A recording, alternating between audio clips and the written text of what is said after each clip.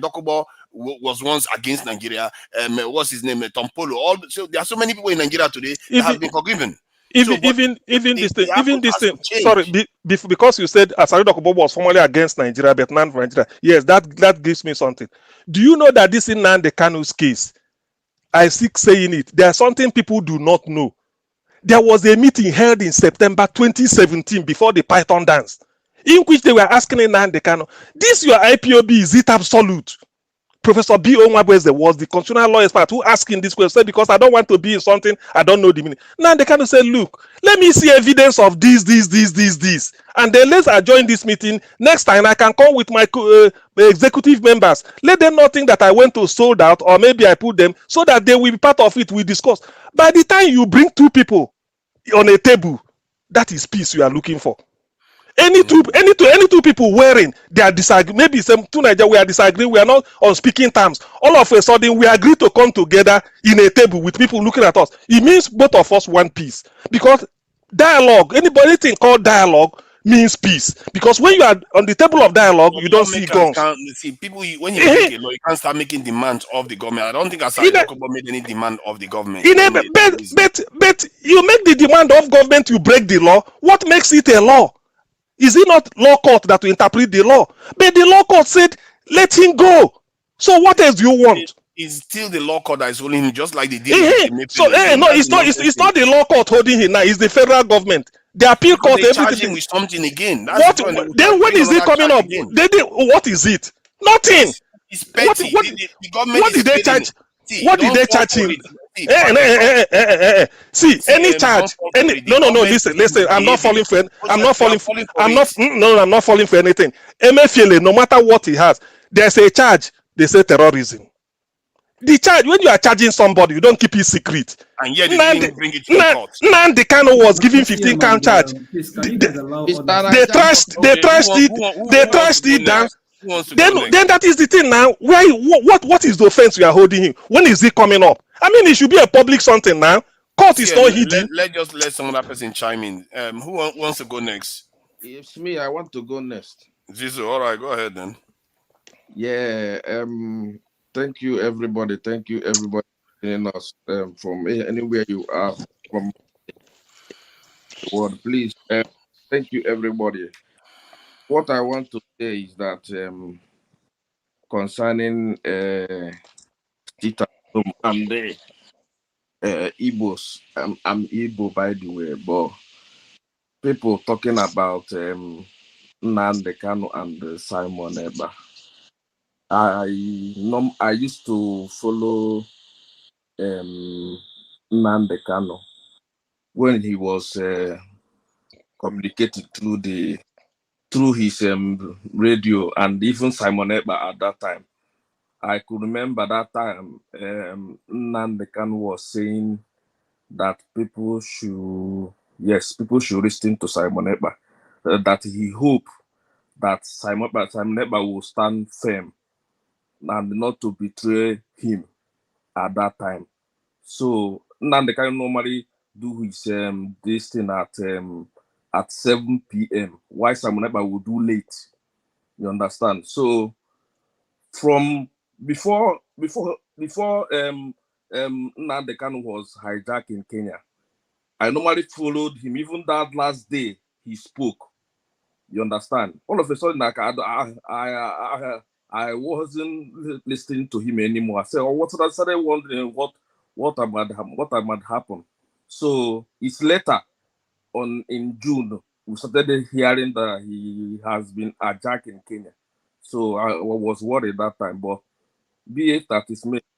When Nnamdi Kanu was talking on the radio, if you could remember, unknown gunmen was happening at that time. And then Nnamdi Kanu normally said they are angels. They are doing what Nigerian government could not do.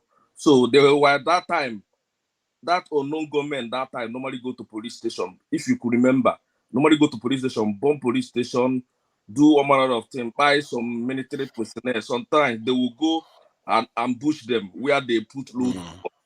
You understand? So all these things is what lead to what we are seeing now. Is where I'm going is because Nigerian government, they are the cause of everything, starting from Nnamdi, starting from all the agitation that is happening in, I'm not talking about Igbos alone, all the agitation that's happening in Nigeria is bad leadership.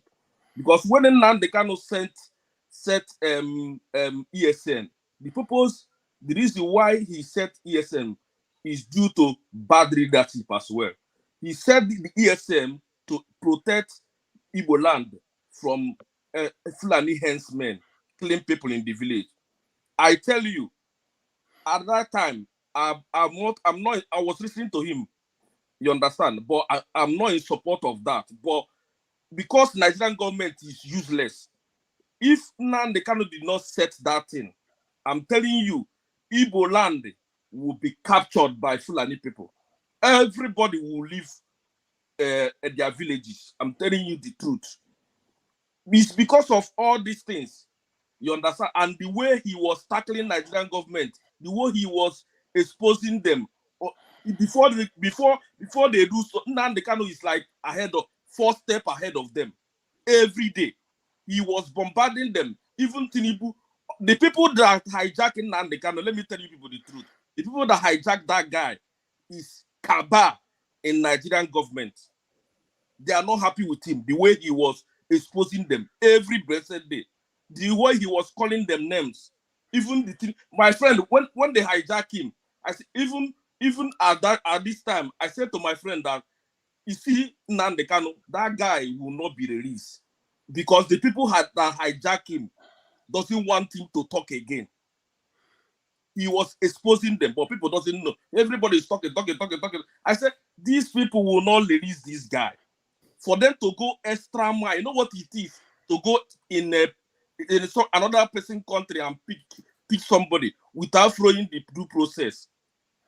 You understand? They go extra mile. For them to go that extra mile, it will be difficult for them to release that guy. They will never release. Even Tinubu, now they can normally call Tinubu every blessed day. You normally call Tinubu every blessed day.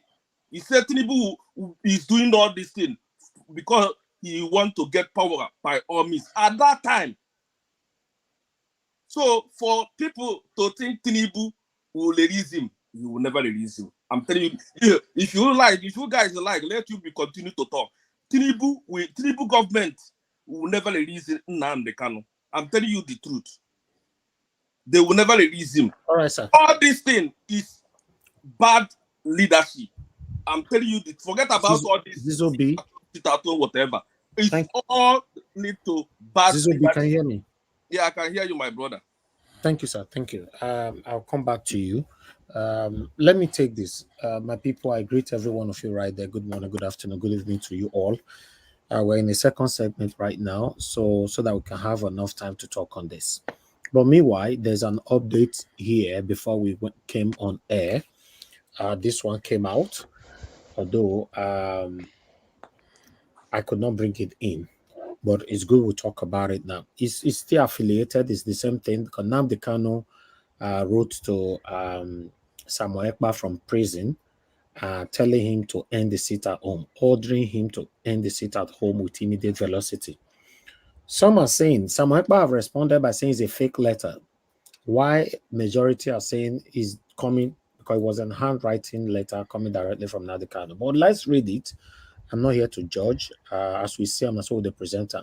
So I'm also going to take. I've seen it before I came up. I've seen that letter in okay, good, yeah. Good. Let me finish, sir. Let me finish, please. Thank you. I have it here. Okay, good. Wonderful. So let me quickly take this, so that everybody can take our submission accordingly. So Nnamdi Kanu writes Samuel Ekpa order him to end sit at home. Okay, please mute yourself. Whoever, everybody mute yourself, please. Thank you, because your noise is distracting me already. Thank you. Detained leader of the indigenous people of Biafra, IPOB, Mazi Nnamdi Kanu, has made a handwriting order to the Finland-based leader of autopilot and engineer of the ravaging sit-at-home syndrome in the southeast, Simon Ekpa, to immediately terminate the flagrant sit-at-home order that have paralyzed the southeast region of Nigeria. Kanu's special counsel, Alo Ejimako, in a press conference in Enugu on Friday, made the handwriting order public, disclosing that Kanu issued the directive on Ekpa on Monday, July 24th, asking him to transmit the letter to Ekpa, which he did, and waited for Ekpa to make the announcement, which Ekpa hasn't done. Hence, he has taken it to the press as instructed by Kanu in the handwriting directive. Can you imagine? And Ekpa is saying that today in Siam, my attention will be drawn to this. And according to this article now, the letter don't reach Ekpa hands since on Monday, July 24th. Anyway, let's continue to move on. Should I continue? Hold on, please. I'm still talking, so I'll call you. Please mute yourself. Sorry. According to Kanu's directive made by public by Ejimako, I don't know how Mr. C normally pronounce that name. I think Ejimako, right? Ejimako. Okay, Ejimako, good. Ejimako. Okay, Ejimako, okay. Because I see Augustine, they mention that name all the time. Okay, the IPOP leader wrote, unquote, Simon, this is a direct order from me. I hereby instruct you to desist from calling for any seat at home henceforth. Equally refrain from antagonizing governors or persons in political position because you are not in a position to know what they are doing on my behalf. I'm ordering you to make a public announcement to the effect that you are in receipt of a direct order from me to cancel any pending seat at home in place at the moment. I embarked on this movement to liberate our people, not to enslave them. Now, that video I play just now, come me to see our brother voice for here. But meanwhile, let's continue. I play on just now. He's saying not to see anybody go kill the people. Let me move on. Not to enslave them. I despise and I will despise any person or entity that wishes to inflict unnecessary hardship on our people. I have authorized Allah to issue a press statement if you fail to make this announcement on your platform. Ejimako further disclosed that Kanu later said that anybody still engaging in sit at home is not my disciple. Haters of Biafra and mindless murderers in uniform are hiding under the cover of combating enforcers of sit at home to unleash mayhem against the same people we sworn to defend. I've sent countless messages to those purportedly enforcing sit at home that they are not doing so in my name. I'm not begging anybody to release me, just that Nigeria should have the decency to obey their own laws. Let me continue. The main issue which our people should address their minds to is the unconscionable delays in hearing the government appeal at the Supreme Court, which is a situation not amendable to sit at home. Therefore, sit at home is a waste of time, resources, and energy. Those who may not understand the genesis of sit at home should refer to my younger brother press statement on the eve of the commencement of the original order issued by the IPOP family. My brother made it clear to those DOS that I was against the order for people to stay at home under whatever guise. This caused a rift between my siblings and DOS to date. Alloy should use the above contributions to form the main body of the press statement. I want our people to know how this whole sit at home brouhaha started. Had DOS obeyed my direct instructions to cancel this first model sit at home, opportunistic scavengers would not have jumped on the bandwagon to wreak havoc on our people. You Allah must release the press statement tomorrow with the screenshot of the handwriting note I gave to you unfailingly. Signed, Nnamdi Kanu. You see, I like the way, if Naim really write this, I like the way Tato is. The man, this man is a God sent, cha. The man, the way Tato talk, he's even talking like Samuel Ekpa is not recognized anywhere. I don't know him. Is that not what I told you people? Simon Ekpa is not a member of IP. I said it at the beginning. Exactly. That's why I said if you want something about Zenith Bank, you go to Zenith Bank. If you want First Bank, you go to First Bank. Simon Ekpa is not. Go to Finland. There are membership. UK have. Every country has their own. Augustine. Mona, wait, I beg. I have presentation. Let me finish this. We have enough time to talk. You know. All right. Ejimako stated that the direct order on Samuel Ekpa was personally handed to me by Nnamdi Kanu when I visited him on the 24th July 2023 at the headquarters of the Department of State Security DSS in Abuja. Then mute yourself now. Who be this? Later that day, I tried to contact Mazi Samuel Ekpa via his WhatsApp number, but could not reach him until 1:44 a.m. the following day, 25th July 2023. Whereupon I snapped the direct order as written and sent to him. He thereafter acknowledged receipt. We spoke briefly on it and exchanged a couple of text messages therefore.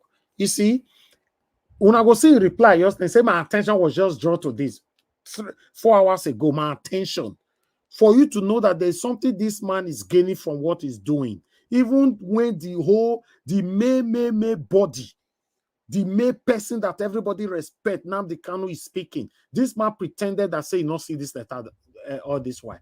I they come to that 1 minute. Then he acknowledged it. All right, let's move on. Then, late yesterday, Thursday, further written instructions was issued by Mazi Nnamdi Kanu to me, referring to the extant direct order to Mazi Ekpa, and in addition, instructing me that given that Mazi Ekpa has not carried out the order, I must, as of today, being 28 July 2023, proceed to make the order public through a public announcement press statement in the said further instructions. Mazi Nnamdi Kanu added more pertinent details and instructed that I must equally make them public. Accordingly, and as of counsel bound by duty and the solemn oath of my noble profession to faithfully and zealously implement my client's clear instructions without any fear or favor. I now therefore reproduce verbatim the content of said direct order to Mazi Samuel Ekpa at the first paragraph and the related further instructions from the second paragraph to the end. In conclusion, I hereby affirm upon my honor as of counsel that above words in quotation and the attached handwriting note are the words of Mazi Nnamdi Kanu and his handwriting, so help me God, said Ejimako. So now, this is the handwriting right there. I guess you all can see that. Now, we are getting somewhere. You see, now this same Samuel Ekpa, for you guys to know that this guy is not only satanic, he's a coward. I've said it before. Because he have what he's gaining from this whole movement. Since on the 24th, today na 28, my people, 4 days ago, this man refused to tell Una where they fight for them.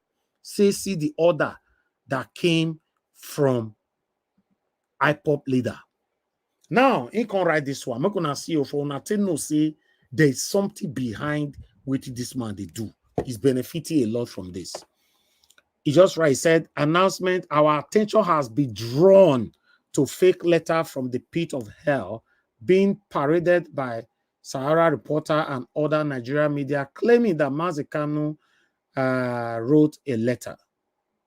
He not talk, say, anyway, let me continue because I never see where he talk now. Say Jemako talk to Ram. He sent a message, both of them talk, and he acknowledged that message on WhatsApp. It is not only a joke, but an insult taken too far that the leader of the indigenous people of Biafra is being misrepresented in this way. As the Prime Minister of Biafra, under the leadership of Nnamdi Kanu, I call on all Biafrans to disregard the fake letter coming from DSS. We can't take any order from the Islamic DSS, and that is final. You see, Nnamdi Kanu must be released, and he must address Biafrans from Finland.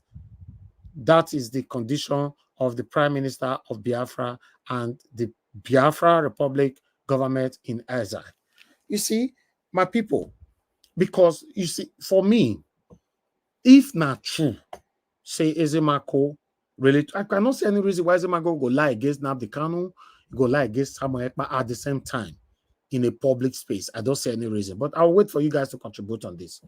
Meanwhile, a day ago or so, the same Samuel Ekpa released this video here. Make una hear what they talk in hide, and he released this video. I have to cover the other side because what they were showing there is not allowed on YouTube. But meanwhile, watch this. Room. This is 26th of July 2023. I have just watched a very disturbing video of how the terrorist police in Nigeria were shooting Biafrans in Enugu State by the order of the illegitimate governor, Peter Mba. On this note, the Biafra Republic government in exile and the Biafra de facto government in the homeland, from the office of the Prime Minister of the Biafra Republic government in exile, I hereby declare every police checkpoint banned in entire Biafra land, including Enugu State. Any place you see them, engage them on self-defense with everything available and everything at your own disposal. The Biafra Liberation Army has been mandated to make sure that people are protected in Enugu State.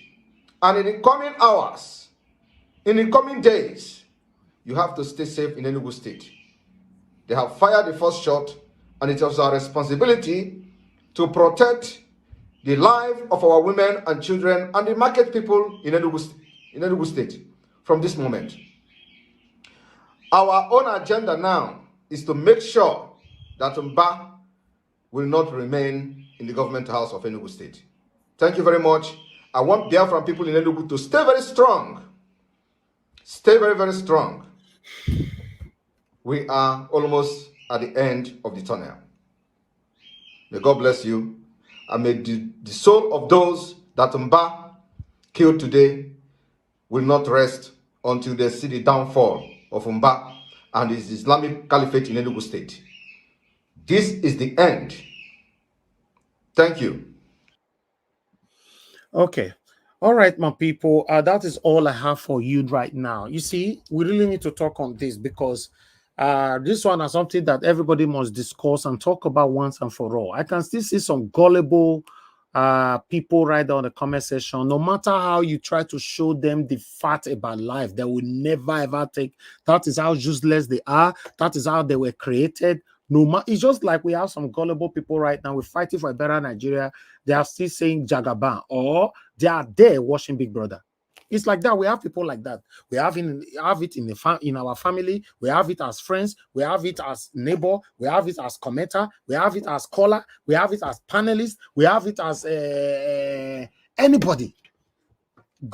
Not everybody have sense.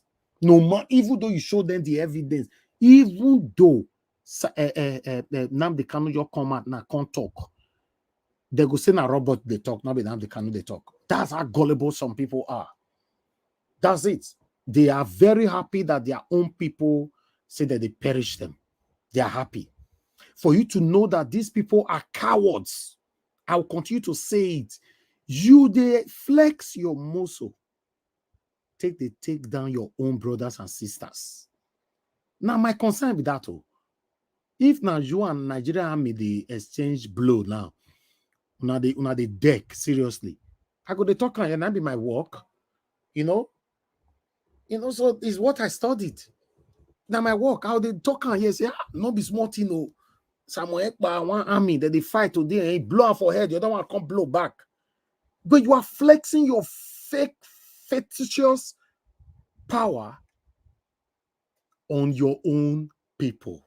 That is my concern. My concern is not agitating. No. The way Nigerian government don't push everybody, anybody can agitate. Who know? And though people might even start agitating next time, depending on what comes out from the judiciary. Who knows? Agitating is not my issue here. The power where you say you get, you are flexing it to oppress your own people. Now the Kanu de Abuja, fear not let you go. Fear not even let you enter the bus where they go Abuja for free. They say me not pay fare, me you enter for free. Fear not let you enter inside. You see? Fear not let you enter. And you where they comment rubbish for comment section. And me day Nigeria, I say me come and me and you see face to face. Fear not go let you come. Now inside this comment section, you could die put because you are hiding yourself. We dey ground. I've always been on ground. Everybody know that. You go day one abroad, they from there they order your own people. Now that one concern me so. Your own people. What a shame. If this letter, since August CM saying the first see that letter, so I'd like you people to confirm if that letter you think is real. Because for me, 99.9% that letter is from Nnamdi Kanu. I don't see any reason why Ejimafo, the same lawyer of Nnamdi Kanu, go lie against Nnamdi Kanu, go lie against Ekpa, go lie to the whole Nigerians. I don't think any lawyer will do that. It's not possible. But meanwhile, let me go on. Everybody need to share on this. You know, Naija watch. One person will just be talking, not the talk finish. It's not right. Hold on, Naija watch. Black Panther, hold on. Black Panther, hold on. Zizo B was talking. I stopped him at that time. Zizo B, you have 3 minutes to conclude now, sir. Because you already talked more than 8 minutes when I came in. 3 minutes conclude. Let's move on to the next person. Go ahead, sir. Okay. Let me leave that the one I was talking before. Let me concentrate on this one. This letter, it's not that I'm supporting what Simon Ekpa is doing. You see, one thing with all this kind of issue in Nigeria, the idea for all this thing before was good, but at this time everything is going wrong. I'm telling you the truth. Elements have hijacked everything that is happening in Nigeria, including all this agitation. I'm telling you the truth. So what this letter and everything you showed just now, yeah, to be honest with you, this guy will see it as a propaganda. They want to trick him. You understand? If really Nnamdi Kanu, like the way DSS was putting all this thing, if they want to help Southeast, why not release Nnamdi Kanu to make this statement by himself? Okay, sir. Hold on. If you think saying about like that, I played Nnamdi Kanu video earlier on. You did at that time? Yeah. I've seen it before. Okay, that video, is it from Nnamdi Kanu or a robot? No, it's in Nnamdi Kanu. That one. So what are you talking about? What is different from that and this one? This one is I'm telling you the truth. If DSS, you are not telling me the truth. You are just talking. Why would you want me to believe what you are saying? That's exactly it's not only me and you that are seeing all these things. People out there, they are seeing it as well. So what are you saying now, sir? Say make una continue to kill una own people. No, it's not what I'm trying to say. What do you be defending? The last 8 minutes, they talk how you and Nnamdi Kanu drink Gary together, they talk story. You never talk anything. Yes, this whole business way specific digest. You were talking about story. What I'm saying. Can I interject? I said. Yes, you can. Naija watch. You see that tape you played? I want to ask, when was that tape released? Is during the their court problem, this thing in Abuja. It's not today. No, the tape Nnamdi Kanu that he featured, that he spoke. Was it when Nnamdi Kanu was free, and when was he released? No. That one was that was in back in May. He was still in prison. Yeah, he's in prison, inside prison. Now for the court. Now he talk him inside court. Now court. Okay, he talked that one inside court because he doesn't want. He's a pinnacle of it all. Well, let's go on. Let's go. We analyze it. Yeah. So when look, let's take for instance when Nnamdi Kanu was making that statement in the court. Well, why not him say, "I don't know Simon Ekpa. Simon Ekpa is acting on his own." He would have said it, but he did not say it like that. He knows that this guy is acting on his behalf. I'm telling you guys the truth. He knows that this guy is acting on his behalf. You are giving your submission, sir. You are not telling anybody the truth. You are giving submission. Say that, not truth. Okay. He was the one that baptized Simon Ekpa. If anybody that is saying that he did not baptize any Simon Ekpa. He did not baptize anybody. Please stop lying again. Nnamdi Kanu is not only your leader; he's a leader to so many people. No. I'm not talking. It's not my leader. It's fighting for. Listen, Zizo, let me interject. Listen, let me interject you, Zizo. Listen, let me interject you, Zizo. There was a time Nnamdi Kanu was making broadcast, sort of spreading the evangelism for Biafra restoration, freedom, and all the things, all the happenings in Nigeria. Generally, that's what he uses. Simon Ekpa was castigating Nigeria, bringing up all the negatives in Nigeria. Mayegu Diary was saying similar thing, but his own is not that he's talking about Yoruba freedom, but he's just exposing Nigeria for everything. Even that one he said, off your mic, when they were doing NDDC, this thing. So all those type of things. And there are a lot of other Facebook people. Nnamdi Kanu said, these are the type of people you listen to and you hear what is going on in that country. So many things you wouldn't know, all these things. So that was when he mentioned people can listen to Simon Ekpa. Everybody knows that. Not that he baptized Simon Ekpa. That's life from the pit of hell.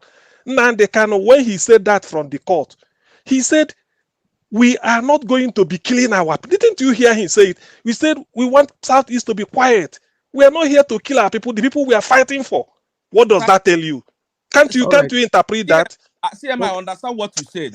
So it is not. Simon Ekpa. Simon Ekpa is on his own. So it is not Nnamdi Kanu. Nnamdi Kanu never. Look, listen. The question he was asked. The question. Listen. Hold on. Zizo, Nnamdi Kanu to go and sit on top of Iroko to make it clear, right? Zizo, listen. He would have made it clear at that court that Simon Ekpa is acting on his own. You never know what led to it. What he was asked. Was Simon Ekpa name mentioned? Listen, Mr. CM, listen. When you talk, listen. This guy is acting on Nnamdi Kanu's behalf. The thing. What you are saying, you see, I'm coming. The video you are referring to, the video you are interpreting is under reference. Anybody had what Nnamdi Kanu said? In the midst of Michael Zekome and his lawyers, they were just chatting. He said, look, this news I'm hearing from the Southeast, I want everywhere to remain calm. That's why I'm here. We are fighting to free. Listen now. They are fighting to free our people. How did Simon Ekpa came in there? How did Simon Ekpa came in there? That was, as at that time, Nnamdi Kanu said this thing. It is official date in court. Any day he's in court, DOS, I'm coming. Any day he's in court, Simon Ekpa is not the person telling people sit at home and start then. It is the DLS in Germany because Nnamdi Kanu is officially in court. Thank you. Both of you, that's fine. This will be, that's fine. Mute yourself, sir. You'll be talking since it's okay. We'll come back to you. Not be only on a day here. We have lots of people here. So everybody, please stay mute. Meanwhile, the poll on the previous broadcast is right there. According to the poll, the questions: do you support sit at home in Southeast? Yes, I support it, 29%. No, I don't support it, 71%. I think say all the most one of the feelings for comment section say una go win the poll. Una not even win them. To show say many of una dey on our own. You will the generalize na all Igbo. Now they support sit at home. You see, say the evil life where everybody head. Say na all Igbo, see the poll. Now you see for the screen, so no manipulation. Meanwhile, I would like to move on. Let's hear from another person here. Okay, give us some update. You have left. That's fine. Let me call on Midwest. No, sorry. Before Midwest people is Black Panther. Black Panther, please talk to us, sir. So everybody should do 8 minutes. Even though I'm not here, time each other so that we can still want to hear from Mother Rita on this particular letter on. You know, Black Panther, go ahead, talk to us. Let me clear my throat, as Mr. CM always do. I want to thank Mr. Niger Watch for what he's doing, and I want to thank everyone for expressing your own knowledge about the Biafran struggle. What I will say, I'll say your own knowledge, because your knowledge about the struggle of the Biafra is what you can say to the public, and it's different from the knowledge of the people who have been actively involved, and to the people who have been following Kanu all through the days where he have been making a lot of speeches, and all of us also know how our government operates. They can give us a welcome, a delicious meal at any time, like they did in the election where they announced the president of Nigeria in the midnight. And I want to say this categorically clear. I always like to say something here is that what you don't really know, you have to go in and study it. Like Mr. CM always say, you have to go and make your own research and study, and don't come up with too much compassion.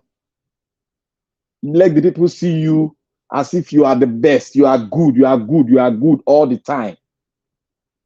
In a movement, there's always the bad part and the rough part.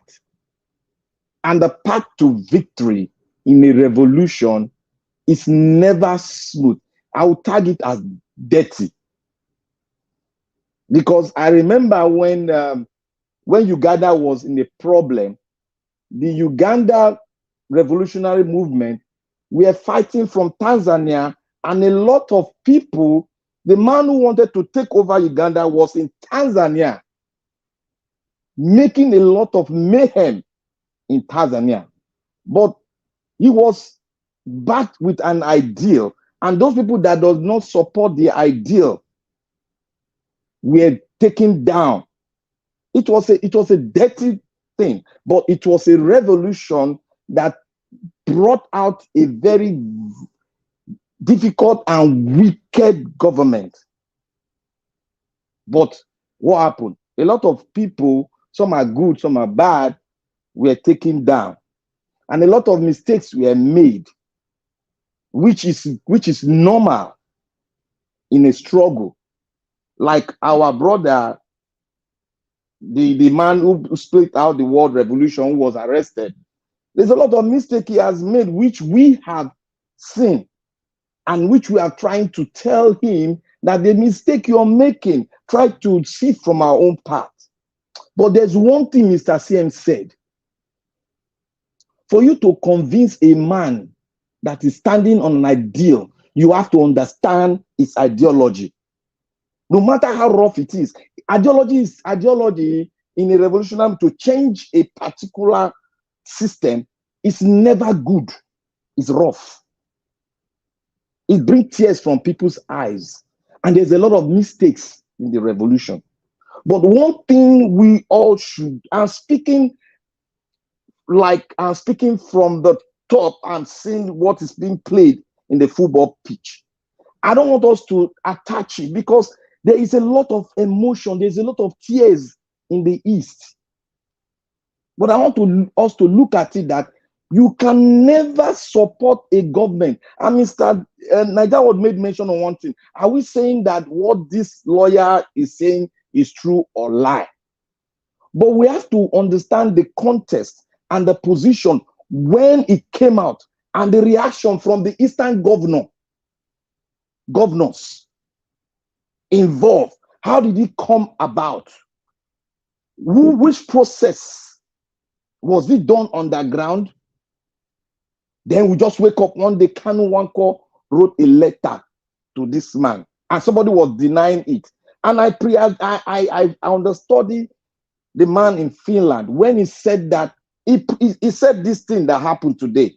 If you go through his YouTube, he said they will still come to tell me that Kanu Nwankwo wrote a letter to him, that any order from Kanu now, he will never take it because he knows that the cabal are surrounding him and trying to break him down to change his ideal towards a particular struggle. That is correct. Because I will take my steel from the revolution in South Africa where they tried to break Mandela down. That is correct. And I want us to see from this perspective, what has the governor, because I don't want us to say, I don't want to paint anybody now. I want to talk from one perspective that Mr. CM has been talking, and I most respect you from that angle. And I respect some other people that have spoken concerning from that angle. Mrs. Our mother here, she was bringing out solution, and she was giving us who caused the problem, and this is how the thing can be solved. But we have not come out, some of us have not really gone into detail. How is this thing has been occurring? This guy doesn't want to put his hand down. That guy doesn't want to put his hand down. The third party, which is the governors of the Eastern Bloc, does not want to come down and see to the solution. But they are talking from their own angle, but they are not looking from the other side, the other angle, which we are supposed to speak on. Like I said in my prelude, I said a revolution is always bad. There's always the sad part. And there's always the part where you smile too. But we should look at this one as from the sad part that is happening. We are only looking at that sad part. Yes, it happens. But what is the solution? I hate when we come up with start saying, this man, this blah, blah, blah, blah. This man is killing people, he's killing people, he's killing people, he's spying people, he's spying people. What is the solution? This thing has been happening for more than a year, 2 years. What is the solution? I have preferred a solution before. CM preferred a solution. And one of our mother preferred a solution. But some of us have not really gone into solution. The solution, I said the other time in my submission, I said, what is wrong with the governor of Eastern Bloc? Is it a compulsory thing for them to go to the federal government to say they have a solution? Or will they take a bold step to go and have a dialogue with this man in Finland? And damn all the consequences, damn all your pride, and go there and dialogue with him face to face, like what Kanu did when the governor did not walk alongside with him. At long last, they drop it. That was why it erupted to this stage. Now, for us not to lingering in the sit at home or whatever thing or the buying of people, why can't the governor of the Eastern Bloc drop all pride, drop your governorship, go to the Finland? They said it's better to judge than to war. Go to Finland, sit down with him, draw out a map, draw this condition, tell him to stand down, then you keep on, you dialogue with the government on ground. Then put the man at bay. Keep on dialogue. There's nothing wrong in dialoguing, but every protocol, everything that you are doing that is wrong to this thing should stop. We can start from there and talk, but we are not even, they are just keeping it at bay. This man is growing more power and more power. You say it's coming from one state. One state is affecting the economy of the entire Eastern Bloc. It's affecting it. What we should be saying here, we should not put emotion. If you want to solve a problem, an ideal problem, you don't attack the ideology. You go on and prefer a solution by dialoguing with the people that have that ideal. The reason why the Second World War, they tried to dialogue, but people were so big and bold, they went in because that man was backed up with an ideology which caused the Third World War. But we are still doing the same thing. We continue to fight this man, fight this man, fight this man. Before you know, it will explode. Everybody will say, because history, we talk on this issue. What did you do? What did you say when this kind of thing will happen? Was it emotional talk, or you preferred a solution that will bring us to the table to talk? Is the federal government ready to talk? No. Is the state government ready to talk? Yes, they can do it and go and talk. These are their leadership with organization. These are the leadership tools you can use to bring this thing down by going there to him to dialogue. With the you can even include the Finland government in this issue and sit down and talk. Because I know they wrote a petition to the Finland government the other time against him. He was arrested, isn't it? He was arrested. What happened again? He came out. That is why I say extradition will not work. No matter how you force it, the leaders of the free world will not allow it. Because Finland is part of NATO. They will not allow that crap to happen. Nobody in the NATO can allow you to take their military personnel. So therefore, what we do is for us to use the apparatus we have. Like, what is the government? I don't want to bring anything. I want to attach one thing that this is wrong, this is bad, this is this. I don't want to come from that premise because I've learned from history. You don't fight a man that comes with an ideology. You don't can't fight a man that comes with compassion, have evidence of what this government has done to its people. Okay, the reason why it came up was because of the aggression and the love for their own country, so their own land. So we need to come to a judge and not war in this case. Thank you. Thank you. My people, I have talk now, make una the interjet too, because somebody fit talk for 372 hours for a year. Una your day there to listen. Yeah, let me also quickly say my own. No, okay. Yes, it's you now. I want to greet everybody. People. Yes, thank you, Midwest people, sir. Okay, thank you, my brother. You see, the thing is this, Nigeria have demonstrated that they don't care about human life. You see, country that is serious about human life, even the dead body of their citizen, they are ready to change numbers of captured prisoners just to get dead body. Sometimes they have to pay some money to return dead body back home to their country. Now, people say this issue like, oh, it's Southeast problem. You know, every country, every big problem always starts from one particular place before it spread. Today, we can call it a Southeast, but I think everybody is coming to collect as far as Nigeria is concerned. If you want to save people's life now, why not free Kanu? Since the federal government has failed on their portion to do this job effectively with the rule of law. They grant Kanu a bail. He left the country. Because he left the country, if the judiciary is working perfectly, what stops the judiciary not to try him on his behalf? Take, for example, we live in Western world. If you have a problem with any of this government and you cross their border, that will not stop them not to judge your case. They will try you on your behalf. If they sentence you 2 years, 3 years, even 1 day to complete that 3 years, they caught you, then you serve the 3 years. If it is 1 day above that 3 years, everything is cancelled. Most of these European countries. He was having a case with the government, they grant him a bail, and everybody agreed to that. But now they went to a place to go and pick him by force. The way they present the whole thing before the judge canceled the whole thing. And again, though they have if they have another charges against him, they should present those charges. The whole thing is just like power, excusing people, excusing somebody. And this is the real fact. Like this, my brother was talking about the 5 eastern state governors. There is a big problem. The 5 eastern state governors, I think they themselves, they are confused. They are not in charge of the police. They are not in charge of the judiciary. The person you said they should go and talk to, there is a distrust. How will Ekpa allow these people to come and meet him?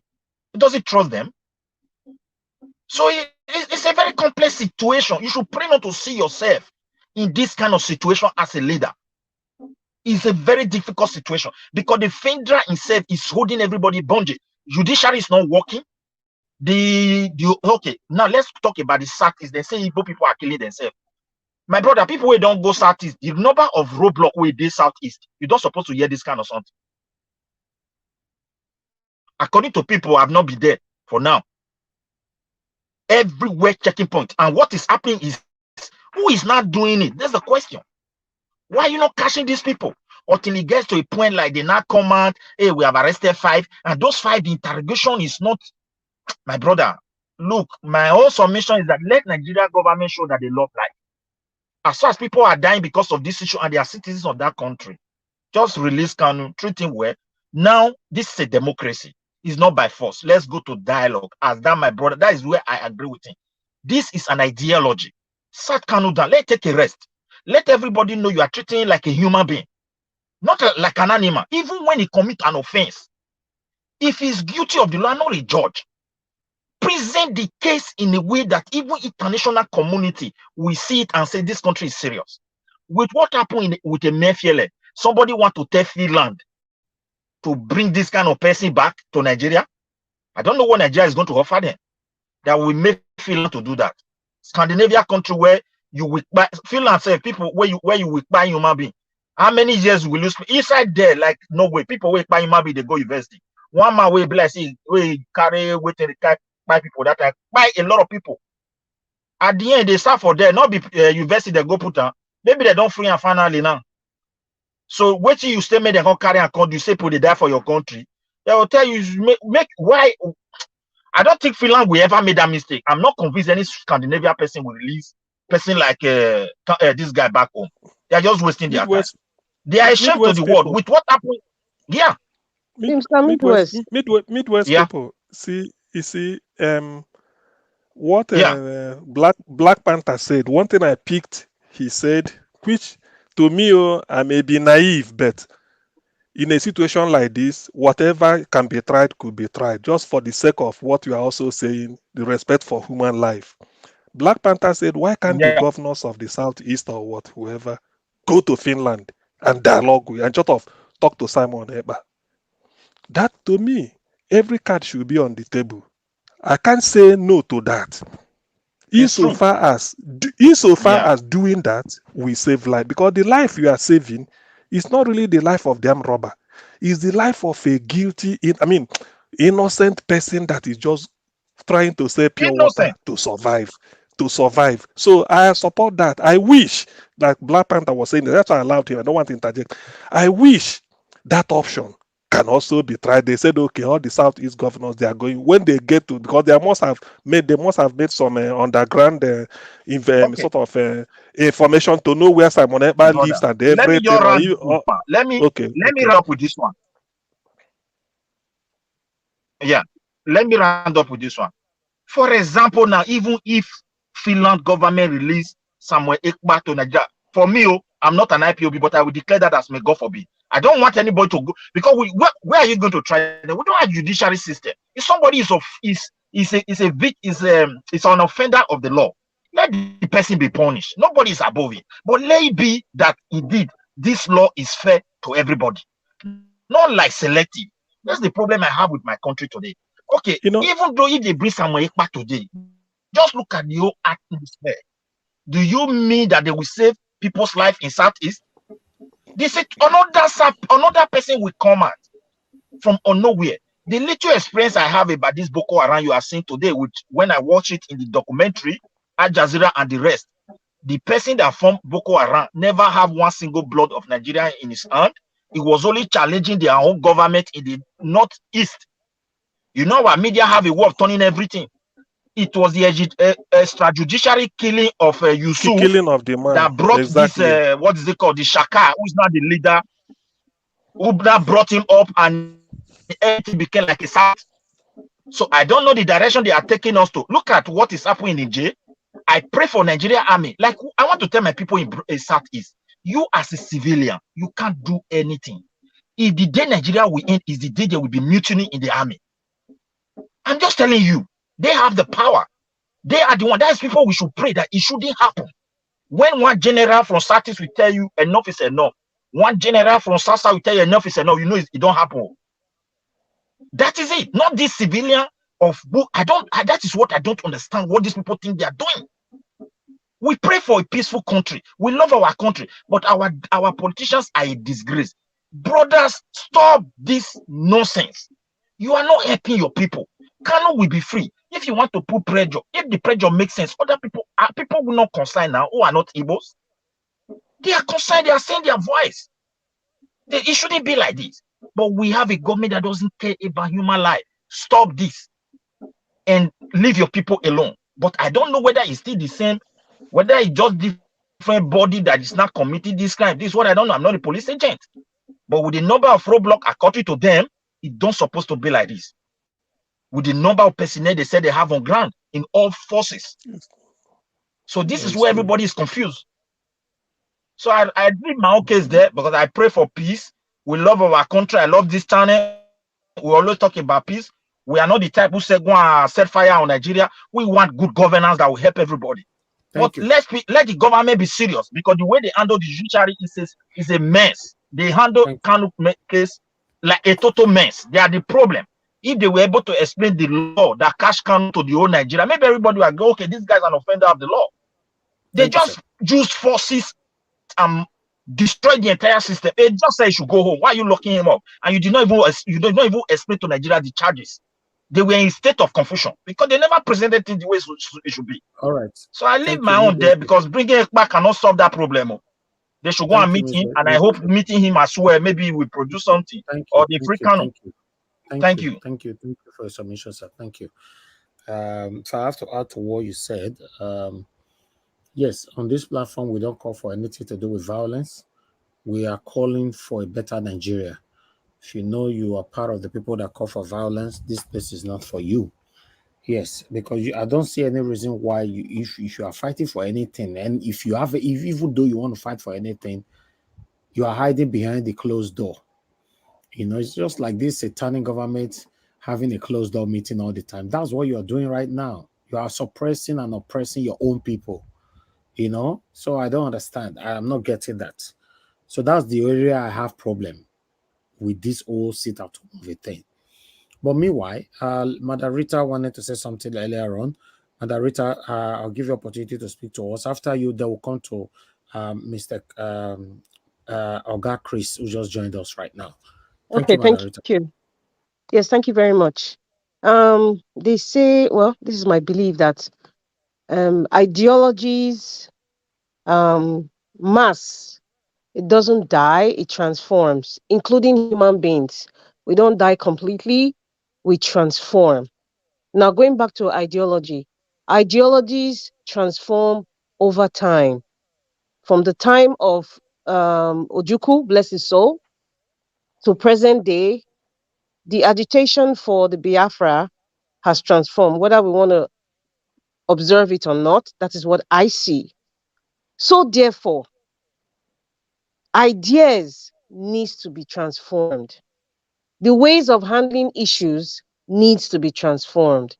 I know for sure that Nnamdi Kanu, wherever he is now, the ideas of what he had 5 years ago and the time that he left Nigeria and he was kidnapped from Kenya and brought to Nigeria, trust me, if this man come out today, it would not be the same method of messages he was giving to Nigerians, especially his Igbo brothers and sisters. It would not be the same.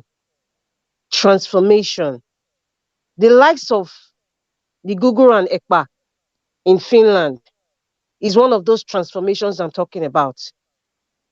Another Guguru and Ekpa will come out from another country, if not Nigeria, and will transform to something else that's beyond what you and I even know. It's the same way the Fulani headsmen, what they've been doing for centuries, planning to Islamize Nigeria over the years. They infiltrated the southern part of Nigeria, the corrupt leaders, and they understood understood the atmosphere, understood the greedy ones, understood how to manipulate them. Over the years, they became smarter and smarter, so they know how to handle, unfortunately, I'm saying it, but it's the truth. They know how to handle the traitors of the southern part of Nigeria. And that's why we are here today. And that's why we still have so-called cabals. And that's why we still have different people agitating. And that's why we still have, people talking about tribe and religion. But when it comes to stealing money, there's no tribe or religion involved. We have to evolve with the time. These caliphates, these cabals, they evolve over time. They find different methods in order to handle this issue of Mazi Nnamdi Kanu. And it's so easy for them Nigeria is a very easy country to govern. I've said it before.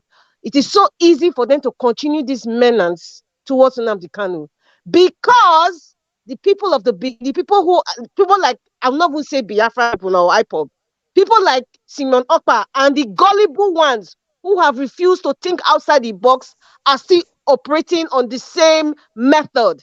Just like what he did, that video you played, he came out when, listen, let me tell you something. Black Panther, he said something. I don't know why people have this notion that because you are in the army or you might even be a reserve. I have friends who are Nigerians are in the Canadian reserves.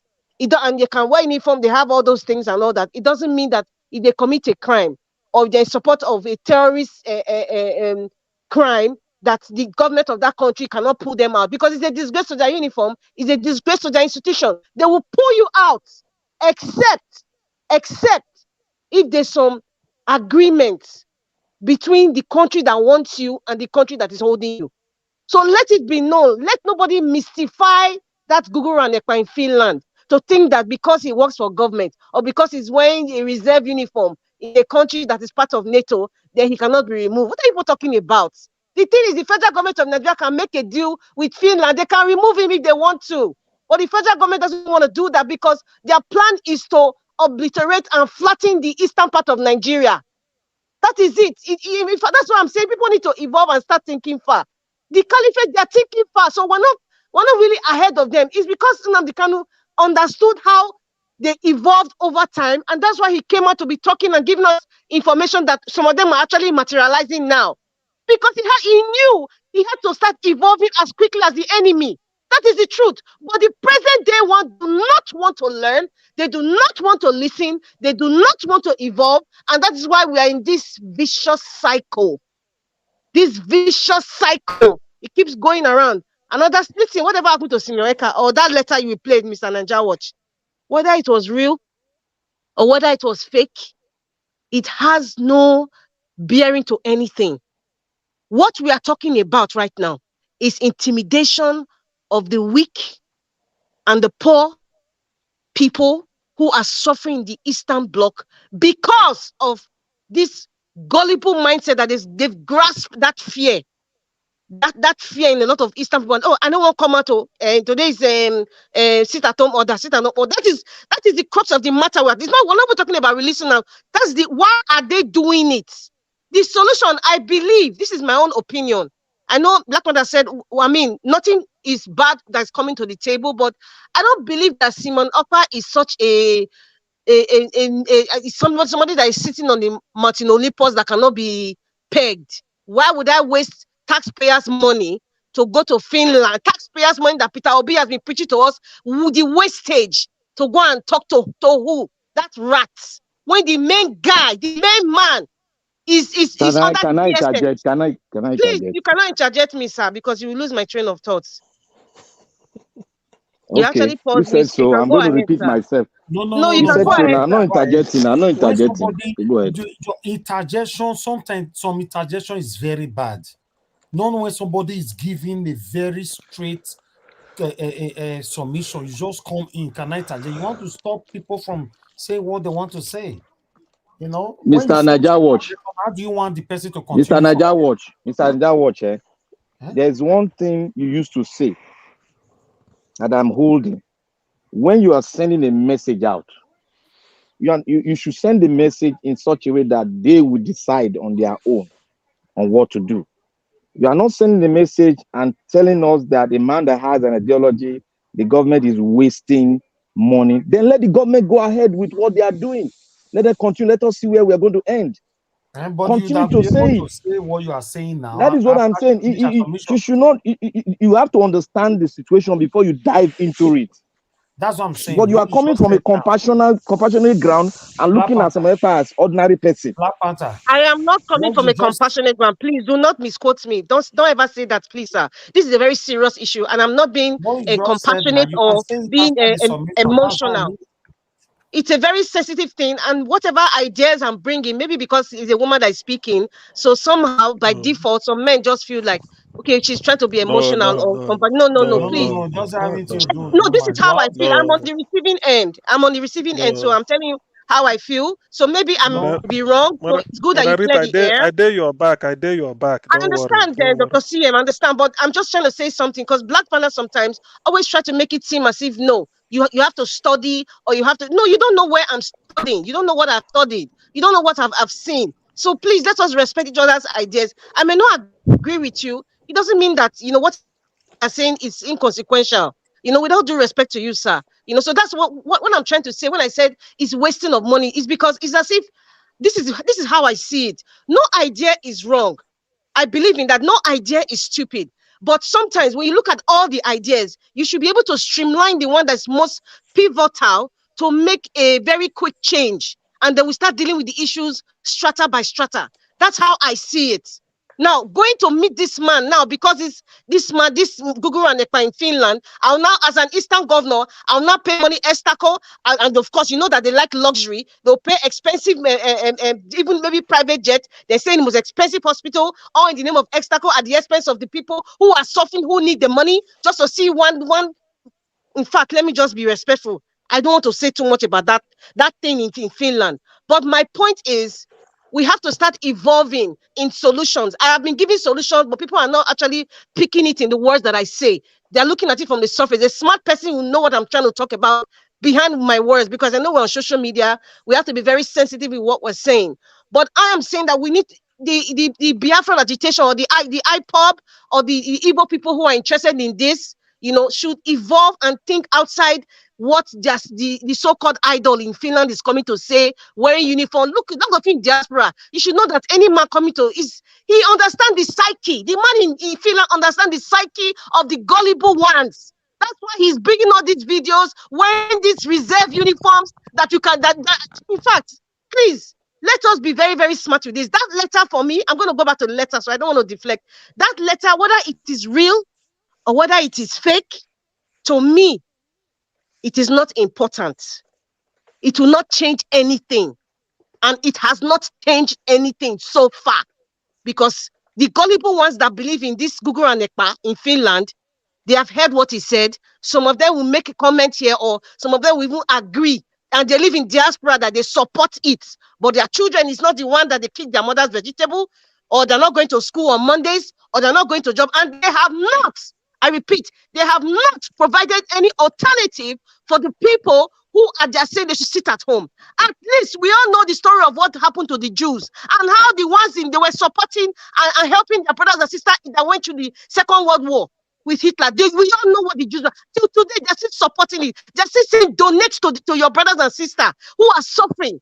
Italians in America, why are they very strong today? Did you ever hear either the Jews or the Italians or even the people who are agitating for something, whether they were even destroying their people? What they were doing, they were building for the future. But when you build so high, you become so powerful. Even if you have a wicked manipulated government and Nigerian government come against you, because you have built yourself quietly and fighting internally, it will be very difficult. But because they have dismantled the entire East and they are progressing, and it is working for the evil people, the evil government, it is still not working for the evil people because they're still using the old method. You cannot open a new key. You cannot start a new nation with old ideas. It does not work. Everything that has happened so far, is it working? The answer is no. Have they released Nnamdi Kanu? The answer is no. Who are the people suffering? The poor woman in the village are kicking her vegetable. They're intimidating them. They have even created fear that Dr. CM was talking about. They have created that psychological fear in them that even if they really want to go to work, they are afraid. Nobody wants to pass away just because of somebody's ideology, somebody that's living outside Nigeria's ideology. Nobody would do that. But how do you kill that? Listen, sorry for my decay word. I'm sorry, International, but how do you change that? Like I keep saying, and I'm still going to continually say it until Nnamdi Kanu is released. We have to evolve. IPOB, you have to evolve with your ideas. You have to evolve. And that's the only way you can get your power back. That's the only way you can get your self-esteem rising. That anywhere you are, you people are one. Nobody can change it. Even if they bring a letter, you will know if the letter is fake or is real. So please, let us not get emotional about it. It's a serious issue and it's a very painful issue. What is in my mind is even the wife and children of Nnamdi Kanu. I can't even imagine what they are going through. Even the ones who are shouting, were supporting this sister-to mother, they don't know what Nnamdi Kanu's wife is going through and his children. Do you know? You don't know. I don't know. I don't know. So you have to evolve with your ideas. The Jews did it, the Italians did it, and look at where they are today. They're one of the most powerful groups in the world. The Jews control America. Take it or leave it. Most of all these leaders, most of them are Jews. So please, I am begging. I don't care if nobody agrees with me. It's okay. Or if you want to insult me, it's okay. Because on the real life, if you see me, you cannot talk to me. So I'm just saying, please evolve in your ideas. Stop looking at people that are taking advantage of your gullibility to come out and be telling you nonsense. Sit at home or wear uniform or carry one staff or carrying metal and coming on TV. I'm a reserve. I'm in Finland. You can be kicked out of Finland if Nigerian government is serious. They can pull that rat out of Finland. But we have to stop this nonsense. This fear, we have to fight this fear that they've implanted in the East, because the East cannot be flattened. The East is a productive part of Nigeria. Take it or leave it. But their plan is to make that place ungovernable, make that place empty like a graveyard. So every Eastern person will leave. Every person will not want to spend their money or use their money to develop. Because look at it, really and truly, most of you diaspora from the East, even if you have your house in the village, because I know I did my NYC in Abia State. I have friends in Inewi. I've traveled a lot especially in Anambra. I mentioned Umpo, Inewi, Orifite. I know those places, so I know what I'm talking about. The Igbo people are very, very smart people. And this wicked government, they know it. So what would they do to dismantle these intelligent people? They have been using likes of Ekpa and these gullible governors like Hopeless, Uzodinjo, and the rest of them to intimidate and separate two people and take advantage of the gullible ones. And then before you know it, nobody wants to invest there. The Igbo brothers and sisters, they go and spend their money. They come from diaspora. They build this in Lagos. They come to Benin, they go to Delta, but people are not saying. That's why people in Lagos are saying go back to the East. That's why that all those MC Omo boys, they had the audacity to tell that to Igbo people during the election, because they seen, and it's true. They say go and develop your place. They're telling us that one because it's true. Please, we need to come together and change our ideas, change your ideology, transform. That's what I'm saying. Transform. Thank you. Thank you, moderator. Thank you for your wonderful submission. Yes, if not for me, the hate for the Igbo people is what I'm still asking why. To be honest, the sources of Nigeria today, if you have to mention all tribes, I don't know how to divide that, but I can say Igbo people are part of the sources of Nigeria today. I know some of them go argue until forever. They are the major sources of Nigeria today, in case you are not aware. So where the hate is coming from, I don't know. But I will never be in support of any Samuel Ekpa taking the life of his own people in the name of you are fighting for whatever, I don't know. If you are fighting for Nnamdi Kanu to be released, we want Nnamdi Kanu to be released. Go to Abuja. That will continue to be my stand. Go there. The letter they sent, that letter looks like it's Nnamdi. But for any reason, if the letter was also manipulated, that is not the case. My stand still remains. The letter will not change my stand. It will not add to my stand. My stand is you cannot be taking the life of your own people in the name of asking for Nnamdi Kanu to be released. Go to Abuja and do that. Thank you. Let me call on the next person. Niger Watch, please, just just 1 minute intervention on that letter. And why I want to say this is this. Like you said, I believe please the make letter. It 2 minutes. Okay, yeah, thank you. I believe the. I believe they wanted to say something. I believe the. Hold on, Tunaja. I believe the letter came from Nnamdi Kanu. Why? Because if you believe read it came from Nnamdi Kanu, right? Yes, that is. I may be wrong, but this is the. Me say me. I thought I know saying Nnamdi Kanu be that. Okay, wait. I believe it came from Nnamdi Kanu. My reason for saying that, I may be wrong, but let me tell you my reason. My reason for saying that is that, the video you played when Nnamdi Kanu is in court, say they want everywhere to be quiet, no killing, that we are fighting for you. Why should you be killing for people? You know that. So if you read that letter, it's in tune with that. So my challenge to Simon Ekpa is, if you do not believe this letter because the letter said no more killing, everything, all those things, even if you don't believe this, the letter that it is not from Nnamdi Kanu, Simon Ekpa, are you doubting the message Nnamdi Kanu said in the video that we played here, in which he said he wants everywhere to be calm? So that is because I like to be logical. If you do not believe the letter because anybody can forge a letter, do you not believe Nnamdi Kanu when he spoke in court before his lawyers that he wanted the Southeast to be calm, that he doesn't want all these things? We are fighting to liberate your people. Why should you now be killing yourself again? No. That's why I'm here, and we will win. Is that not so? If you don't believe the letter, why can't you believe that? And if you believe that, it means everywhere should be calm. So no need for to give all these orders. That's why I will. Let me stop here for now. Thank you. Thank you, sir.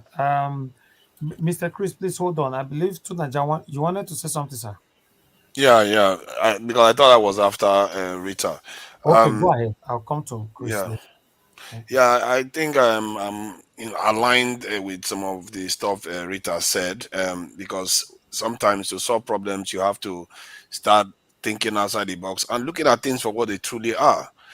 I have said it before. Both of them, the government and the people that are causing the problem in the South, they are all in cahoots. Just like in this thing with the ASU and the government, you see a symbiotic relationship of chaos that they create, and in the end, what is the result? To keep Nigeria where it is. And what Rita is saying about the Southeast is almost this thing replicated in every part of Nigeria. The South, they are decimating their environment, and we blame NDDC, we blame the government, we blame the governors, we go round, and the chaos remains. You have the same problem. Even if they are northerners that we claim that they are the ones running the country, but yeah, you still see the same chaos there. The central Nigeria, you see the chaos. The only area you don't see that the chaos as much is in southwest, but even there, it's still present there with the poverty level and the development level in most of the southwest. Apart from Lagos, it's very, very significant. You see all those problems emanating all over the country, and you have to see it for what it truly is, because both sides are playing you.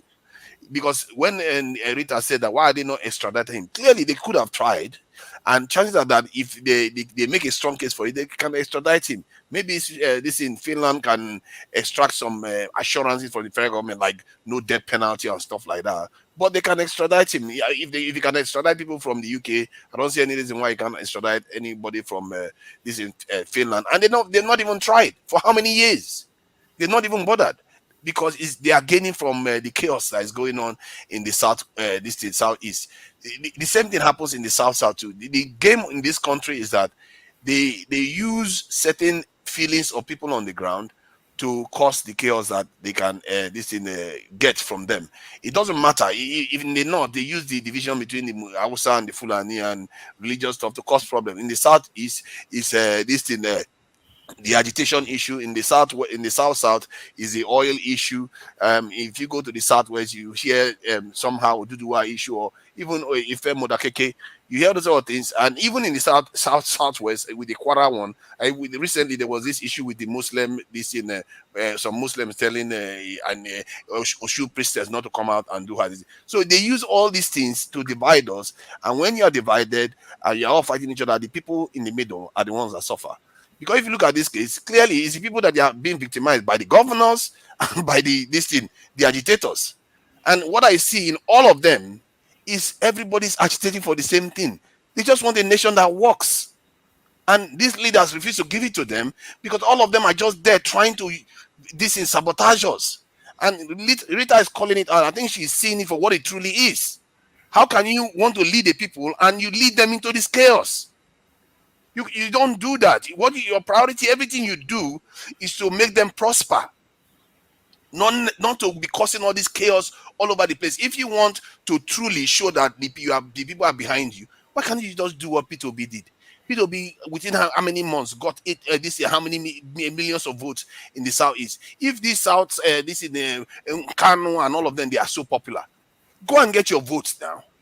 You get your votes. Now you have the southeast lockdown. You walk to this in Abuja. You have a voice now in the state. You can determine the fate of those people, and whatever you are doing in the southeast, you can develop it.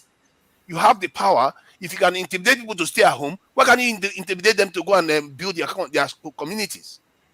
These people, we have to recognize them for what they are. Even in the Bible, it said, "By their fruits." The fruits these people have delivered for us is chaos. I've spoken to some people in the southeast, and when you ask them, "What is it going to take for you to stay in Nigeria?" When they give you the list of things that they are demanding, it's the same issues that people have in the north. It's the same the issues that people have in the south. It tells you all people want is a functioning country, and these leaders are using all these things you are seeing. Like when you see in the southeast, it's a manifestation of the same demand. When they say Biafra and they want to break away, it's a manifestation of the same demand. In the north, it could be something else. In the south, it could be something else, because they all have a way of registering the same complaint to this in central government. So we have to recognize for what it truly is and sideline all these people that are just causing problems to everybody. Because the truth is, a proof of what I'm saying right now is how quickly Peter Obi came along and got this massive support in the southeast, because they saw somebody that was going to the center to want to change something, and they went with that person, because that is the true purpose of their whole agitation. Many of those people that voted for him believed in the Biafra they talk about, but it's just a form of protest to the Nigerian state. Anybody that wants to solve the problem will get their support. If Kanu wants to solve that problem today, if he truly wants to solve that problem and he advocates something that will give them all the things in terms of a good education, security, all those things, people will support him straight and they will vote for him. But if he goes about this agitation that we have to break up from Nigeria, go and vote. You will see that he will not get the vote. If he goes about saying, "I want to break up from Nigeria, and if they don't agree, it's war," put it to the vote and see whether people will support it. They will not support it. And that's what we have to recognize. All these leaders, they are liars and they are agents of instability for us. They are there serving foreigners. He is literally in foreign territory, causing this chaos in our country.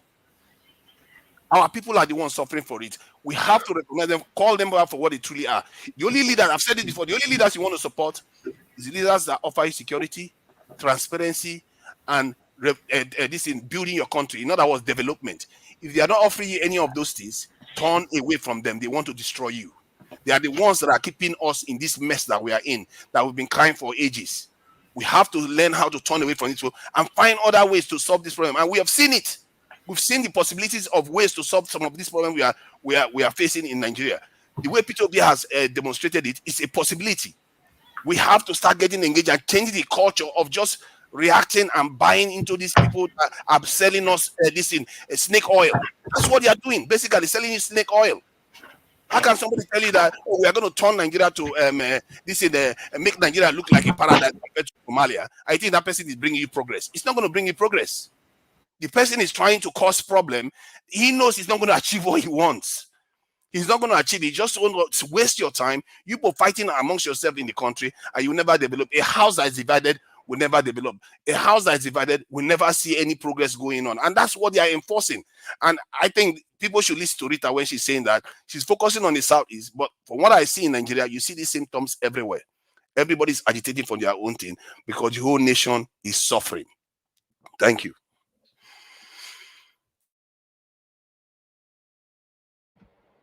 All right. Thank you very much, Oga to Naija. Let me go to Oga Chris now to speak to us before I come to others. Oga Chris, are you there now? Yes, I'm here. Good evening, everybody. Good evening, Ninja Watch, and good evening, everybody in the panel. After Chris, please, everybody manage your time by yourself. Is a talk and go henceforth from now, please. Thank you. Go ahead, Oga Chris. Thank you, Ninja Watch, for the wonderful program, and thank you for the way you handled the initial skirmishes from the beginning of the program. Your grittiness and your still heart, you demonstrated that again today, because when you are dealing with a lot of people with diverse opinions, somebody really has to know his stuff. And thank you for that. And I'll just try and keep this short. Thank you, sir. I think for the second time, I want to agree with to Ninja, not because of the things he just said now, but because of his earlier submission. You know, to Ninja, you actually give a very balanced and nuanced view on this sit-at-home problem. You know, it was really balanced, very, very balanced. I doff my hat for you for that. And Madam Patricia, thank you for reminding us that this entity we called Nigeria has long expired. Is a contract that was supposed to have ended in 2014. That was when it was 100 years. So everything we are just doing now, everybody has the right to walk away. But having said that, and what staggers my imagination in this sit at home, Simon Ekpa, the Nigerian government, the Southeast, what tends to bother me is that how come we are not tying Simon Ekpa to the Nigerian government? Why are we really thinking Simon Ekpa is working for the Southeasterners? Why do we think it's the responsibility of the Southeasterners to bring Simon Ekpa to book or to disobey him? Why can't we see the finger of the federal government in this whole thing? Because that is how I have chosen to look at it. Because if it comes to the Southeast, why do Nigerians tend to blow things out of proportion? And why do we always judge the Southeasterners with a different standard? Let me just give you a snippet to what's going on in Nigeria because it seems we are forgotten. In most of the six southwest northwestern states of Nigeria, including the states where Buhari just finished ruling us, that's Katsina State, their neighbors Zamfara, Yobe. In these states, terrorists are collecting tax from farmers, and if farmers don't pay, they get fined. In this Nigeria, it has been going on for years. How come nobody is making any noise about that? The number of people that have lost their lives in the northwestern part of this country is uncountable. That have lost their life to see Boko Haram terrorists. They are giving them chieftaincy titles. They are walking free. The people living there are paying taxes to these people. They are known. That's the state the president comes from. That's the state all the big wigs from the north come from. So why are we not just talking about the atrocities that's going on there? Why are we not seeing that in the same light as what is going on in the southeast? And moreover, I think it's just a lazy summary to think that everybody in the southeast believe in what Simon Ekpa is doing. Really, to be honest, in all honesty, we can see that Simon Ekpa is not in any way pursuing the dreams and aspirations of Kanu. He's pursuing a completely different agenda. And for the fact that one or two persons or even three or four people support whatever is going on in the South, it doesn't matter. It doesn't matter. We always look at the majority. What is the majority of the people saying there? What is the feeling of the majority of the people? If we keep saying the people in the South support what is going on there, okay, who are the people that usually defile this order and they get died on the way while defiling this order? If actually they support those moves, so how come people still come out?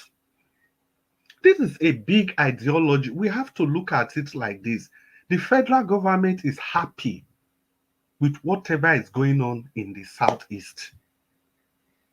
And I maintain, no matter how we look at it, no matter how we want to blame the people in the Southeast, the responsibility of securing that place does not rest in the hands of the governors of the Southeast. It doesn't even rest in the hands of the people in the Southeast. Because when there is agitation, there has been agitation in the northwestern part of the country. You have huge population, huge expanse of land. People are still paying tax. The locals, even from the state Buhari came from. Why are we not using that menace that's going on to rub off on everybody in the northwest? It's exactly the same script that was played in 2014. They said because Boko Haram is in the northwest, because of that, let's give opportunity to Buhari to come into power. How come they use the terrorism in the northwest to give Buhari power? But you are trying to use the protest in the Southeast to deny the people of the Southeast power. Just like the chief of army staff said, he told the 19 northern governors that they should please allow him to deal with Boko Haram. And he turned around and warned the people in the Southeast that everybody should take it, because if they don't, he's going to flush out everybody. So why the double standard? Now, let me joggle our memories again. It is on record that the man that just finished ruling us, it is on record that the Boko Haram people made him their negotiator with the government of Nigeria. Boko Haram made Buhari the negotiator of for the federal government of Nigeria. Boko Haram, nobody less than Boko Haram. They made Buhari their negotiator. And still, nobody rubbed that off on Buhari. Just imagine if it was somebody from the Southeast that was mentioned. So sorry, excuse me. Yes. It's not that I'm interjecting you, but I just want to bring a question because it's fundamental. We need to answer this thing before we start bringing it in and start, everybody start going, because I listened to it and I'm not, my mind is not settled, and I want Mr. CM, he's a doctor. I want him to give us the definition of an ideology. Well, sorry, I'm not an expert in definition, but I think ideology means something like a belief somebody is really willing to propagate and die for, that is altruistic. God bless you. Okay, well, let me God stop bless you. I know you've already picked on what I want to know, and we all are here. Somebody think you can just come up. We need to change our ideology, like an hypocrite. We need to change it. Before you believe in something, you must be convinced to believe in it, and it's not something that you think is like Oxford Dictionary or eating a bangari. You change it and stop eating a bangari and start eating ewa. We are all intelligent people. We are learning from it, and we shouldn't we shouldn't hear some kind of words that it just take us as if we are primary school here. An ideology is not something you change. It's something you stick to. It's a religion. You stick to it. Nobody can change you. As did Kamas change his ideology before he died? No. And people were carrying it to today. They are still carrying it on.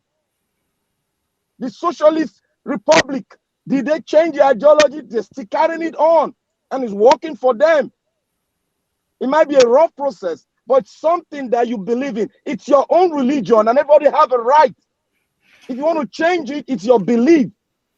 So when we are speaking under that context, we should be very, very careful. People are doctors, professors. They are out there listening to us. We cannot. That's why I say when we speak, we don't just speak under compassion and do this. We have to understudy some countries who have gone through the same process we are going through today. That is just where I'm coming from. That is why I brought forward a Georgia and not a war. But people think that, oh, you can bully this person out. It's nobody. Just hold on. Mr. Kanu said one thing. He said that if you take me down, there are more Kanu that will come up that will more than me. But we throw that thing away. Who came up now? Samuel Ekpa came up with another dimension, but still believe he's still on the same ideology and he believes on it. He doesn't want to take anything away from it. He might be doing it wrongly. That's why I say on my premises, it might be in my heart. It's never straight and it's never going to be straight. But what they know is that they get to the end point, and the end point is victory. That is what they know. South Africa apartheid ideologies never moved, but it was a rough road. Many people were taken down, but it was a belief and it was a rough road.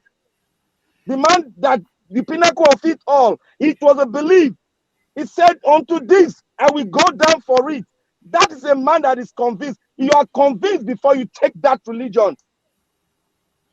That is where I'm coming from. I'm not coming from say because this one thing, he got to evolve, he got to change. There are some things you cannot change because you believe in it. Go and change the Islamic people. Go and change them. Let's see. So we should very careful how we carry words, and just think that these words that you carry is just you can throw it away. Professors are listening to us here. Doctors are listening to us that have an ideology that are different.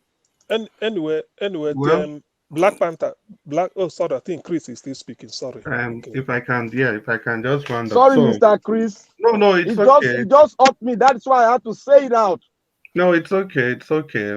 We are all here. We are all learning. So, I'll just continue along my trajectory.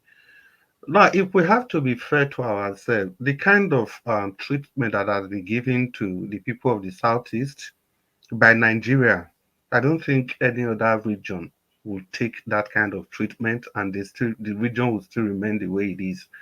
You see, the case of the Southeast is actually a demonstration of how unfair we are as a people. Because all of a sudden, we are just trying to look at this thing from one prison. We are looking at it from just one prison, one simple angle, and that angle is it's as if the South is the need to do more. That is how we are looking at it, and which is completely wrong. We can't keep blaming them. It's like the case of Diallo that was shot 49 times, and when the police got it, they said, "Why can't you survive?" And Diallo asked them, "How can I survive with 49 gunshots by my side?" That's exactly the same thing we are telling the Southeast to do. How do we expect them to survive this kind of atrocities that has been unleashed on them by the states? Because anyhow, what they do, there's always an error. It is either they didn't do it well, it is either they overreacted, it is either they are not reacting, it is either they are doing this, it is either they are doing that. And the same thing is happening in every region of the country. Why are we separating that of the Southeast? Why is the case of Simon Ekpa, why is it a Southeastern problem? Why is it not a national problem? Yes, because it's a very simple game. The federal government, they want the economy and everything in the Southeast to cripple because the Southeast, take it or leave it, is the engine room of our country. Then concerning the issue, even the issue of the unknown gunmen, just like Fela said, like 30 years ago, waiting concern government inside, if now unknown soldier. It's exactly the same thing that is happening in the Southeast. If it is unknown gunmen, what is the business of the federal government there? Why are they talking the way they are talking? Now, don't forget, when Nnamdi Kanu was illegally brought from Kenya, nobody even from the whole nine, how many people even condemned that act? And it was exactly what Buhari did during the Mr. Dustbin man, Umaru Diko, in the 80s that strips Nigeria of that visa-free access to the UK. The same Buhari, exactly the same Buhari, is the same thing he did again with Nnamdi Kanu. Okay, now we are talking about even extradition. We are talking about going to Finland to go and extradite Simon Ekpa. The only thing we can do, just to put it on record, we can only apply. So, which judiciary system is EU going to release Simon Ekpa to? The one that kept Shore even after judgment, the one that kept Nnamdi Kanu even after judgment, the one that would not listen to the judgment that was given, the one that couldn't do anything to protect its own judgment for Emefiele.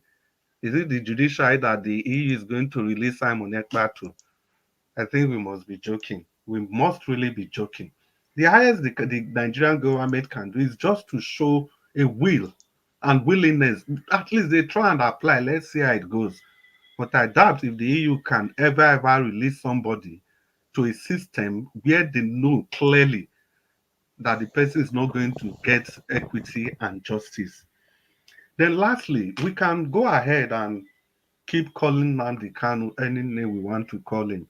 Now, the history of Ireland, where I'm from, O'Connell, that same man was tagged a terrorist by the British government those days when they fought for their independence. But today, every major local government, the one we call county in the Republic of Ireland, all the major streets, they have O'Connor's name in every of those streets. You can decide to call any person what you choose to call that person, but in the fullness of time, fullness of time, the truth will be revealed. And we must all get this clear. The agitations in the Southeast is not something any person can wish away. It's an ideology, and it is an ideology whose time has come. It is an ideology that is based on injustice. Not until that injustice is corrected, people can only try. The ideology can never be changed, it can never be wished away. Thank you very much. That's my submission. Okay. Yeah. I Okay. just wanted Who? to add something in terms of ideology, as Black Panther is addressing. Ideology, you don't have to change your ideology to practice it in a way that is beneficial to the followers of that ideology. And that is where the issue is. Karl Marx, if you practice it the way you practice it in Cambodia, it clearly is very damaging. But in the way it was practiced in the Soviet Union and maybe the Chinese, the result is speaking for itself. So it depends on how you practice it. And from what I see in the Southeast, the way those who are practicing it is not benefiting them. And you can see, me and CM has clashed a few times because of this, that even I am crossed because I see the South and the Southeast being a kind of marginalized from Nigerian top echelon of politics because of that instability in that region. But that said, there's instability everywhere in Nigeria, and we cannot necessarily just choose to forget it. In the north, you have it. In the southwest, you have it, and in almost every corner, it depends. It's just varieties of instability that we have, and it tells you that the problem is not necessarily tied to only to the southeast.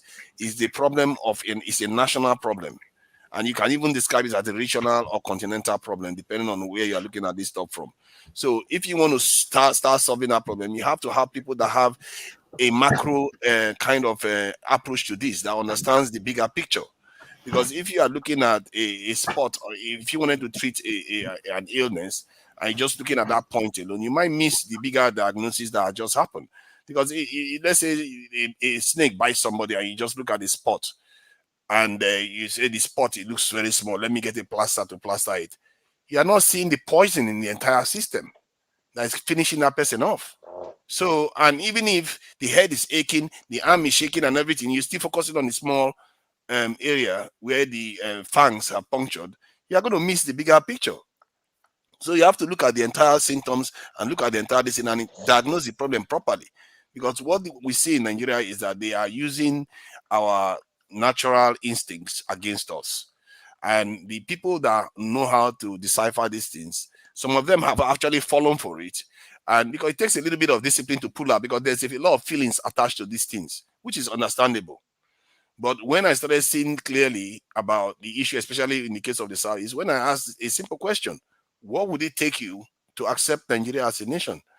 And you'd be surprised. If I ask him right now, by the time he finished telling me, it's still going to be very similar to what a lot of people are asking for in the country. The differences are going to be very, very tiny. So it tells you we have to start working together. The ones that have this mindset, it don't have to be everybody, because in the end, the people that can change a nation, they don't have to be 10% of that nation. They might even be 5%. After all, the guys that are just taking over Niger Republic, I don't even think they are up to 1% of the population. So you can change a nation if you have the right mindset, and the people that know how to call out these type of people that are betraying the people. Because you can't tell me that you are trying to help Kanu by asking people to be sitting at home and intimidating people that come out and burning petrol stations, killing police officers. Those police officers have families, they have children. You are destroying lives. For what purpose? For the government that is not going to improve anything. The government is also sabotaging the nation itself. So you think they care? This is the same government that left students to sit at home for 9 months last year. Sorry to interject, Mr. Tunaja. Tunaja, can we focus at least 75% on the solution. That's what I'm talking about. That's why I'm saying that when we want to deal with this problem, we have to start learning how to isolate the ones that are causing problems for our people and elevating the ones that are doing the right thing by the people. Anything that encourages people to build, develop, good. Anything that secures the people's environment so that they are not getting hurt, their women are not getting, they are not going to walking around afraid. There are many Southeasterners today and many many Nigerians that don't want to come to Nigeria because they don't feel that that's it. Even when they come, they still have in their back of their mind that something could go wrong all the time. When you're in Nigeria, you call somebody to come to an appointment, they, because they are so scared, they will bring family members to come and back them up just in case somebody wants to kidnap them or take them for ritual or whatever, because people are scared all the time. The fear of crime, the fear of problems in the country is very, very high. It's not an empty fear, because we have IDP camps in the country. So some of the things that are going on in the country, we have to start recognizing them for what they truly are and go straight to the problem. Because if you have a security problem, you need to fix it. If you have a transparency problem, you need to fix it.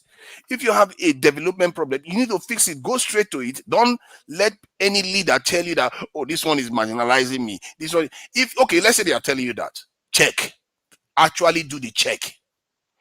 Don't pretend, because if you, as a grown person, decide to accept it that they are cheating you, but you don't do the maths, you don't check the knot and see what is going on in the knot, then it's on you to an extent. Because in this world that you are living in, you understand by now, most people understand, they have access to the internet, that there is something about discrimination from one group to another. They understand about racism. They know what that is all about. They understand about tribalism. So if somebody tells you that the knot is conspiring to kill you all and take everything, you check, okay, look at what we have in the South. What do they have in the North? Or if everything is empty, then why should you believe that person? You should be asking yourself, why are they looking to cause problem? Whatever they are asking you to do, how is that going to help you? How is that going to secure your communities? How is that going to build better schools, healthcare centers, and help your people develop? If it's not allowing you to do that, push back. Ask them to go and do it in a way that would enable things to actually work well for you. I understand the idea that sometimes difficult things need to happen. That is understandable if there is no way forward. But if there is a way forward, push back. Because clearly the Southeastern issue, there is a way forward. P2B has proven it. And this is something, if P2B hasn't happened, people will be saying, oh, it's impossible. There's a conspiracy out there. They want to destroy us and all the rest of it. It's, even if you tell them that Hausa is a massive group, is the biggest group in Nigeria, and they've not technically produced a civilian president ever. Not one. All the president of Nigeria is Fulani. If they are, or maybe Nupia and all the rest of it, they've not produced a president. They produce only one head of state. So why should somebody tell you that, oh, they are trying to prevent Igbos from being president? I just necessarily just believe it outright. You should be asking yourself, why is the president telling me this? But in Nigeria, okay, let's check who has been president of Nigeria. Confirm, as P2B say, verify. Go and verify what they are telling you. This is the stuff. You have to go and verify. When they tell you something, verify it and reach your own judgment. Because the truth is, if you don't learn how to do that, because to me, that is little work, isn't it? It's little work than a whole lifetime of just following people like a sheep and making mistakes over and over again. You don't want to do that. It's little work. Do your checks and find out whether this person is telling the truth. Like Ekpa has been doing all this while causing problem, advising people to do the wrong things. If he's causing problem, you say, no, I'm not going to follow what you are asking me to do. You're asking me to sit at home when I cannot do business for my for my family, and we are losing money. One day a week is a significant amount of time. If it's 5 days a week you're supposed to work, and one day a week you're not going to work, that's 20% gone from the production. But if you feel like you want to support Nnamdi Kanu, it's fine. You are free to sit at home and support him. But if somebody is trying to force you to stay at home, that person doesn't mean you well. It doesn't mean your community well. Clearly, because the person is trying to now violate your right, your freedom. If the person is violating your freedom, how is that person different from the government that you are complaining about? They are just the same side of the same different sides of the same coin. They are causing the same problem and in the end, the people are in the middle. So we have to be seeing them for what they are, calling them out and holding them accountable. Part of this problem is this National Assembly members, even the ones that are in Labour Party that went to National Assembly right now. Some of them, we have not heard of any major thing that they push forward for us to be proud that they are actually there right now. You should be calling them out. because everybody in Nigeria seems to think that their local MP, their local National Assembly member, or their local senator is a good person. That is one of the weirdest things that seems to happen, because according to Nigeria Watch, because the senator or the assembly member bought you a transformer, suddenly your local assembly member is a great man. But you don't look at the fact that after he buys you that transformer, he goes on to pass so many laws to destroy your country. He goes on to pass so many laws to undermine the progress of your country. So this is the kind of stuff that they need to be looking out for, because he's not a local MP. His job is not to buy transformer for you. His job is not to do please your local people. His job, especially if he's a senator and National Assembly members, his job is for the nation to progress. You have to judge them based on that. And I understand this part of it is a little bit tricky for people that are not, that are like in villages and small towns, to understand. But the elites should advise their people on these things. They should know. Like people like CM and people that are well educated and know about all these sort of things. You'll be telling them that, hey, that guy that is a local man that is buying those transformers for you, he is going to the Abuja to go and vote for salary increase. He's going to Abuja to be supporting people to go overseas for treatment. He's going to be signing up for genetically modified crop. If all these leaders are doing all these things and your local MP, hold them accountable. Sorry about that, Rita. Go ahead. Yeah, I don't know who is moderating, because I don't know if Mr. Naja was here. Is Dr. CM? Are you done moderating? Well, I can't be a good moderator, but you Why can No, go you not? and can't be a good moderator. Well, Or because he wants to talk. That's why now. that's why I say I but can't be. the reason why I say so we can at least have everyone speak, No, and maybe Okay, we let's time it. self-moderate then. Let's self-regulate ourselves then. Let's Let's. just talk and I let think people talk. okay. If that is the case, it's only Felix I've not had. Probably. Anybody can moderate, please. Okay. Not to Niger, because to Niger moderate. I heard they wake up for sleep. Oh If to God. Niger moderate for year, while I go Okay. day. Okay, That's Okay. fine. Mr. Dr. CM, I would moderate, but when I need to be Niger, off, where have I you would been? let you know. I thought we When were I need to cooking be, soup. I thought we were cooking I soup, have but cooked no like 3 problem. soup already now. That's break. Okay, To yeah, Niger, Mr. Tunde, has anybody not sorry to spoken here? interject. Sorry, may I Go quick ahead. greet to Niger? Yeah, belong. Yeah, I Tunaja, don't you will not acquaint you speak for for the next. Agbado ministry. Don't mind me. Okay, Mr. Tunaja, Don't get me thank started. you very much. I think I'm just looking at my screen now. I don't know who is next to speak, but I would like to speak though. But if you guys agree, that's fine. Or the next person will be Dr. I don't know if anybody has not spoken yet. I think I'm seeing Mr. Chris and Felix. Have both of you spoken yet? I think Cizo B as well. I don't know if they're there, My, because I my, know sis- Mr. Black Panther my already spoke. sister, my sisters mostly be all take me. I heard they wake up now. I will speak later. Okay, that's fine. Cizo B, are you there? Mr. Cizo B. I can't see the name, or I don't know, the name is Okay. also, I'm just seeing Just, initials. Okay. If Mr. just go. Cizo B is not there, Mr. Chris, yeah. Chris Okay, has Chris, are you spoken. there? Chris has spoken.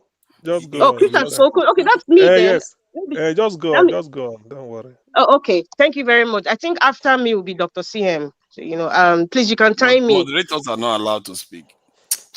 To Niger, you are started again with your interjection. Every second Okay. interjection. The trouble between Okay. you and Rita, I know my hand no day. No, it's Mr. Alex that will have come to help rescue me, but that's fine. Okay. I just wanted to say something about, I think I was trying to respond to Mr. Black Panther. And there's something he was saying about definition of ideology, and then people are watching. I'm very happy he said that, because this station, I believe it's to educate people and give them facts, examples, and figures, if possible, data, if possible. I would like to say here, and any professor can challenge me in any context or correct me if you have the right data. Ideologies evolve. I would give you a typical example, and I will go back to the context of why I said what I was saying when I said we need to evolve. A typical example is religion now. That's something everybody knows. Let me go to Christianity. Prior to Jesus Christ coming, Judaism was what they were practicing because they believed in the law of Moses, right? But when Jesus Christ came, he found, because as people evolve, by human nature, people will take advantage of what is existing and use it to attack the gullible people, and then they create a hierarchy system. And that is what the Pharisees were doing. And they were mixing their own personal laws with the laws of Moses, and people could not even question it. Now, God, so merciful, brought his son, sacrificed his son, Jesus Christ, to come on earth. One, Jesus Christ showed us a straight method to communicate with God. Jesus Christ showed the people how obsolete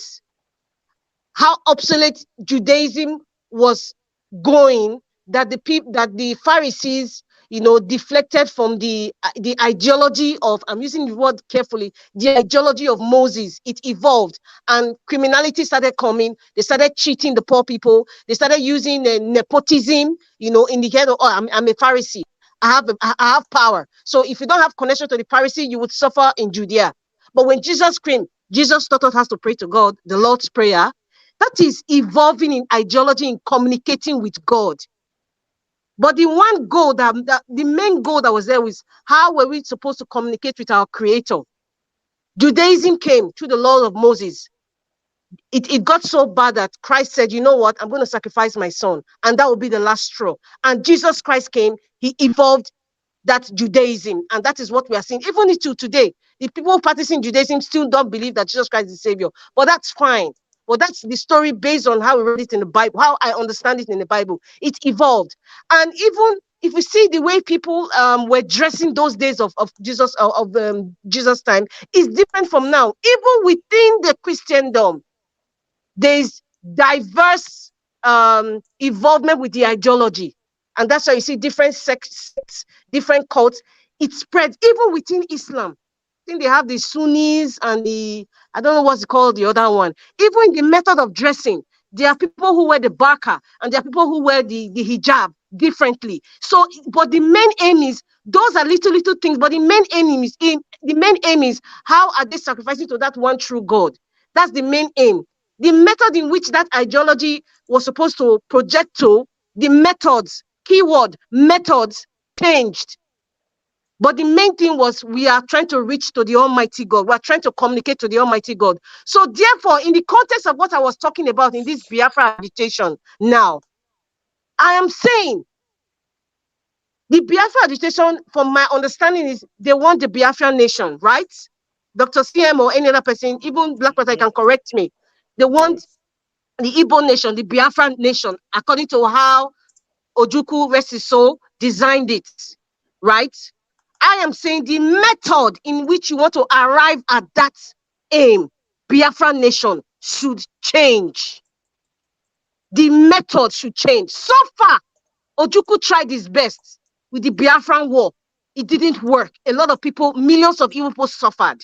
We all know the history. Fast forward, Nnamdi Kanu is incarcerated. He was kidnapped. A lot of things happened in his home. His parents passed on. A lot of nonsense Operation Python dance happened. At the end of the day, fast forward, he's incarcerated illegally. His methods so far over the years did not work. It worked to a certain extent. It opened the minds of the people who were craving this Biafra nation. But if you really look at it, it worked in opening the minds. But guess what? The way people were thinking also evolved. And that's why you start to see Masob coming out, a different section. IPOB is now, even within the IPOB, you have miscreants like Simon, what's his name? The one in Finland. Miscreants like that. And then even within the leadership is even divided. So people are having, and this is just the method of the Pharisee. This is just the method of why Jesus Christ came, to stop all that nonsense that they were doing in Judea. So right now, ideologies evolved. Methods of getting to the aim of what your ideology stands for should also evolve with times. It's just like, say, people go to church every other day. As time went by, they now realize going to church is not productive. You need a doctor to perform a surgery. You need people to teach our children. So therefore, we pick one day of the week. Let us pick one day that people can rest and go and worship God. Because if you do it every day, it is not productive. So that's another method of bringing people together to pray to the one true God. And as time goes on, Can people now I ask you a realize we're not question? going to Sorry. spend the whole day. We're going to spend 1 hour for service because that same day is productive to do other things. So that's where I was coming from, Mr. Black Can I Panther. ask you a question? Can I ask you a Go ahead. question? Go ahead, sir. Okay, now you're talking about method. You're not talking about ideal. You're talking about method because Judaism is still Judaism.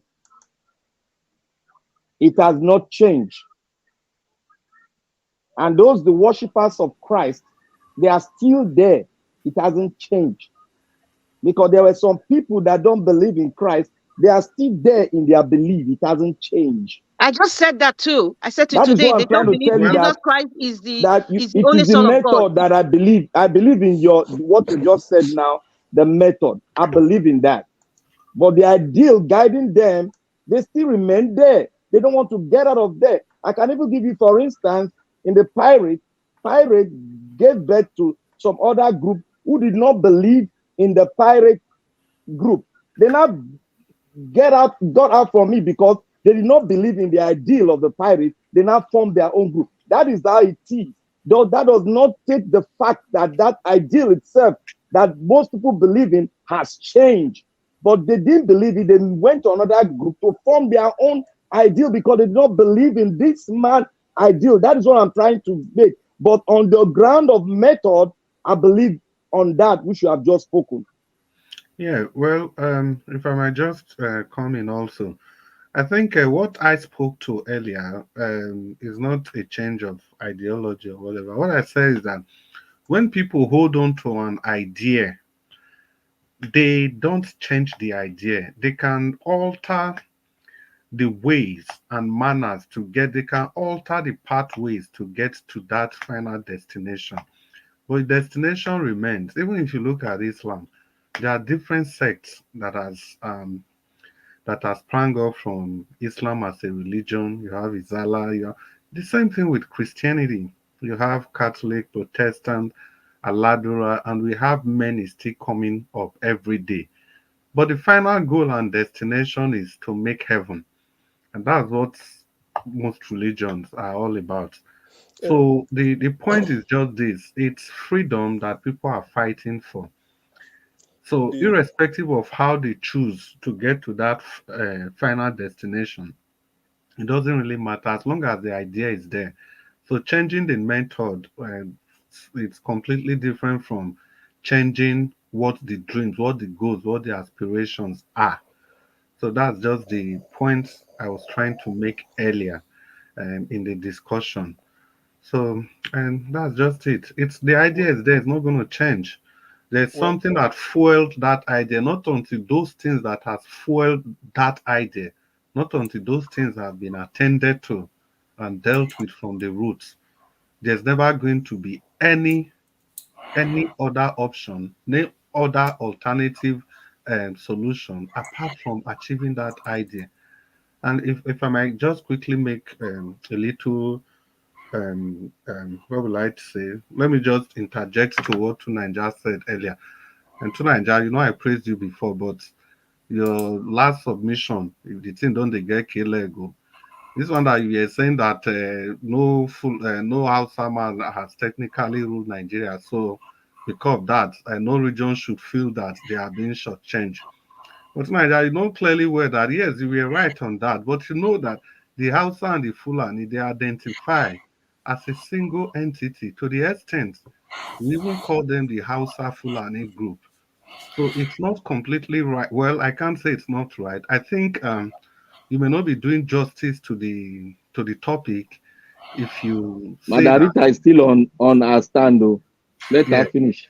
yeah. I'll just quickly round up now. So you cannot be doing justice to the marginalization in the southeast by trying to compare it with the fact that no Hausa man has ruled the country.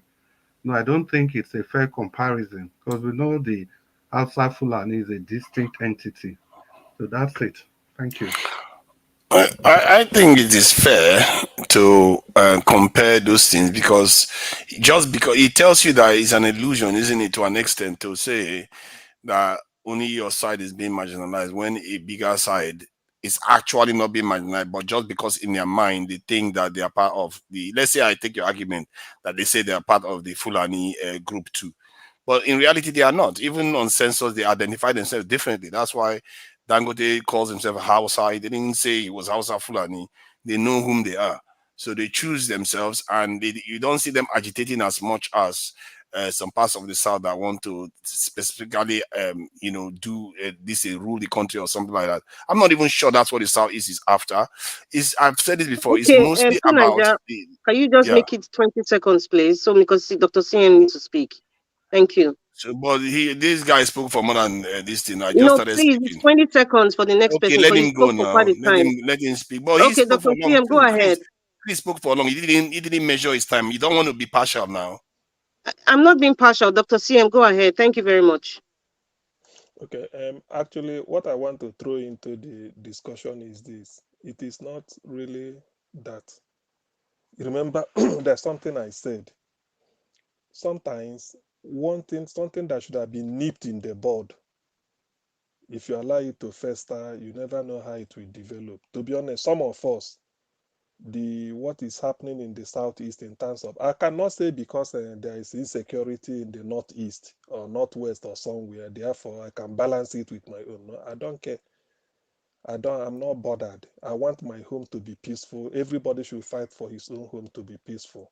I cannot say because I sympathize with people in the northeast when Boko Haram started, but that doesn't mean that if I now find myself in a similar situation, I can now say, okay, after all, it's everywhere. No, I don't think, I don't reason that way. Every human being life concerns me. Having said that, the issue in the southeast is this, because sometimes in the fit of emotions, we may forget about so many things. And I want people to also reason this way. As an insider, I'm talking now. It was difficult after the war for an Igbo man, but somehow they survived. And having survived now, this generation, to be honest with you, most of them felt that all they needed was to enjoy their life because they've worked hard. But what pains the Igbo, I think Chris mentioned it, is that, okay, you deny me federal job. I go abroad, I do my business, I get money, I feed. The so-called minister, every minister should get one each one. You give me. Okay. The other appointment, if you don't want to give me, you can decide that I'm not in your party or this. I didn't give you vote. Go with it. The federal common entrance, you gave us the highest cutoff. Somehow, we still come tops. Fair enough. What is paining an average Igbo man is what they call dignity humiliation. And let me tell you what that humiliation is. Chris said it. How can you come and line up army and police in the southeast under siege? Professor Michael Zekome wrote it. Do you know why? That was when Nnamdi Kanu gave the first order that he doesn't want any police in the southeast. How does he know when he's in UK broadcasting? People phone to tell him. And let me give you an example because I witnessed this. That's what the soap we use in Nigeria is called toilets. I mean, this is Lux or Imperial Leather or Joy soap. It's quite common. If you buy it in anywhere around Onisha or maybe Lagos, there's a price you can buy a tablet. In my own village in Anambra, even if it's Aguata, like Rita, you've been to Upo, all those small shop you see in the village, it will be foolhardy for me coming from UK or you coming from Canada, you buy toilet soup from abroad. It will be, I mean, for what? Exactly. I'm coming for what? For what? You have so many things to buy. Toilet soap. In fact, you don't. If you are not living in Benin City as a Benin, say you are living in something like Igo Bazuowa or Oronigbe, you don't need to buy it even. You buy it from Oronigbe from the next this thing. You, madam, let me, because what we're going to use in the village. When we get home, they tell you a tablet. That's how I got to know. They will say, you say, by the time you buy it at Onisha, in a pickup, we know what is called pickup. As we are passing every 100 meters, go and read. I think I will post that Uzekome's article one day. Army will stop you. Police say what? Say what you carry? Say Louis sugar. That's what you sell in the village. You can't buy cocaine and put it in a pickup. Say Louis sugar, Lipton tea, a sachet of this Milo or cowbell milk. All those things you see in a local village whereby the roads are untarred, it's just a dusty road. You see people having like all this bacha. That is in my village. In the next door, you say you buy bread from them. By the time you bring it out, you say, they will collect money. Cock gun, say this. The people collecting, they are not Igbos. These are soldiers they send from anywhere, terrorizing us, extorting money. Nnianwodo, the president of Ohanese and Igbo, went to Channels TV. He said when the thing came to him, because why people go to Nnamdi Kanu is he felt that our leaders do not complain enough. So they said, so Nnamdi Kanu to complain, then everybody just bombard him with phone call. Now this is what is happening. Thank God for mobile, what is it called, the social media. People will film it and then go and show. Nnianwodo said, to the extent that drivers drop money for them like a corn being dropped from a chicken. I think it's on channels. This Chamberlain also was interviewing him with the North Egg and all this, mock with them. He said he was shocked. He said he had videos. I'm a former minister for information. Charge me. I bring out the video. I have evidence. So when Ozekome now wrote what he wrote, people felt, look, you deny us federal job. You give us the highest cutoff. You made us not to have seaport. We still do all those things. We eke out a living, yet we are still happy doing it because in the end, we excel. Now you are bringing soldiers to come here and be terrorizing. Some are shot in the checkpoint. That is the straw that broke the camel's back. People say, look, they don't treat us like human beings. And if you read those economic articles, you say, look, never believe that these people are part of Nigeria. Now you travel from Ife, you travel from Ore to Ondo to Iloluji, through there to Ife, and then to Ibadan. Rarely can you see this type of thing. You travel from Funtua to Zaria to Funtua to Guzo. You don't see this. You travel from Akwanga down to Makodi, all these things. You don't see soldiers, all this. Extorting, okay, there's nothing bad in a soldier saying we want to conduct a search because we are looking for people with arms. Everybody, you come to the car, you searched everywhere, you didn't see arms. Why can't the 15,000 naira or 50,000 naira cash I'm having be intact? You're still asking me to give you money or else. That is the issue. If I come down from my vehicle, you search, you didn't see any arms, my 15,000 becomes my 15,000. I didn't lose anything, only that you wasted for 10 minutes or 5 minutes. But they will see you. This is what the siege means. Now, take this word. You have to look for this videotape. There's a person called, what is it called? Babatunde Kolade Otitoju, journalist hangout, TVC. He said that the cadets, people passing out of police college in Kano, they lobby to be posted to the southeast because they are making money. One Igbo chat, because some of these things people put it into Dr. text. Steven, 1 minute, Yes. please. 1 Okay, minute. thank you. One Igbo chap said, let's even try this. He said he want to conduct this thing. Within 1 hour, he has collected 30,000 from one checkpoint. He said, let's just do it. He said, just speak to Igbo. Say, please, just in case if you see a police, drop money. He said, this is what they are making. In Igbo, you are holding on hostage again, siege. That is when people said, no, we are not Nigerians. It's too much. Deny us industries, deny us anything federal government want to cite, give us a ambassador if you like, do anything that you want to do. The only thing Igbo man will get is you give us a minister, one per state, good. Ambassador if you like, you give. If you can give Thank 10 you. for Sokoto, give 2. That's okay. But don't come and hold us hostage and bring police and be intimidating us. That is Thank the you. thing. It doesn't happen anywhere. Thank you. Thank you very much. I think the next person is Cecil B. I don't know if he's there. I'm just going by what's on the screen. Okay, Cecil B is not there. Mr. Black Panther, I think you're next to speak. Mr. Black Panther, are Okay. you there? Okay. Okay. Yeah. Mr. CM, thank God you spoke on that issue because I wanted to speak on that issue. Thank God you spoke lengthily on this because the reason why I don't know why you should deploy military when you have a squad that is almost the military. They call it the mobile police force, the quick intervention force, where there is trouble or where there is a lot of arms that is flowing around a particular area, you deploy the special force to go there to counter it. And it is quite noted in the constitution that the constitution they are using now That the military are not meant for what they are doing now. They are meant for external aggression and to secure the territorial spaces we have. What about our borders where the intruders are coming in? Is it secured? No. Then why do you go to the extent of, I wish you guys watch the video where they show us the military that went into one village in the east, started using an automatic weapon that goes more than 100 miles. I know that weapon very well, but I've forgotten the name. It's an automatic weapon used for war. It's a tactical weapon that is used during the war. They use it in a village at close range. This weapon, if you shoot twice, it can take off the roof of any building. They use it and destroy. I saw it live on social media. I just saw it.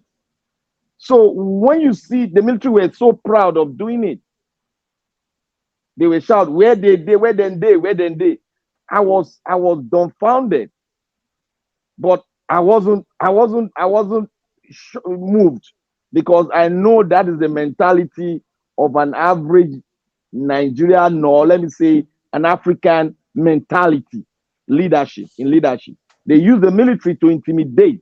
That is why we advocate for every state as it is today. They should take that money that every governor, they all entitled to, which the constitution say you cannot question me why I take this fund from the state coffin. That fund is meant for the state policing. That is why they tag the governor is in charge of the state security.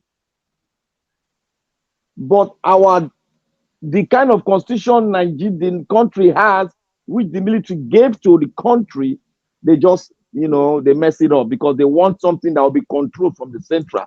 That is why we're having today. And if you look at we need to really go deep with the kind of emotion we have. We will go deep and understudy how the East overcame the genocide perpetrated against them during the war. We need to really go in there with our emotion and study it. Then when we are talking, we will not talk on we should judge instead of war. That is the premises which I'm coming from.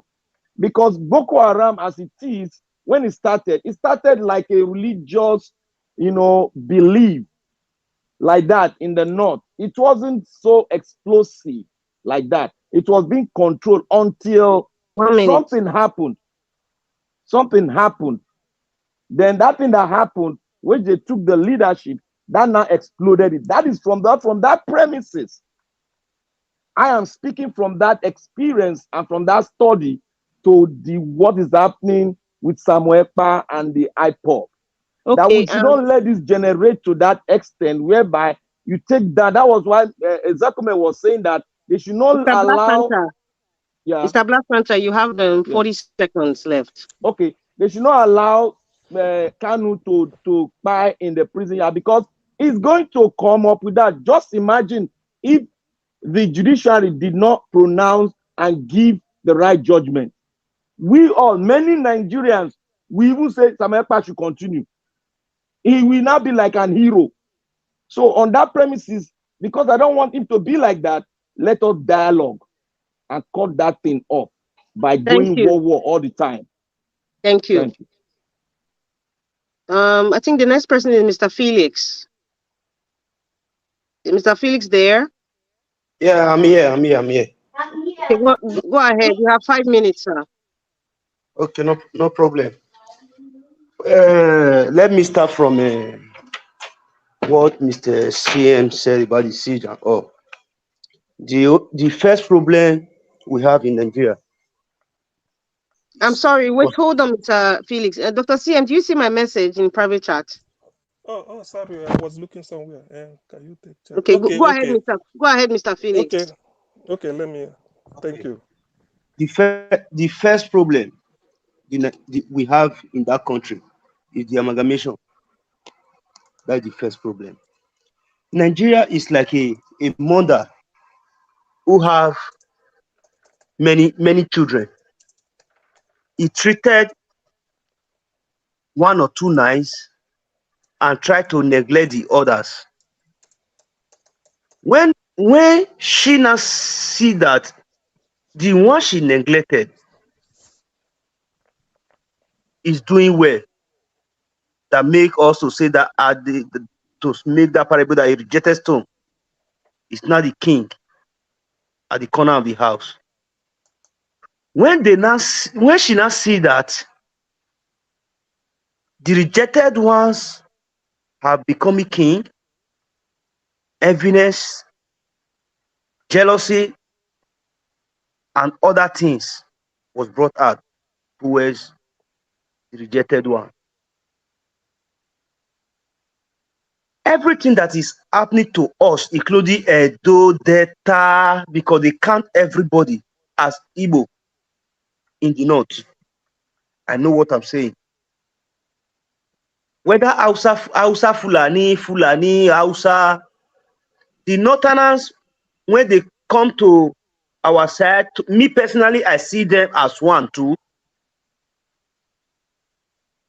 Nigeria have not been fair enough to each and every Nigerians.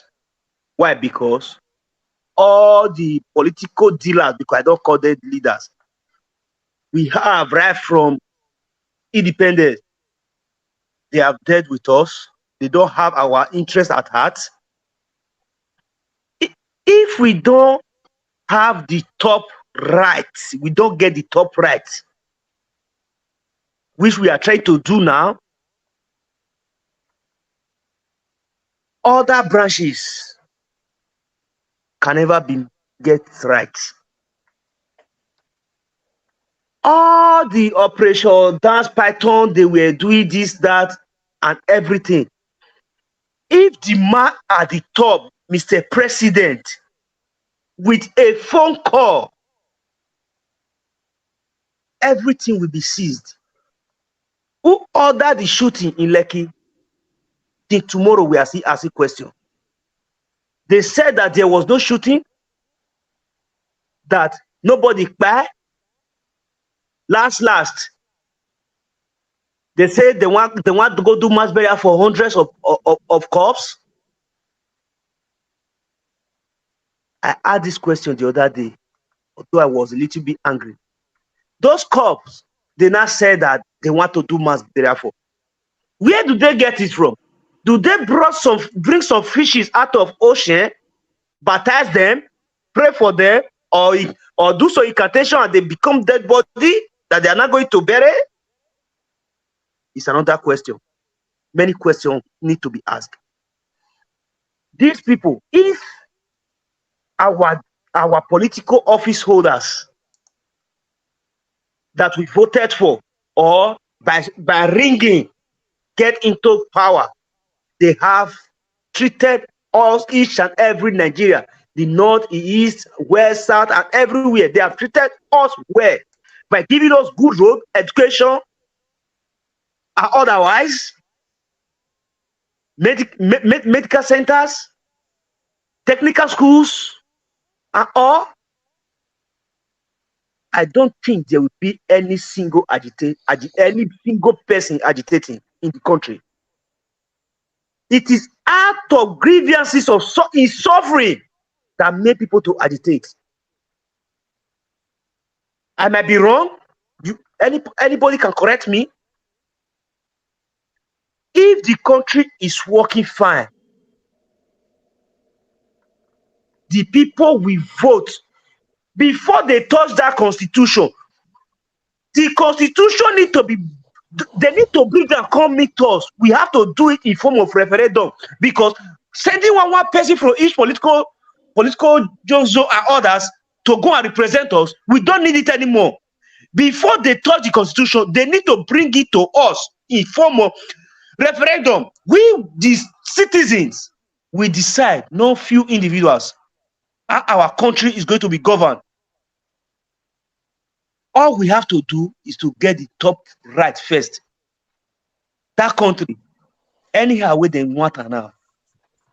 Boys, men, women, girls, not the smile again. Okay. Just This have time, e don't reach to comot speaking big grammars for ground. Felice, We take go one let more them know say minute to we round go up, forget please. it. I get, that's why I have to say for now. Okay. Let the judicial just do the right thing. Interpret the law very well. Not to be compromised. If not, the sledgehammer, according to Ariwola, with better iron, where go dey fall, meet them for chest one by one. Any corner where they go hide. Let's wait and see. The end shall tell is the title. I eat for now. Okay. Chris, are you okay? Sorry, Zizo B. Zizo B is not available. Black Panther is like you are the only person, two of us. Zizo B, Chris, no. Black Panther, this Texas now. Yes. Texas, this one na morning now, na night never comes. So where are you? I dey here now. We are almost 8 o'clock now. Abi you there your guy? Okay, 8 No, me I p.m. dey. Okay. Me I Okay. dey listen to Nana. Okay, yeah. I've called on Zizo B. I didn't hear from him. Probably, I don't know. Maybe Then he's sleeping. Felix just paused for now. Then Chris, I didn't hear from Chris. Well, Black Panther, yes. I think before then, let So me because put in because something. my place some because I wanted to come out to just to go and take fresh air outside a little bit because it's your 3 a.m. over here. You there prison? Which one we go take fresh air? Fresh air, no. I beg, sorry, forgive me. Oh, no, Na I know, na I know, village Don't you dey. worry, Na village you dey. Oga's here. Don't I know worry. me, I We know go me. for court. In Okay, the village, you okay. want go take fresh air. They do have a village now. Because one person say he just go out, go take fresh air. And I be say where in there before Oga, fresh air, fresh Oga, air. Oga, yes. You don't Yeah, talk to British just go man, around no. the house now, play with my dog. Say, na me na interpretation me there. No, I no talk. Na so I understand that. You say make him go That's take, what it be make, for Britain you now. know, When they say one you go know, take fresh air, they say you dey prison. you know, because when person say make I go, like say you get where fresh air day, where in there where fresh air no day. So anyway, the like what you said before initially, Black Panther. I think that was regarding this Simon by case of this. And to be honest with you, now we black people, or let me put it this way, just it's a personal opinion. We they see humility, sin and weakness. It's not. Even if say Simon Ekpa, he go they feel saying they're on top of the world. Like this, I've had this suggestion hasn't come to my mind. It doesn't mean anything that can save life. Say the That governor. is it. Say the governor. Anything. No, it doesn't, because if somebody say now this, now this. Do you know that when my father was alive, he said, look, my father Elena, because we do one argument upon say we be 5 boys, so and not the oldest. But the guy when we do. Me, I don't forget saying my father. You're the argue. You know what he didn't tell me at the end? He said, my son, you are right. Me self, I'm also right. I don't go forget that too. He said, hey, you are right, I'm also right. So what I'm trying to say is that, you see, in so far as it will, because there are certain things they said you want to be fair and just with us. I don't know how to translate it in English, but you just have to make sure that at least I've fulfilled all righteousness. Something, let me just put it that way. For governors to say they bought a plane, although, like Rita pointed out, it's money they're going to use, but sometimes you can waive certain things because of the importance of what you want to But do. for the life of the That's, people, you got no, to use that money. that's one. No, I'm coming. Of course, it's good to save money, not embark on it. But in this case, because there are certain things you say, let us even let's we the governors, let play the mugu, they enter plane. Find out where Simon Ekpa is, everything. Even when they reach Finland, they accompany them with a Finnish police. Their land say Simon Ekpa. Look at us here. We are 5 or we are 7 or we are this. People kill people in our places, burn houses because they say now you send them. Tell us your this thing. You know that it's not there are certain things because some people may see it. Some people sorry, some people may see Black Panther, are you with me? Some people Yeah, I'm may still see with you. okay, yeah. Some people may see it as weakness. Do you know why I say this? The most powerful nation in the world is the United States. Yet America, they are the most diplomatic. They are the most. Then everything say a peace envoy. Despite the fact that they don't stockpile arms to release their warship, go surround that area, they go see send peace envoy. Say may them go and discuss. And they call America at any time. If you can't come to Washington, they can set up a table in Switzerland or set up a table in Spain. When you are discussing Arab Israel and the Palestine, sometimes they meet in Spain. Sometimes they say they are going to meet in Oslo, Norway, when Clinton was president. So one thing I learned is that because that way will overwhelm him. Surprisingly, on a turn up, you tell him why we are doing this is that we don't want a woman who is selling tomato, selling vegetable. When you go there, the total thing on that table, to be honest, before God and man, is not more than 30, okay, not more than 30,000 naira or 20,000. No be to a vegetable. This one, okay, give me 1,500. This one, give me 800. So by the time you check the whole entire table and tray where you take put everything, you know reach even 50,000. All of a sudden you shoot them. And that 50,000, that's a whenever you see a woman selling doing that type of business, know you that he has at least 3 or 4 kids where in the feed. If you see a young lady where go paint fingernails, they do one business, probably there may be somebody, it may be only for her, or maybe one person or whoever. But when you see an old woman, married, tie wrapper, do table, they sell something. Definitely there are kids. If there's no kids running around under the table, they may be somewhere is going to feed with it, not because of him. So because of people like this, you now ask him, say, look at the way people are dying. Why did you give order they should go and kill him? And then you hear what, because that thing will overwhelm him. It doesn't, people may say, how can they, it doesn't, Oputa, Socrates, Justice Chukwudifo Oputa said, when they give you power, because he was the chairman of Oputa panel during Obasanjo's time, they summoned, Obasanjo came and testified about unknown gunmen that burned down Fela Shrine, 1977. Obasanjo testified. The Beko was there. Beko and Sonkuti was still alive. They were saying what Obasanjo did to their family, reconciliation, everything. Then how Kudirat died, who that Sergeant Rogers, even what they call Mustafa. He said he summoned Buhari to come because of what happened, those people he killed by retroactive decree 1984. He summoned IBB because of Delegiwa, this, all this. IBB didn't come, Buhari didn't come. They now asked Oputa. Said, but they give you the power. Why not summon these people? Even Obasanjo as a sitting head of state, that the Obasanjo left Aso Rock, came to Oputa panel. He said, they asked Oputa, why did you? Oputa said, look, if you have the power of an elephant, you may not use it as an elephant. That IBB and Buhari that snubbed not to come, may their conscience judge them. Nigerians are not fools. They will say a time will come that Obasanjo came, Danjuma came, so many of them, I think Dia came, all those Beshi, Magaji, and all those, top people, they all came, those that are alive. Abacha has died. They said they all came there to testify, and then some even embraced. I don't know who embraced each other. Said the death of your husband, whether it's Captain Rogers or all those things. So what I'm trying to say this is that, like the Black Panther, the idea you gave, some people may look at it that it may not mean anything, but to me, insofar as the aim is that Finland is not in heaven. Let the governors, if it's possible, let's say, let us really play the Mugu. Let's be fool. Let's say that our governor, we have the power, let's go to Finland. They arrived in the airport, called the Finnish police, used the Nigerian ambassador to Finland. He helped them make arrangement, everything. They land, say, Simon, but we came to see you. Don't be afraid. The Finnish police is here with us, just for us to see where you're talking to. That the order you are giving, that people should be dying in Dawa. Why?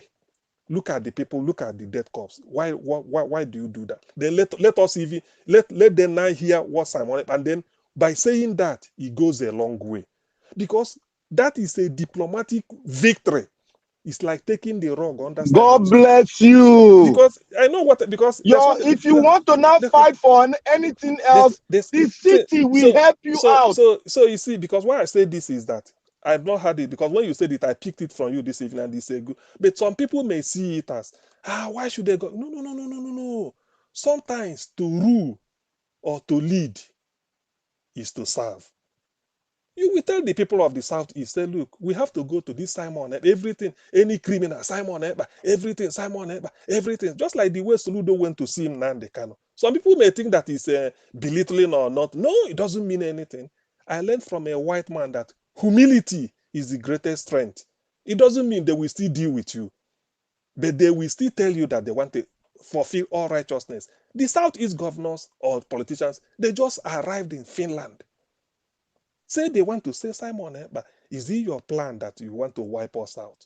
Now people are carrying gun. Some people are sick. On the Monday they give them an appointment, coming out, they shot them. Say, why did you come out? And they died. Is that your plan? That people will not go to hospital to buy drug? That people will not do this? That people then let Simon speak and you record it. Because that type of thing will now make you, because they will be prepared. They say, but then why? If you say then why? Mr. CM. Nnamdi Kanu on his own, he has said that he did not authorize it. Can you be more Catholic than the Pope? No. Can you Mr. be more? CM. Can you be more Benin than the Oba of Benin? Yes. No. It's not possible. You see where you started from when you made mention of America. Yes. No matter how low you are, they will still come to your den and try to dialogue with you. You see, I am coming from different angle now. Look at the angle you came from. I think I got that. I got that kind of method. I got immune. I got soaked in that method with what the president of America has been doing. You see, when you go out because you are a top gun, you just go all out because this subject is lower. You don't put you as a leader, you are not humane enough. You see yourself as a demigod on a seat that the people chose you to. Look, that seat is not yours. You are a servant to the people. You must be humane and bring yourself low because governors in Nigeria, they are like demigods. And sometimes we the people, we are promoting them too much. Now you come to America, you see governors walking on the street, shaking people. You see entourage not past 4 cars going. That is how the people see them. They see them as human like us. We send them there to do something for us. What we ask them all the time is what do you got for us to be our life to be better than what it is now. But when I say the governors should gather themselves and go there, because I know the federal government, they look at themselves like the supreme. So why can't the governor? It's affecting you. It's affecting the East. Why don't you see from the premises what has happened to us before in the North, where even the North, they were bringing their own people down. You see that kind of thing happen there. Now, the East, it is happening in the East. People are saying, to hell with Sam Ekpa, to hell. That monster is growing, he has a belief, he's growing. Before you know it, you go and drop somebody who is their leader down in the prison who is sick now, that guy will become an hero. And come to Modi together, if you go and say this election now, you give it to Agbado, that guy become an hero. Even you and I will say that guy should pick it up. That is it, because our mind will be changed. You know, Black Panther, let me quickly finish, then maybe I think Tunaja just come back again. It was out before. So the issue is this, do you know that people will feel that, who is he? It doesn't mean. Do you know the West, the Western world, they can do anything to save life of a citizen. They can do anything. If it's healthcare, they don't care. They provide the best to make sure somebody didn't die. Or if something is happening, they can do anything to save life. In this case, if I'm the governor and I'm going, the thing will be, but people are dying. These people, they are dying. They are the people that voted for me. I have to protect them. If it means going on my knees, it takes only educated or somebody who is civilized to know that humility is the greatest strength, not rascality. But some people see that you want to exercise, you don't. It doesn't mean anything. Dialogue, just go to the people. By the time you surprise time, use Alande, you say, look, we have to come because our people are dying every day. What? Why? So you will be here telling people to go and kill our people. Then you hear what Simon Ekpa will say. Then why are you doing it? What do you want? You want this? Okay, come, let us dialogue. By that time, because the essence of doing all these things is just to show him that, look, that you value human blood more than even your office as a governor. That human blood is more important to you to preserve more than this. I mean, you weren't born with nobody was born with any office. It's only when you come out to your ambition or maybe circumstances warrant that you should step in to do something. You are serving them, and moreover, the governor is not for life. It's only for 4 years. If you are lucky, they didn't impeach you, or after 4 years, if you are lucky, you get elected. Maximum 8 years of your life, no more. So is that a big thing? For you to brag about it. So that's why sometimes when certain things happen, I believe being humble enough. But in Nigeria, they want to use, it's not force. There are things that can easily be solved just by talking to somebody or saying, play the mugu. Even if you see the person is not armed, you still say, okay, supposing I'm the person holding the gun, you are not holding, okay, let me put gun, let's talk. Despite the fact that you have the gun, he should be the person afraid of you, but you said, no, forget about gun, we are human beings, let's talk. What idea do you want to bring? By the time the person say one or two things, you must see whole and puncture that idea. I made mention of this when they were the issue of Boko Haram. I said, under Jonathan, I said, call Boko Haram in the northeast, you want to negotiate with them. No, it's okay. I'm coming to you at Boruno, anywhere you choose. You come with your people, sit down. He said, you people can make tea, drink. He said, then what do you want? We want this, we want this. Okay. If you want northeast to be Islamic Republic or this, what if the people in the west say they want their own? How are you gonna balance it? That is just the logic. He said, okay, if you want this, what of all these people? If they want their own, what will you say? So you now listen to them, because certain things, when somebody is looking for something, you may not look at it the other way. So by the time you ask them this, you are dialoguing. So after that day, it will never be that ferociousness they are going to start. Because you will tell them, say, look, I want to know. We are human beings, you are my brothers or whatever. You have blood, I have blood. I want to know why you people are doing this. What is it you want? Okay, you want this. Okay, what if I give you tomorrow, these people start? What do you want me to give them? Or, okay, come, this person come, let's talk about it. Before you know, the thing will be dialoguing. That, okay, till today, Israeli Palestine, this thing, has it been solved? But there's always a dialogue. Although I didn't advise this to go to that level. But we have to learn that human problem. There are even some demands some people may make. They think it's genuine. I mean, it's unassailable or something like that. Not knowing that by the time the other chap looks at the other party, brings an idea towards it, or look at the other perspective, you find out that the ground on which you are standing is shaky. So in that case, you will now know that, oh boy, this thing really, I would never seen it this way. But that is what you don't just tell people you can't do, you don't crush anything. I don't really see the need for this something. Simon Ekpa, wherever you are in this world. If I'm the governor, I will tell our people, say, let's go and see him. The people of Finland will give us visa. The government of Finland will get in there, say, look, what is happening? Because after going to that something, when you now come out and want to be extreme in your approach, people might say, yes, you've tried. We went there to come and see you. Why are you giving this instruction? By the way, who are you giving the instruction? What we see is people snatching cars. For instance, in Anambra State, SUV belonging to so many rich men in Anambra State, stolen at gunpoint. Soludo has to go into the bush, saw them with tip-off, arrested those people with guns and money. They don't even operate in the bank. Every cash is loaded. Soludo said, this cannot be for liberation now. This definitely cannot be about a restoration of any country. These are criminals. These are criminal elements. When the cars were recovered and the police published their numbers, their rightful owners started coming out with proof.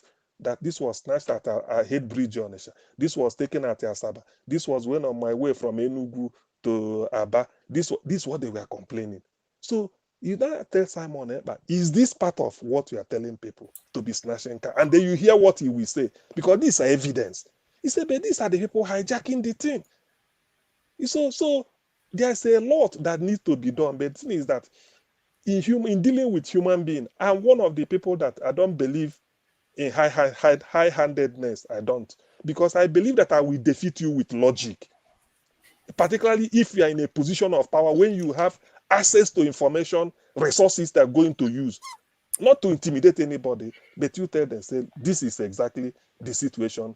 Is it your plan that they should be stealing cars to hide somewhere, and every time they say, why did you come out? They seize your car. And so what? So what are seizing car, killing people got to do with this or that? They let Simon Ekpa talk. But some people will feel that, why should they go to those? No. So let me give way for, okay, Mm. Blue Nigeria, yes. Yeah, don't mind that lady that got me kicked out because she wouldn't let me talk. Yeah, that was Rita. She wouldn't let me talk, and somehow my audio went out, and I ended up in the backstage. I think it was regarding something that Chris said. I think he was saying something about what I said about the southeast. That whether he would disagree with the fact that our SARS were not that their situation is different. Um, I of course their situation is different everywhere. Their situation is different, and the difficulty that Nigerians are facing, you can't equate it to the same level. There are areas you have this in IDPs. There are areas that don't. There are areas that have higher crime, this in violence. There are areas that don't. So it's not. You always have to have. There's always variation. So does that mean that one area should just say the problem is only theirs in Nigeria? No, it shouldn't, because the way to solve it is on a national scale. If you try to solve it locally, the the success you're going to achieve is going to be this thing limited. You are not going to necessarily solve the overarching problem facing the country, because the other parts of the nation will be wearing your region down. This is why no matter how well Nigeria does, you rarely see any area that is doing, any region that is doing that well, that exceptionally well, to you compare it to a European country. You will never see that, because the other areas are pulling the others down. Because if you look at the Calabar and the Akwa Ibom area, they are not having a lot of issues. How are they managed to securing them themselves? How are they managed to maintaining a little bit of sanity in their own areas? But still, they are not European standard, because the entire Nigerian state is pulling them back. And the South has been relatively calm recently. They too are being held down. So I don't think me saying that is actually misplaced. It's the right thing to say that there are parts of the country that are also marginalized. In short, almost all Nigerians are marginalized. The oppressed are the marginalized people. Clearly, this case of Ekpa is displaying it, because you can see that Ekpa is oppressing people, and the state, instead of the state governor to come and say, you know what, everybody come out, and anybody that tries to stop you, we will stop them. Anybody that tries to rob your car, as CM was saying that they are finding some cars in the forest, who will stop them from doing all those things? You have to feel free to come out confidently and know that you are safe. Instead of the government to do that, hey, guess what their priorities are? To punish the No, ones no, that are no, coming. no, no, no. The You know, government are okay because of Enugu man. The yeah, government are really saying that, no, that Enugu owner. I think he want to deflect attention because of his NYC forged certificate. So he want to see if he can, overtake, because he has a case in the tribunal. Of course, he might be booted out as a whatever. So his own is just overreach. As a governor, where you have authority, Soludo tried it. Maybe you take civil servants. They may, because of their job, come. But you can't tell somebody who is maybe selling a tomato on the table by the roadside. Tomorrow he didn't come out. You start to go and destroy. No, lock their shop. What is that? Why lock would you lock their the shop? seal, That's their seal the thing. constitutional right That is to their protest. constitutional to sell. And some people, somebody said, some of these people may go for burial. You never know who is sick. To the extent that maybe 1,000, maybe 100 locked there, you see 100. It might be those 2 or 3 or 4 that has genuine reason not to come in. How do you distinguish? How do you make a distinction? Because I might say that there was in the hospital, or that they have to go for my normal this. That's why I didn't open. I wanted to come and open later by 12. I've already sealed, so I was afraid. So the man has no real. That man, in fact, If the people that didn't show up to work that day, if they are running their own business, they are running their own company, they are not working under government, if governor, he doesn't have any right to tell them what to do. exactly. If you have employees, you can tell your employees that they have to show up That to is work the at thing. certain days. But Yes. if you are not, they are not your employees, don't tell them what to do. That's a violation of their constitutional rights. It's They true. have a right to peacefully protest. As a matter of It's fact, that true. is the most I cherish that one the most. I don't know why sometimes Nigerians discourage people from peacefully protesting. It's And true. if they sit at home, they should have a right to sit at home. If they It's want to true. come out, then your job is to protect them, to protect their It's right true. to freely roam the streets and go Roam on the streets. It's true. their daily It's true. business.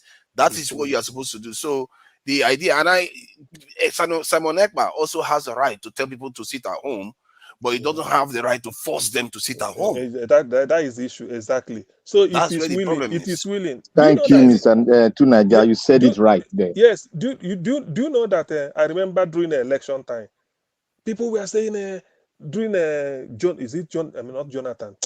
Buhari's 2015, even 2019. IPOB won't vote. Now they kind of said no.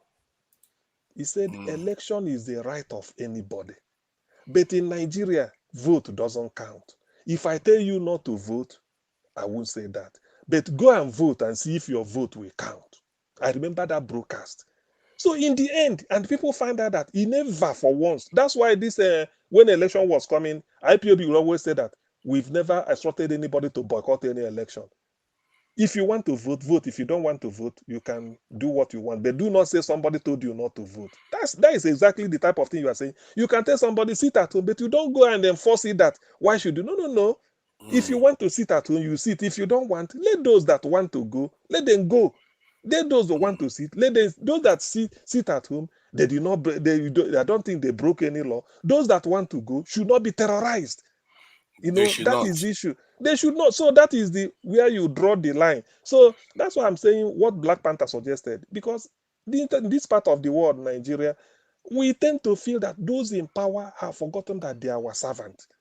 If it's possible to you, to a governor, to go on the knees to beg I mean, something like a pensioner, old pensioner, go. It does not make you the governor very weak.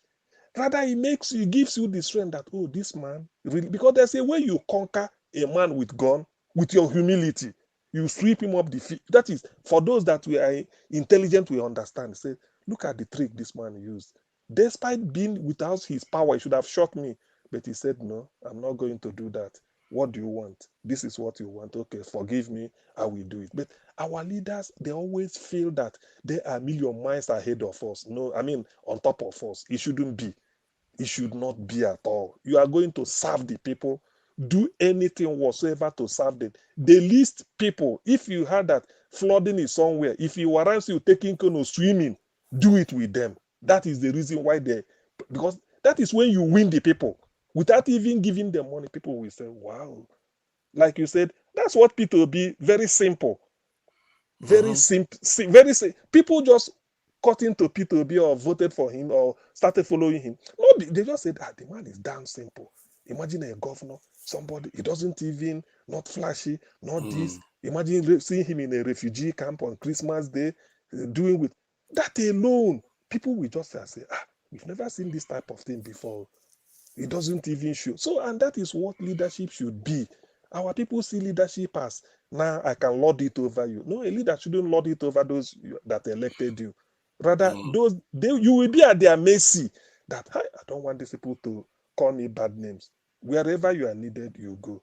You don't raise your voice. You don't raise koboko. You don't tell soldier. I think I've forgotten the place whereby if a soldier, I mean a policeman, should slap somebody, that police should be tried for assault. It's a bit like Ekpa now. When they see the election, how it happened, and the Southeasterners just voted for Peter Obi, like they'll be like, "Wow! In 8 months, this guy just got all these millions of supporters from the Southeast."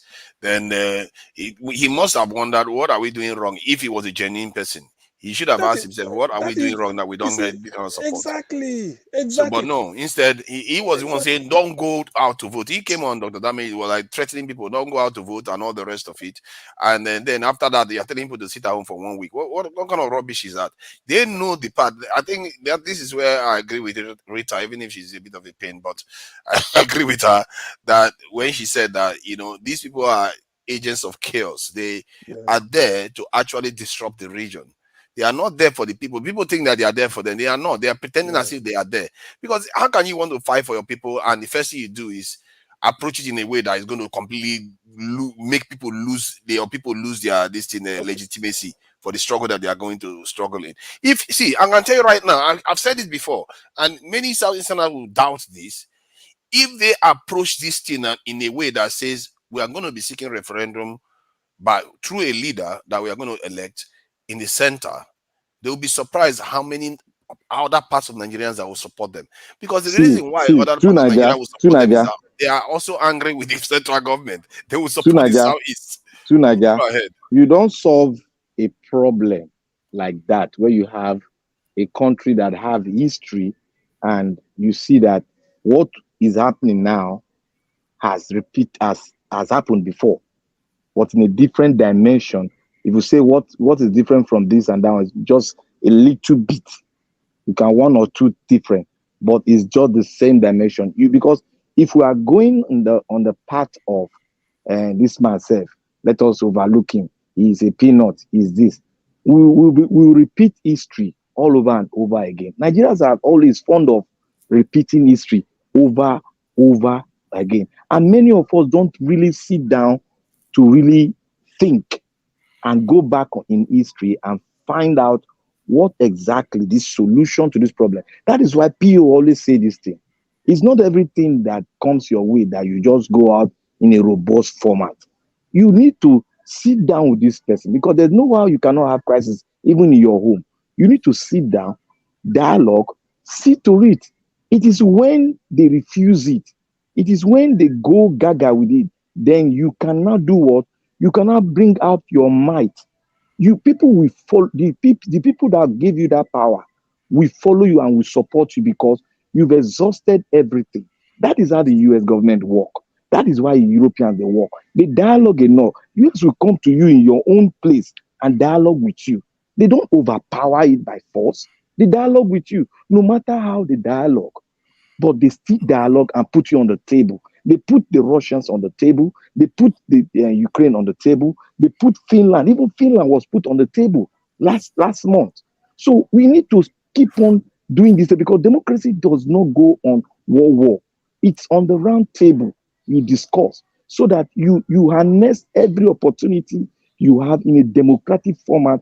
You make it smooth, despite Mm, sometimes you meet some rough terrain that you can do your power, mm. but you exhaust that table conference and talk and Imagine see if how you can find a P2B, way. imagine P2B was Nnamdi Kanu. You know the kind of power Nnamdi Kanu will be wielding right now with all the votes he's got, governor and everything. And I'm sure because of he won Abia State governorship, by the time they go for another election, they'll clear out a few other states again in the southeast. Now they Even can go to the middle, the center, and they make changes. Enugu State will be Labour.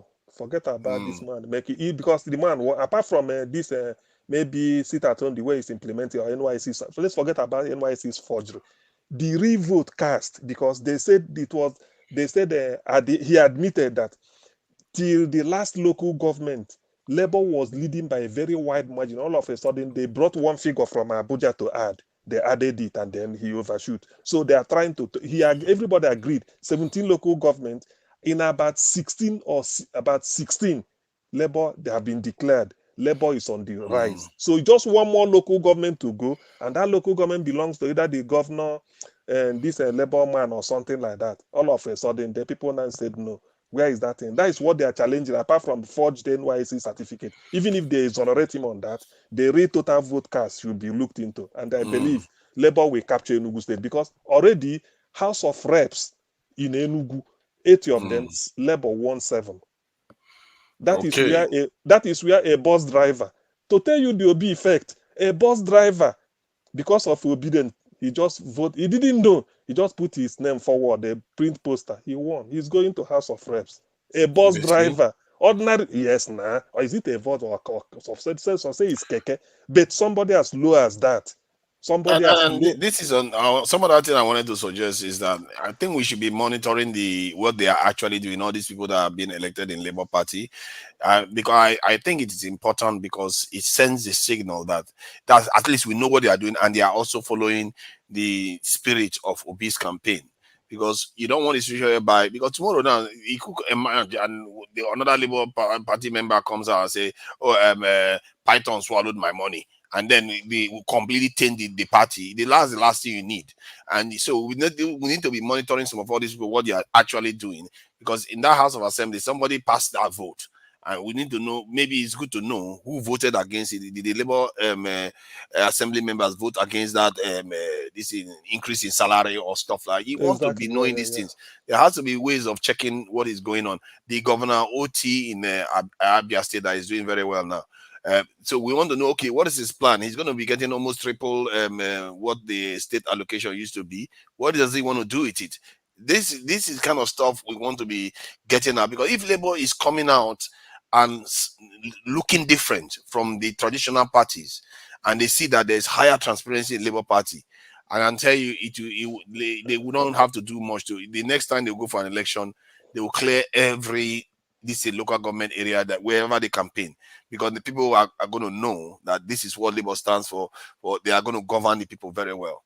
And You know, you want to start holding them accountable from now. in attempt to get rid of PDP APC, you never know who people that are rogue, but they are shouting labor. So everybody got in. Like we said, yes, we now have to know whether they shout what we were shouting before we were elected, whether you meant it or you just wanted to replace Exactly. Or replace if a southeastern, if a replace devil with southeastern, Satan. yeah, if a southeastern Labour person got in office, that one is easier to recall if you need to recall them. And if they go there and misbehave, there should be a movement, because right now the obedient movement is quite active.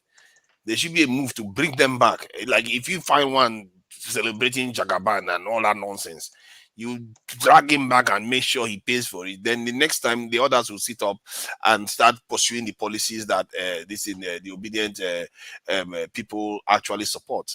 Because because it's a two-way street.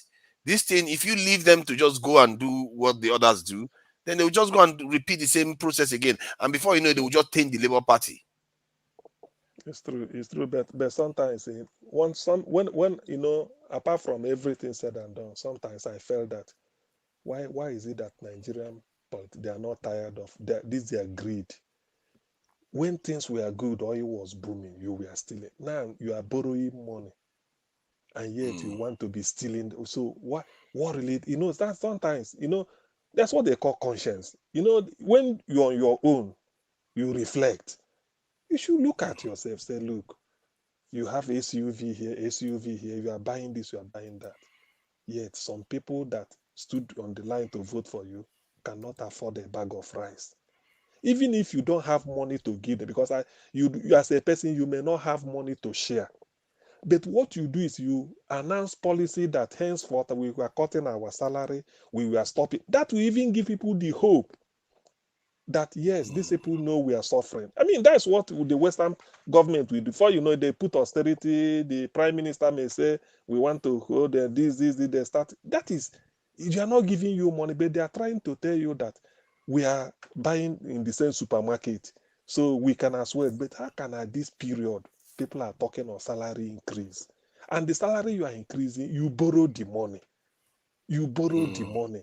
I mean, how can you be that insensitive to the plight of your people?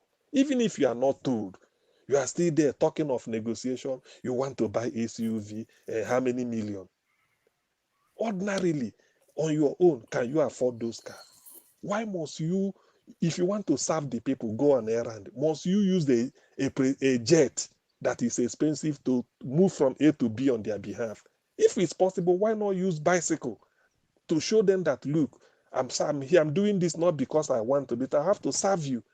Then you want to now and serve the people by amassing wealth. our people. It's true. It's So true. far, the government have governed atrociously. No transparency, no planning. Everything seems to be a ad hoc. I don't know how somebody can be in opposition for almost 20 years and still manage to come up as if the whole thing surprised him. What is the point of a Miloko when you see the office, you can't even Naja, appoint ministers? Naja, Huh? did you watch what Naja was based on the Naja Watch family, where the white doctor was describing the sources he got in from the palm oil, Mm, how the palm oil can be a black gold. yes. Did you see it? No, I've not seen that this in, but I've seen a Oh my video brother, regarding palm oil. you got, you It's used got for so to many things, you cosmetics and got all. to go and check the medical resources you can get from palm oil. My brother, we Africa they sleep. Do you I'm know? telling the fact. You don't need to check it. Just We, think we, of are, we were Malaysia. tranquilized, not we were Just asleep. They put tranquilizer and inject it. This is what they do. All these Samuel Ekpa and all them, they are the tranquilizers to keep us asleep. That is the whole point. And it's the whole game that they are all doing. They don't want our eyes to open to the fact that, you know what, we need to be making money for our stuff and we need to be making stuff for ourselves. Anybody, because if you understand these things, you will not get distracted by like someone like Samuel Ekpa. You will just see through them. You just say, oh yeah, you want me to be going to this fight when I should be building and making better school for myself. Because this direction is advising you to go. It's not going to lead to but any progress. but as a leader, if you claim you're a leader, because why people follow Nnamdi Kanu is not that he forces something, but when he says people listen.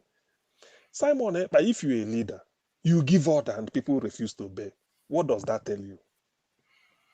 Mhm. What does that tell you? That is, you give order, say people should stay at home. There's no need enforcing it. You don't enforcing means just like a parking, parking permit, or people, if you park your car in a, they say the people will come, and to enforce it means you have to put people on the beat to say, look, if you enforce, we clamp your car. That is enforcement. But just announce that, please, nobody should sit at home to do this. That's all. And people came out. It means you don't recognize you. That is a simple test. That is a simple test. You don't need, because the way you now start to cock gun, life is precious. Even if it's a small boy of 10 years, the moment he shows you gun, you stop. No matter what, you must stop, because that gun is what you're afraid of, not really the frame of the child. So if you say stay at home and people refuse and come out, it means they don't recognize you as their leader. But when you start out to say cut gun, it's gun that people are afraid of, not because, not, don't think you are powerful. It's the gun All people are these afraid people, of. they know. I think when you start leading this type of organizations, within a month, 2, 3, maybe 6 months, by meeting people and all the others, it will just dawn on you. You will be clear. You will know why the issues are occurring. And if they pretend as if they don't know, they are deceiving you. It's Because true. the moment you lead the organization, you will know. You will start meeting people. This one will say, come for this meeting, come for that meeting. They will tell you differently. All the secrets, you start knowing them. And you start It's knowing true. what not to say and what not to say. And this is why they are so narrow, the way they are approaching things. And in the end, what they are doing, they know exactly what they want to achieve, which is the It's true. chaos. What is It's the true. difference between Boko Haram and the way he is approaching it? Boko Haram is sowing chaos in the north. He is sowing chaos in the southeast, and the Niger Delta youth were sowing chaos in the south. It's the same thing. They all, and the government too are sowing chaos too. It's So true. all of them, they are all at it, and we think that they are all separate. But if you look at it, since for a very, very long time now, they've all been working together. Maybe it's for me where it became very clear to me was when you look at ASU and the government. They seem to be symbiotic, because if it's not, one would have won out a long time ago, and the other would have this thing gotten their way. But you always see that, oh, suddenly the only people that are losing are the people. The people are the ones losing. The ASU gets what they want. They go on strike and they still get paid. It's just this last time they refused to pay them for their salary when they went on strike. They go on strike, they get paid. The government don't pay money for how many months, and they still carry on ruling the country anyway. So in the end, who loses? The poor people's children, not even the rich people's children, because the rich people's children are going overseas and they are in private universities. But the poor people's children are not going to be able to. The same thing Ekpa is doing now. Ekpa will tell people to sit at home. The rich people is not going to hurt them, but the poor people is going to hurt them. The look at the governor that says people, if they don't come out, you lock their shops. What is that? The people, the people again, the people that don't have a lot of money, you close their shops on top of it. What is that? Because they are exercising their constitutional right. The governor is violating the constitution. Ekpa is violating the constitution. The government too is violating the constitution. Those ones, they arrest Nnamdi Kanu. Nnamdi Kanu, that a lot of people have evidence against him that you can bring out from the internet.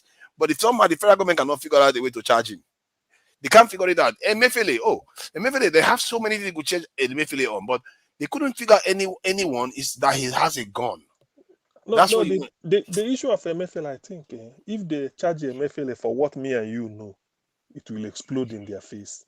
So they had better use their normal gun. Maybe in the end they will say overzealous. Otherwise, I don't. See, you make me laugh. Oh.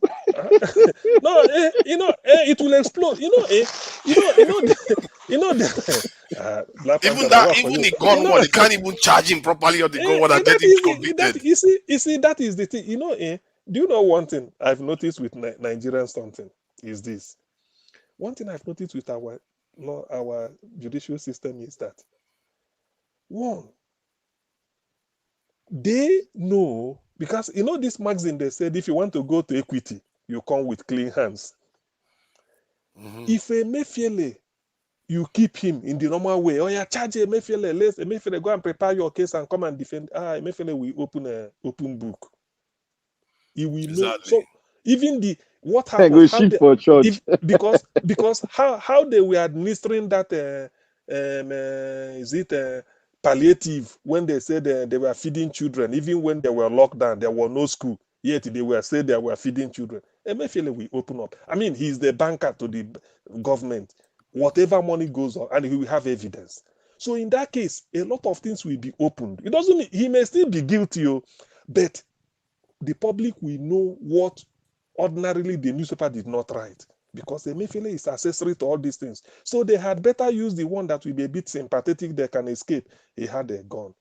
Even if you see him with a gun, are you telling me that Emefiele doesn't know that he needs if Emefiele applies for license to have a gun, I will tell you he will get it. Of course, he can have 10 guns. They are not going to. Exactly. They're not going to get anywhere with that one. Let's do it this way. Let's apply the constitution now.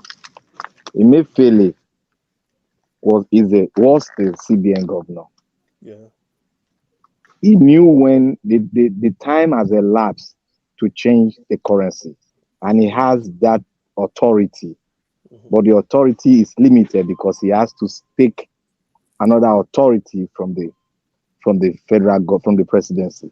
Now, Emefiele know this. It was on the blueprint, it's on the paper there, but he now proceeded, because for you to proceed, he must get an advice from somewhere to proceed, because he knows that if you do it, because normally as an economist, you must have the right atmosphere to bring forth a policy. You don't bring a policy to chastise the people. He knows he's a well qualified economist. He has been there for a very long time, and he cannot deter in the proceeding.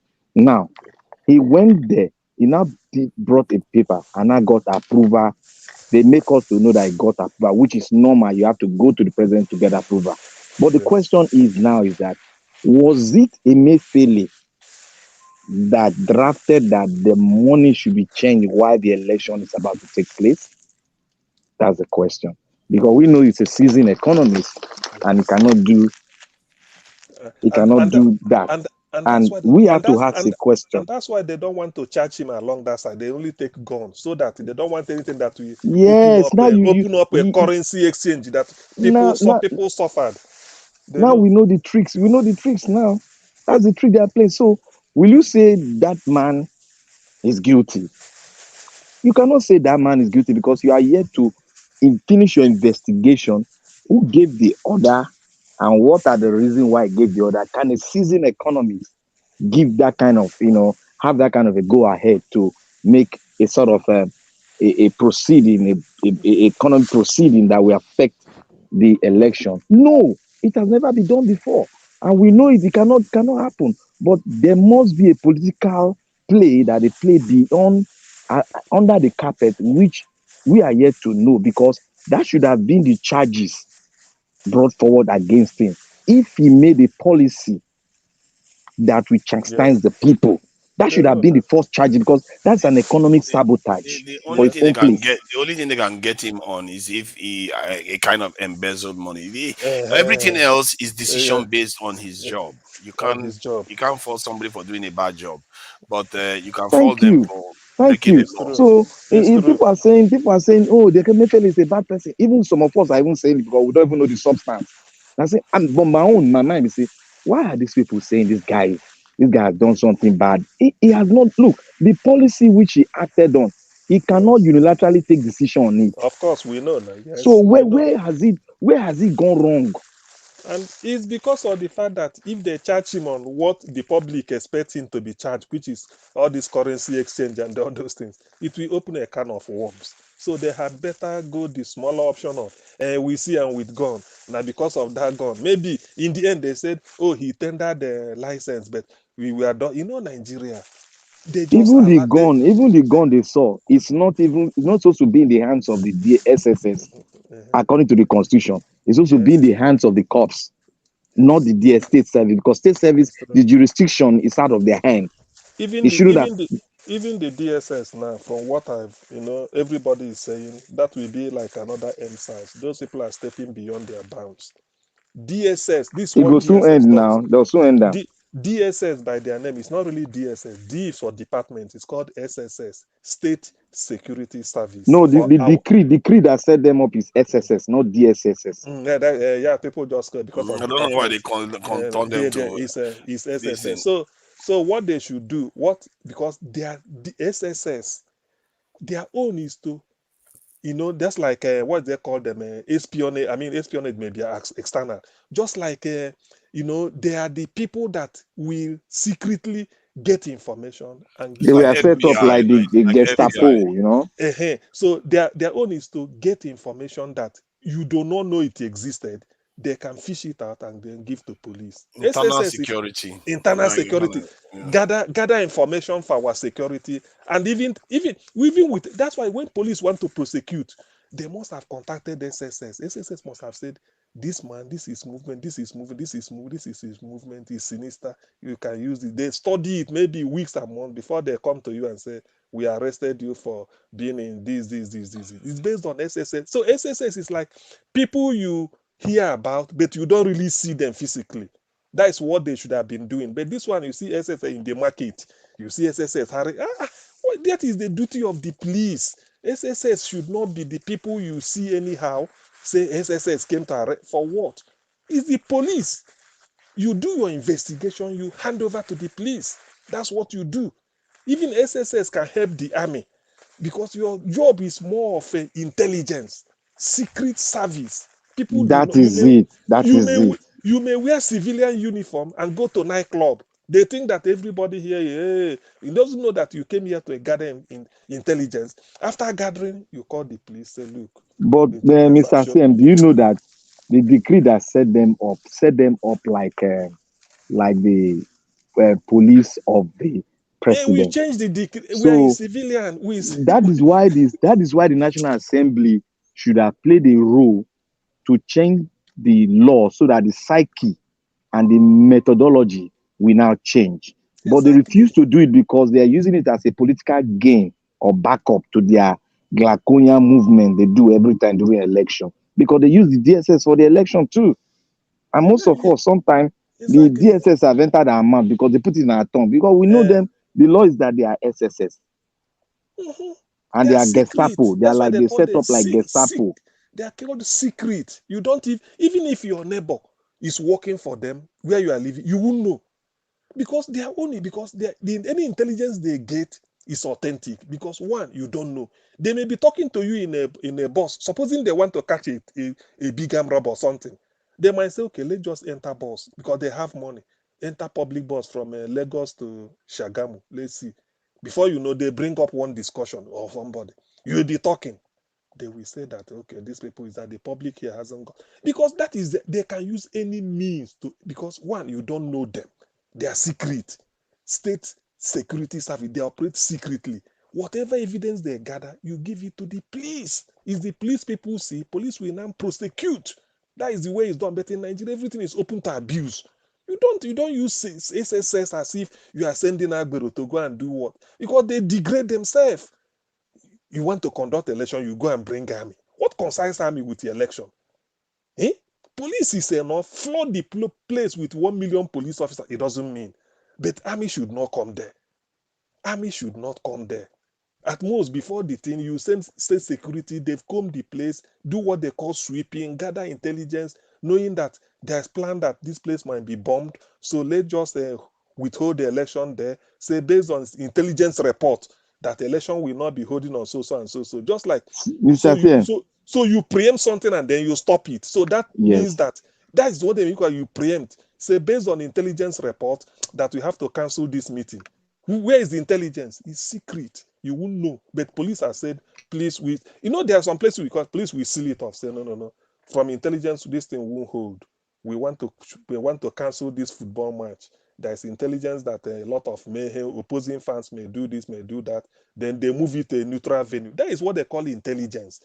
In Nigeria, they don't use all this. All they do is abuse. How can you, Emefiele is a civilian, you summon him, he comes, you take him to Kuje prison, maybe you keep him there for this thing, he perfects his bail, you tell him, okay, because you are in your house here, at most you will tell Emefiele, say, before then, every Monday, go and report at the nearest police station. Just to make sure that he didn't travel out. Or every Monday and Wednesday and Friday until you come to court. But you're enjoying your freedom. It's only that every morning, Monday, you shower, you go to police station and say, officer, I'm here. Okay, sign the paper. Let's know that you are here. You have to spend 1 hour here with us. Go there and sit and read newspaper. After 1 hour, he goes back. Wednesday, he turns it. You can put it as part of his bail. He's not going anywhere. He goes and reports. So there are ways you do things civilian so that you don't go and raise public emotions and interest. People will not be, everything is war, as if we are so lawless. There are a way you can make the people. I think I argued somewhere that, this idea that you police, when your paper expires, you can't get driving license or this. Can you imagine black? All of a sudden, police stops you in Nigeria. Say, can I see the paper to this guy? I'm suspecting that it might not be in order. And you brought it. He said, you see, I told you. You see, this has expired. This has expired. The office said, no, I don't want money. Go and renew it. If I give you 1 week, after 1 week, I see you here again, I will arrest you. When you are driving out, you will say, police no take money from you. They say, make I go renew my paper. People will say, go and renew. You see, this is the way you make people to be civilized. Everything cannot be point gun. You say, go and change it. You say, but now, don't break the law. I'm giving you 1 week. I've noted your driving license. Make sure that within 1 week or 2 weeks, you've renewed it. If I pass you, get you again, then we charge you to court. Did you hear me? Yes. You can't be you may not complain, say, officer, but whenever we go, they don't allow us. It's okay. If 2 weeks you went there, they didn't come back here, or come and meet us at the social police. By the time you are doing this thing, you are changing the mind of the people. That is reorientation. Reorientation. We do know within a year, 2 years, 3 years, it will be wondering. Say, police doesn't take money. When they see your paper is expired, they will say, go and renew it. It's only when you didn't go, they will not. But not every time. You make people feel hardy that after all, now money you go take. Maybe in the course of giving you money, they are carrying dead body at the boot. You won't know. You won't know that they are doing ritual. They want they've killed people. But because they are giving you money, you allow them to pass. So this Emefiele case should teach us a lesson. If really the government want to be civilian, I don't see why it should be doing drama, taking a governor of central bank. There are a lot of atrocities we know he committed, or whether allegedly anyway. Try him for that.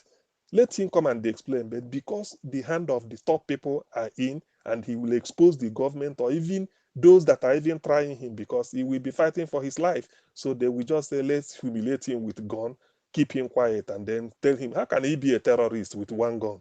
Say he's a terrorist because he has one gun. Well, as Asari is brandishing AK-47 and that's amassing the tout, and they are training, shouting, and you don't do anything with that. You are telling this. Man, Nigerian government, anyway, what do I know? So, gentlemen, I don't know. Let me find Black Panther. I want to leave now. Maybe una go continue. Tonight I want to sleep. May una go. Make una continue. Chris, Zizobi, una dey try. I dey go. Eh? Now so una like me reach. Okay. Let me write it down so that if una come see for chat, una go know.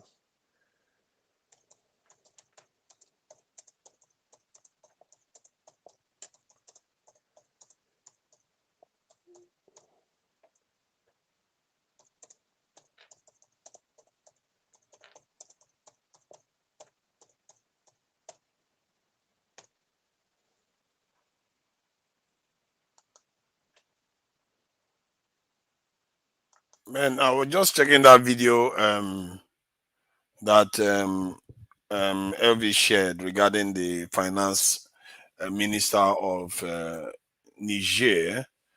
I'm trying to confirm whether he is the actual one in that video because the one I'm seeing online looks a bit different.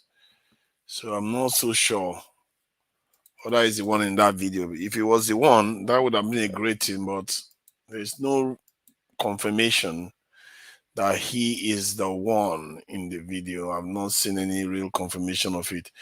You know, if that was the case, that would have been a great thing to be holding people accountable in such a way that there is real penalties for not doing your job.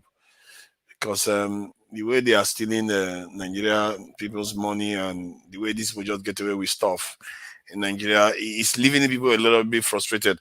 And when I checked that video on my Naira Land and TikTok, it turns out that most of the people reacting were Nigerians. Were like, I hope this happens in Nigeria, and you know, I can understand that feeling. And we need to know. And I think the people that remove this government, they are not for the French, because on the streets, people are protesting that they want the French out. And this government, this in Nigerian government was not a very good one, I must say, because for I just heard in some report that they went on to invite the Germans into their country. You just keep inviting foreigners in. Oh, come in, bring more troops in. He did that, and he already had French people moving into his country from Mali and Burkina Faso. Now he went on to invite Germans into. And on this interview, the interviewer was saying that the Germans clearly did not send enough people to the country because this would not have happened. Can you imagine that? That's what the reporter was saying, that the Germans they didn't send enough people. The German official was saying that the number that they send is not possible to change the stuff because it's in their own country. And the lady was like, yeah, but you could have sent more. And now that these people have taken over, what do you think they will want from the Germans? And the guy was trying to let her know that we can't force them to be with us. CM We don't can't go. force them. Yeah, CM stepped out. So the guy was saying that you can't force them to be with us. You can't force them to remain partners with Germany. The guy was just saying as a matter of fact. And the reporter was like, she was more of a colonial mentality kind of person, whereby she was like, but you can't just live there because this government just took over. Imagine that's kind of approach she was taking, and that the Germans should have sent more people. If they had sent more people into Niger, this wouldn't have happened. So can you imagine? Their own reporter knows that numbers do matter. For many of us. To Nigeria, you know, we were saying something when the Somalia problem started. When one other country, I forgot the country where there was a coup that the AU went there, those who wanted the AU to get out. You see, we were saying it earlier when the Somalia owner came, and that this coup syndrome is crippling gradually. We don't know I always say this thing. I said, we don't know the mindset of our military. Forget about all this hula balu position they are giving them. But the people that are going to do this thing, they are the small boys there. But we don't know their mindset. Their general think they know their mindset, but they don't know their mindset. If they come in, they're going to clear them all. That is why I'm saying that we don't know the mindset of the military. Look at our neighbor here. They just did it. And they told them to go to hell. They don't give a damn about them. It's their own sovereignty. They're going to do it the way they want. And the people were rejoicing. Did you see some pictures that came from Niger that they were beating their parliamentarians? I saw didn't it see the one they online. were beating the parliamentarians, but I Oh, know you that got to go and search for it. It's all over the internet. And that thing now set my mind back to what Dino Malai said in the Senate. When you remember that message he said there will come a day where the people that own the sovereignty of the land, they will come after us. And they're not going to come after us, they are going to come after everything that concerns us. Dino Malai made that statement. And most politicians, they don't say they don't give a damn about it. That statement is very strong because the political wave, and the way the military are going round, the mindset of the military, they look at the people before they do things.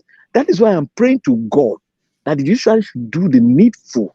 If they do the needful and uphold justice, we won't have these intruders, the plenty intruders to come in. If they come in, you will see the way Nigerians will praise them and appeal and tell them come in full force. Because what is going on in Niger now, they are dancing and playing games on the street and welcoming the military. Why are they doing it?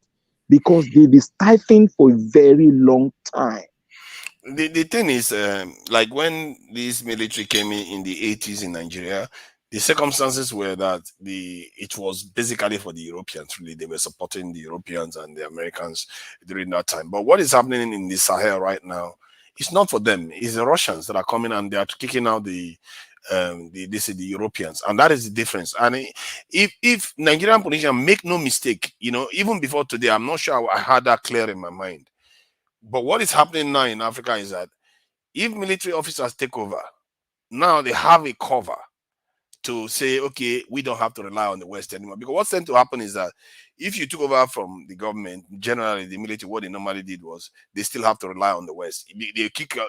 How can you kick out a Western allied democratic government and then replace it with a military allied democratic government? So that's not going to work. The Western people will just say step back. They will tell the military guys step back. Just work with the civilian guys. Hence why you're not going to see them. But if a military regime comes in Nigeria, chances are that they are going to be anti-Western at this stage. Because what is going on basically in West Africa, that's what's happening right now. Almost every single one of them are anti-Western. Every single one of them. Burkina Faso, Mali, Guinea, now Niger Republic, and who knows what. I think Guinea-Bissau almost happened too. So you are seeing, even the Sudanese one was technically anti-Western, but they were a bit divided because there are two big people in power then, and that's what led to the civil war that's happening in Sudan right now. So you always have this anti-Western sentiment because people are fed up. I saw videos of Nigerians complaining that we have gold, we have uranium, we have this, and we are living poor. What kind of poverty is this we are bringing to our country? That they need them out. So these are the reasons why the Sahel nations are all turning. And when we say Sahel, they are basically Fulanese, Hausa, all those people. They are all wiser for it. And somebody told me the other day that this thing, that what they call it, that the Northerners are actually more nationalistic than the Southerners. And now I'm beginning to understand what they mean. That we don't seem to notice it, that they are more anti-Western, and they are not necessarily for this thing, the Arab people. They're just they tend to want to support Russia now because they see that Russia is at least allowing them to do their own thing. No. You see what is going on there? You see, let me tell you one thing about these Arab people and all these African Arab. I call them African Islamic, whatever they call themselves. You see, what's one thing you cannot really, compare and mesh their kind of reasoning with those ones from outside Africa as a whole, because we have been twisted in our reasoning. We have been twisted, and the common African Arab does not really believe in himself to do things. They don't believe to secure, even when they are making a deal. There's nothing bad you make a deal with other people, other allies, but you make the deal to fortify your own sovereignty and your people. You don't make a deal to now make your own people suffer, or you don't make the land good for them. You don't make them part and parcel of the people that owns the resources. Like, you provide shares and make things okay for them. You provide some social things that you can give them that will be free for them because they own the resources. But rather, what they believe in Africa here is by sharing these African Islamic people, by sharing their own wealth, and allow Western people like the Russians to really come in. But if you look at it, they are not really, they don't really believe. If you see the Kuwaiti, the UME, what they call it, the what they call it, Arabian people, or the Dubai people, you see, one thing they do first is to make their own people satisfied, to beautify their own land, to make their own people participate in the things and give their people welfareism, and make the external people, the other people that are coming to their land, to till the soil for their own people. You see what the development take place in their own land. They don't allow you to take all the resources out, but to use it to develop their own land so that their land can be beautiful for your own people from the West to come and visit and have good time in their own land. That is the mentality of the Arab people that are outside. That is their reasoning now. They want to make their place a tourist place for people to visit. That is why you see Dubai, the emir of Dubai, the king of Dubai, you know what he did? He provided a land for the Catholic Church and built a Catholic church for the people. Do you know they celebrate Christmas in Dubai now? Yeah. You see, they want to make sure that their place is the new heavens now. But the black African Arab, they don't think like that. Go around and see them. They think that, okay, now in Nigeria, look at Nigeria, the West now. If you see the South, we in the South, we are easy to convince to develop the land. Yeah. But the North, they are not easy to convince because they have twisted their mind against the South by their own people. You see, we in the South, our mind is not twisted against an average Hausa man or a Fulani man. It is their leaders that have twisted their own mind against the South.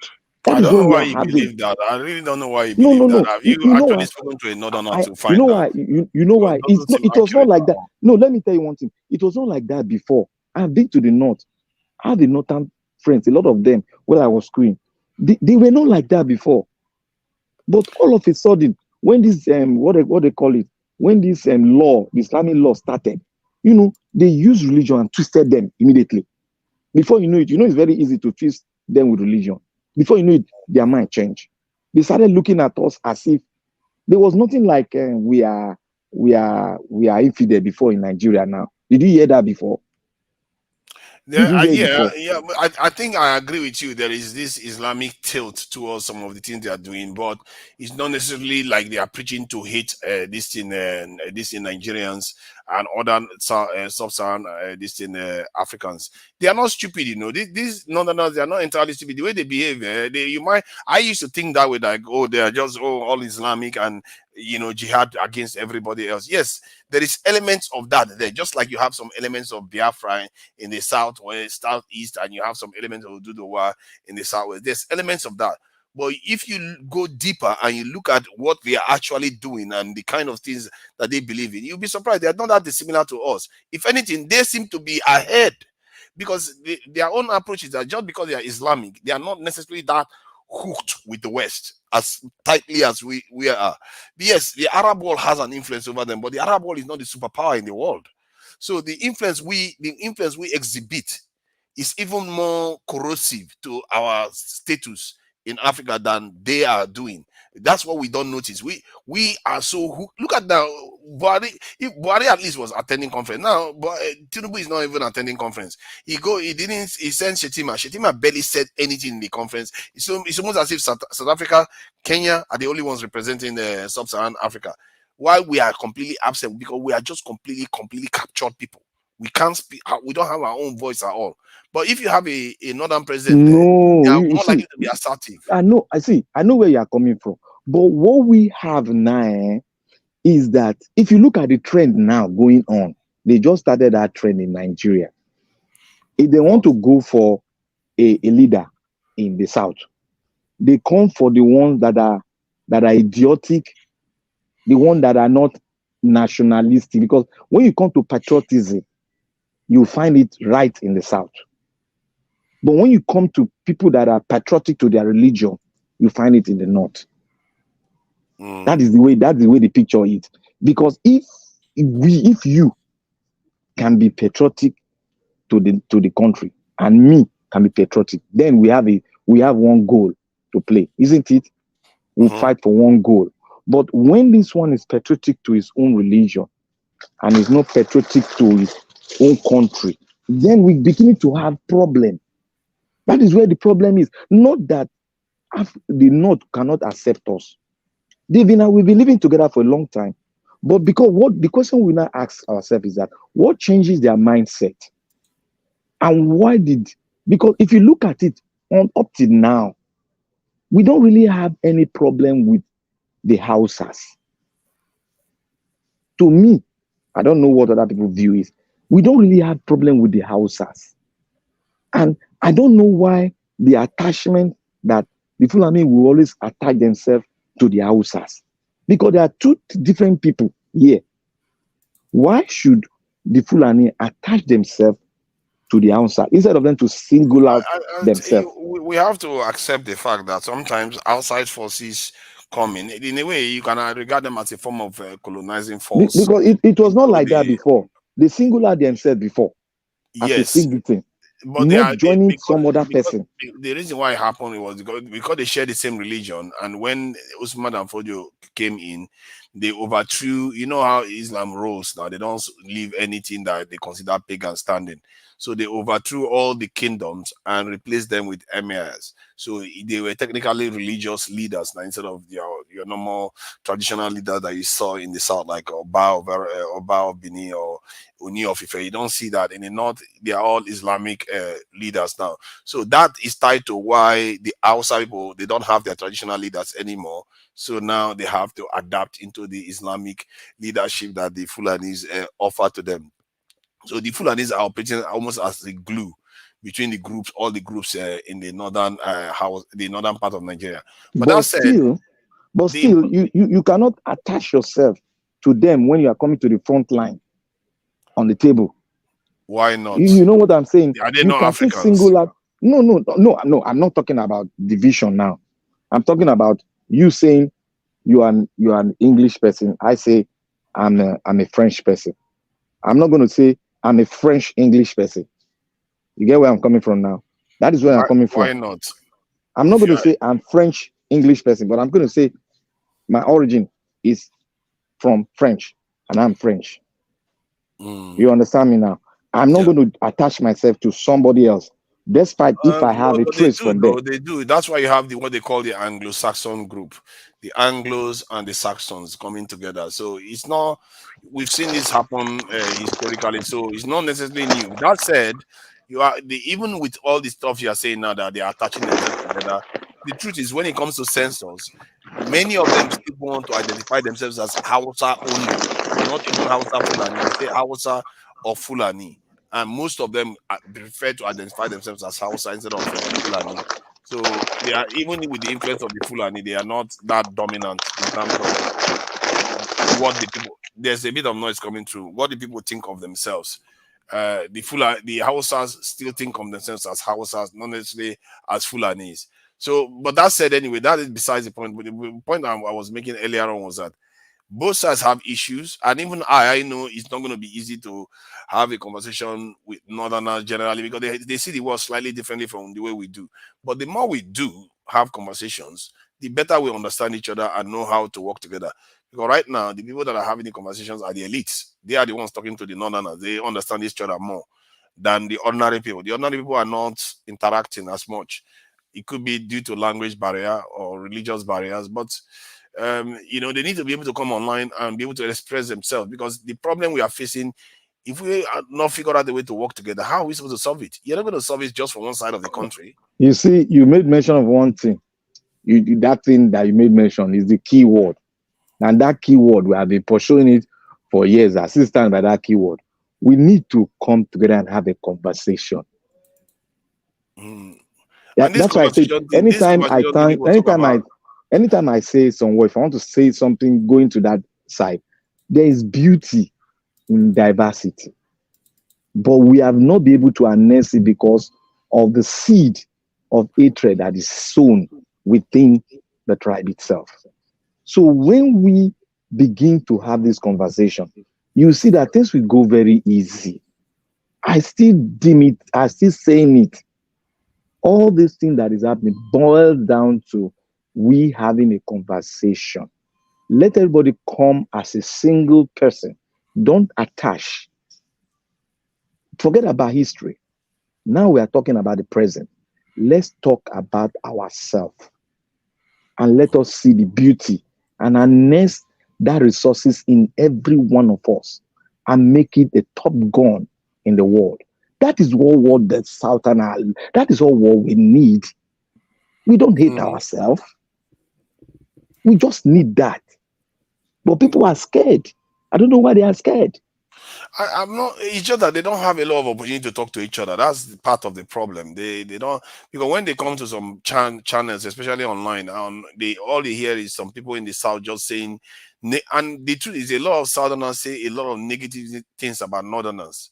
You know, they really do. I don't know how northerners talk about southerners, but the ones I've heard, my goodness, they really rip into the northerners without even checking that those people are actually dying more in the north than in the south. It's just a Do level you of know? ignorance Do you about know each that other thing? is unbelievable.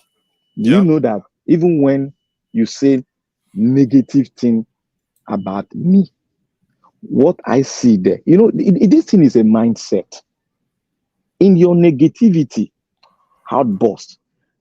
Look, when the truth comes out, it might be negative. It might be negative, but that negative will make us know where we have defect within ourselves. If you say negative about two Nigerians, you say negative about me, we bring out that negativity we said about ourselves. And we said, we need to forgive ourselves. I have done wrong this part. Now, how do we forge ahead? How do we make a law that will say, if anybody repeat this negativity again that we've by here, let that person be jailed for 5 years? That makes an agreement. And that we harness the beauty out of we harness that negativity and we bring out positivity out of the negativity. That is how I see it. Because when you said, I'm doing this thing wrong, you're talking about the negative part of Yeah. me. And that will make me stronger and change and tell you, thank Repeat what you. you said. Repeat what you said about that 5 years. What results in 5 years again? No, what I said is that I'm giving an instance now. If you say something about me negative, then I say something about you negative, then we now exalt that thing. And we now said, okay, let's forgive ourselves because of the generation coming after and because we want to make our unity be the beauty of the world. Let's agree and do things. And we'll set up a law that if any one of us uses that our negativity as an advantage against any one of us, then let that person face the judiciary and go to jail for 5 years. Yes, You I see, think that will that's good. strengthen us. Yes, yeah, that's technically what we are referring to as hate speech. This in law. That I will don't like to. strengthen us. I don't like to call it hate speech. I like to call it unity speech, because if you have a law that deters people from being too publicly negative about other groups, being prejudicial about other groups, that is going to reduce the division within the country. And generally, what you are going to see is people talking more constructively about each other. Yeah, and you're not going to see leaders coming out to use some of all this ethnicity or religion to divide people. And that, for me, that is often a priority. And I must say, this is something that even the Labour MPs, the House of Assembly members, can be pushing. You know, all these type of things that help bind the country together and make it a healthier place for us to discuss our issues is the thing that you should be going for, because many, developed countries do it. when they want to bind their country together, they find something that they will use to reduce the tensions in the country, and then they pass laws to enforce it. So it's something that we need to be doing, and you are going to see that when that kind of law is put in place, you are going to find that Northerners Do you and know Southerners that will be having that law conversations was freely. passing? Do you know that that country that did this genocide? I've forgotten that Rwanda, country. Rwanda don't play Rwanda. around. They Yeah, passed the law now. They passed that law. They yeah, passed that law Rwanda in their doesn't play country. around, man. So you see the way the country is now. The country is growing at a faster rate because they Mhm. pass law that will break the camel's back. Simple. They learn their lesson now that all this divisive stuff is not going to get them anywhere, and they pass the law. And it's not because Nigerians don't know; it's not that they have been conditioned. Like the last time the government wanted to pass it, they kicked against it because these elites went and funded people online, say, "Oh, it's a conspiracy. They want to challenge the people's voice. They shut it down." They forget that most of the people that are going to be charged are supposed to be the rich ones. Who do you think? You think somebody that was on the street says something negative about the Yoruba man, police will come and carry that person? No, it's mostly the elites that will be caught with those things. And those are the ones that really cause the division in the country. But most Nigerians bought into it that it's a conspiracy against YouTubers and people that are online and all the rest of it. And they push against this bill, the hate speech law, and he died there again. And personally, I saw that as a sabotage. Because No, if no. You know why? You know why it died?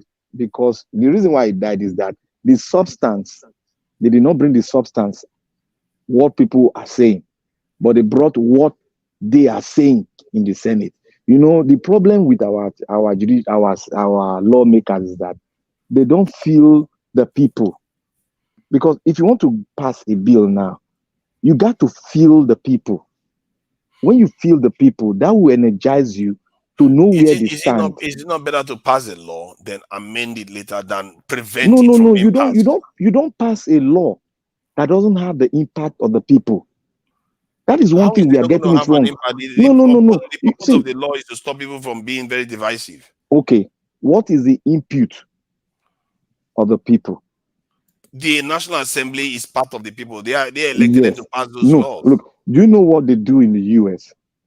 If they want to pass a law that will touch on the people that owns the sovereignty, that they are bound to represent in the House, they take it back to their constituency and feel the people impulse on the matter. And when they feel the impulse, they would now tell them that this is the path which we are going to take. Because we have Ghana report from this side, why don't we go this path? Well, but that's not Because you what must put a happens why. for such a law. It's a law. It's not a constitutional change. It's just a law.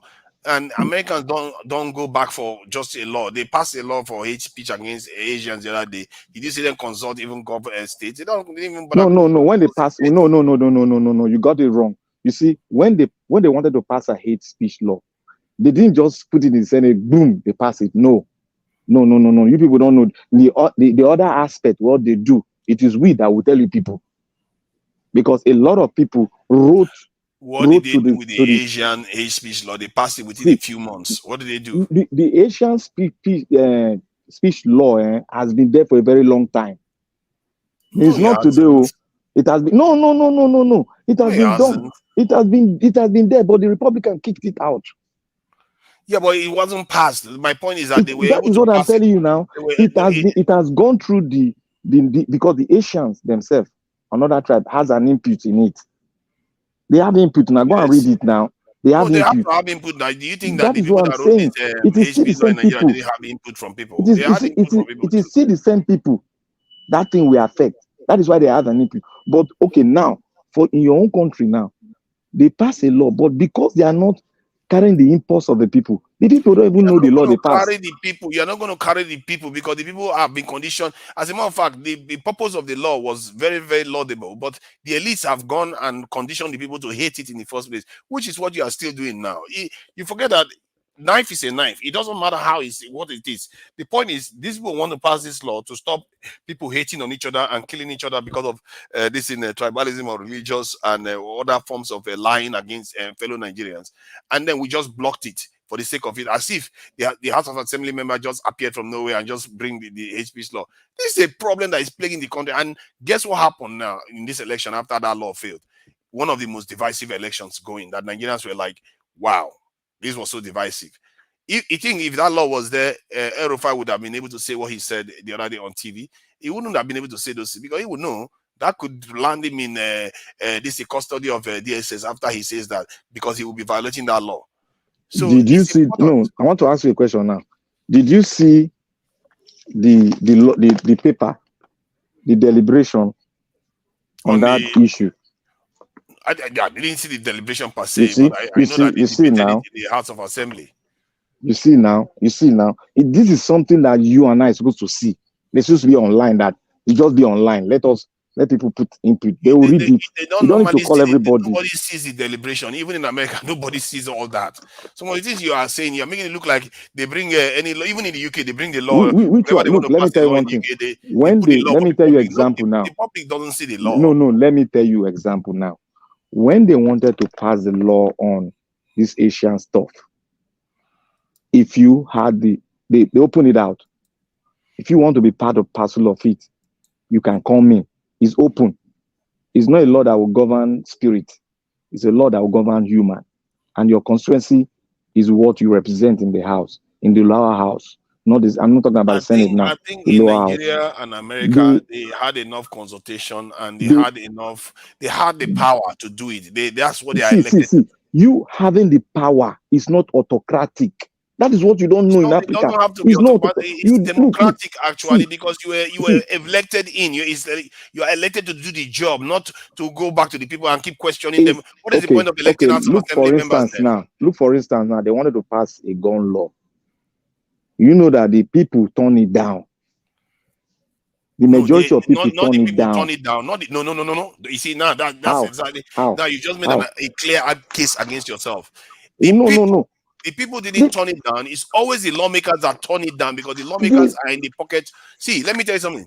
Even in America, majority of Republicans support a form of gun control, but the lawmakers keep blocking it. That is the one you should be arguing, that they are not even consulting the people. They are choosing not to consult the people, and they keep blocking it repeatedly. So it's the no. opposite in America that is You see happening. now, it's you that is getting it wrong now. It is not the lawmaker that are blocking it. It You is want the me to send you sponsor. a link of evidence? Look at the people that are blocking. Let me tell you the truth now. You see, Or it's like this. NRA and all the other groups that want to It is the people that are sponsoring the lawmakers, because here in America we don't. It's not like you can be a sponsor. There's no law. There's a law helping you, backing you up. You can be a somebody that say, okay, I don't want them to pass this law. I give my own this thing. You can do that. The law is backing you. You understand me? You can influence. The law is backing you. That is what happened. The people in the gun industry influenced the whole issue, just like what you're saying in Nigeria sometimes. They influence it. But we don't have a law that backs it. That is why we say it is illegal. Why because the big guys are always saying no. But we the people will say yes. But the big guys will have their way. It's because there is no law guiding them. But in America, the big guys can sponsor and say, we don't want it. We are the producer. I am the one sponsoring in the other election. I don't want that law to take place, because I will make sure you lose the election, and I will not sponsor you again. It's right here. It's right here in our doorstep. That is why democracy is beautiful. I don't know what you are saying. Are you implying that it's the people that stopped them, that told them not to change the law, or the lawmakers that they won't change the law? The people Blocking the have, law. when you are making a law that is the people are benefiting. Most people are working in that industry. One, in the gun manufacturing industry, if people are working there, and these guys are taxpayers, and you have those people to curtail, then you have another section of the people that are being affected by this gun. That gun it has affected their children or one of their parents, by some of them. Then you have the third people that said no. You see, you have three groups to curtail with. But now, the people that influence, they are in the group of people that has this company. You are really making a lot of effort trying to spin You this understand? thing. But those people that have the company are oppressing that law not to come to place. Of course, You because understand what I'm saying now? they want to be, some of them want to make money out of it. Some of them just believe in That the is it guns. now. But it's That not is the it. people. It's not the people that are doing it. It's the elites in America that are doing it. That are stopping them from this passing reasonable checks for gun control. We are not even talking banning it. We're talking about just reasonable checks that the vast majority of Americans support. But the this in the House of this in It Congress is and the it is Senate are one blocking it. it is one part of the party that is stopping it. One part. That is what you should know. It Is doesn't one matter. The part. point is that they are stopping it. That's the point. They are stopping When it they from being able to be passed. So when if that is the case in Nigeria, you see a situation whereby this was debated and they too stopped it. Even if the people are technically are not even for it, they should have gone ahead with it because they know what is right for the Nigerian people from that point of view. That's why you are elected to be a lawmaker. A lawmaker is supposed to learn. Is that not what they are supposed to get a lot of money for training for? You're supposed to know your job. That's the job you are elected for, to know how to pass laws for the greater good of the people. That may have saved lives in this last election. It may even have saved lives in the kind of conflict you see between tribes in Nigeria. Because if you people the way they talk, even if it reduces the negative language you say to each other by 10%, do you know how many lives that will save? Just 10% of negative language reduced. So that, and it brings the country together. And when the country comes together, guess what happens? We start passing even better laws. We start doing more business, and the country starts doing better out of it. So I don't know. For me, those fundamentals need to be put in place, especially given that we have so many cultures, we have different religions. You have to have a kind of what do they call it? Modus, the way we operate. You have to have a rules for rule of engagement. You have to have rules for engagement, and that rule of engagement has to include the etiquette, the way we talk to each other, how we treat each other, and part of that comes from passing such laws to make sure you restrain people from pandering to their this in worst this in impulses. that is why we need to talk on our laws. We need to talk on our laws. We need to talk on our constitution. We need to talk on our how we are going to exist going into the 21st century. Being in the 21st century, we need to talk it out. If you don't talk it, Why is it that we if you just like don't to talk, talk? We should take action, not no, talk, no, talk, no, no, talk, no, talk, no. talk. We don't We have are any talking online basis. now. We Can want to I go and talk more. can I jump in? See, Naija Watch, to Naija, we don't have any platform to even stand on now. Can I jump That in? is what I'm saying. You look at it, you look at that constitution you have. Sorry, just a minute. You look at that constitution you have. That constitution you have is what that gave birth to Boko Haram, is what that gave birth to Biafra, is what that gave birth to Arewa, is what that gave birth to Yoruba movement. That is the The constitution, a constitution is decree not the fault, it's constitution. the actors. It's the No, actors. no, no, no, no, no, no. Don't say that. Didn't you Don't see be a that my analysis today included? See, don't be among the bourgeois. my Don't be analysis among the today. Hold bourgeois that on will say now. that. They say that My every time. analysis today of what happened, what Ekpa was doing, and what the state governor was doing was because both sides were violating the constitution, and somewhere along the line, the See, people are in the middle. Some of them are supporting them, some of them are Naija not Watch, supporting them. to Naija. If you continue this trajectory, I'm telling you, you are going to experience They are another violating the military route. constitution. Both sides are. Another Who military cares whether? rule. You are I going to don't care whether experience it. military. You think I have the Okay, luxury you will for care worrying then. about military You will regime? care. Don't worry, you will I'm not care. too Since worried you don't about want that. to, since you want, since you What don't I'm want worried to, about since you is don't want, strong look, let me nation. tell you one thing. Let me tell you one thing. Since you don't want the chain to be taken away from the hands of your brothers and sisters, then continue to dine in the euphoria of that you have a constitution. Continue it. Oh, yeah, we do have a constitution. There are people that have far less constitution that have ruled the world. So let's not even go there. All this talk that we talk, let's talk, let's talk. What kind of men are we even? Are we So we designed to should just not talk? go. We should not go there. We should not go there because that place is We are already sacrosanct. going there all the No, time. no, All this stuff you keep talking about, we're already going there. We've gone there See, several times. I now know that you are part of the people that are saying we sacrosanct, No, it's not indefeasible. sacrosanct. But we don't have time You for just that. said it All now. you You people just keep said it talking now. about Now, is I that beg. you are not that I different from need to Simon jump Ekpa. in. Oh. You're just basically distracting I us need with to things jump that in. are not even going to you help can us jump in in any now. way. You can jump in now. Let Tunaja making a fool of himself. Tunaja, you have to wait a little, please. And Don't Tunaja, go on for too long. Oh. no, I just want to jump in. Tunaja, you So it made some can be brilliant two-way street. submission earlier today, but I don't know, you are going back to your old self again. Yeah, go ahead and make your submission, and I will interject. I will have it two ways. Let's see who comes out better. Let's do it. Yeah, you were talking about modus operandi, but you know clearly that what we have, the constitution we have, is completely, it's not implementable. The constitution is not implementable. We all know that. There are Why? Don't just okay, say it. okay, okay. Do you know what it takes to if you want to amend the constitution? Do you know what it takes? It doesn't take a lot. We amended 100 and something this in like just last year. Yes. No, you might think it doesn't take a lot. Now, let me tell you why it takes a lot. That's why, and people with your kind of view, I'll call it elitist view. I'll tell you why it takes a lot. Ordinarily, on the face value, it doesn't take anything to amend the constitution. We have amended it several times. But anytime we have to amend this constitution and it is going to affect one section of the country, it becomes very impossible because of the way the voting pattern, the strength of voting is Give me an skewed. example of what you're talking about in terms of Wait it's going to affect now, one section of the country. wait, it is skewed towards the, because now before before you actually make what's that called, a grand alteration in the constitution, you need this to third whatever, you have to take it to the state, to third member of the house of rep, senate, those to third thing, it will always Yes. come to play.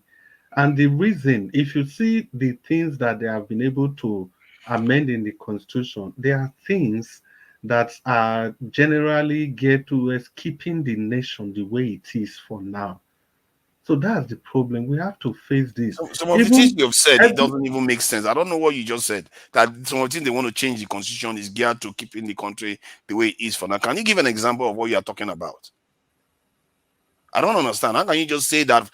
Just say that and like just move on to the next point without saying what example of what you are talking about is? Give me a law that they wanted to change that was going to make the country worse. have I said there's a law they wanted to change that makes the country worse? Because he said the constitutional change that they're going to make is to keep the country the way it is. Yes. So which one that they wanted to change that to keep the country the way it is? That's the thing. If you keep asking me questions like this, you can't tell me you are not Of following course, the I have to country. probe because If when you people say things, if you keep without proof, that's what leads us the wrong if path. See, you see, You see. have to ask Let questions. me interject here. Let me interject here. You see, Tunaja, you cannot be repeating yourself every day when people tell you that it's not from us. Generation after us, generation before us has spoken this that are let more me learned in the consumer. since Look, let me tell him before now, it's not from us. before you tell him, I just want to make one point. And to Nigeria, since you've demanded for specific, I've told myself that I would never go to that trajectory with you anytime you demand, for example, because I know they all exist. Now I'll give you No, I don't actually. two very simple two case scenario. Number one, it is the 12 Sharia states in the north. They Mhm. passed a Sharia law that is superior to the constitution of the country, to the extent that if I am selling alcohol in the north, I'm not able to sell alcohol. It's not only that they will seize it, they will destroy everything because of the Sharia law.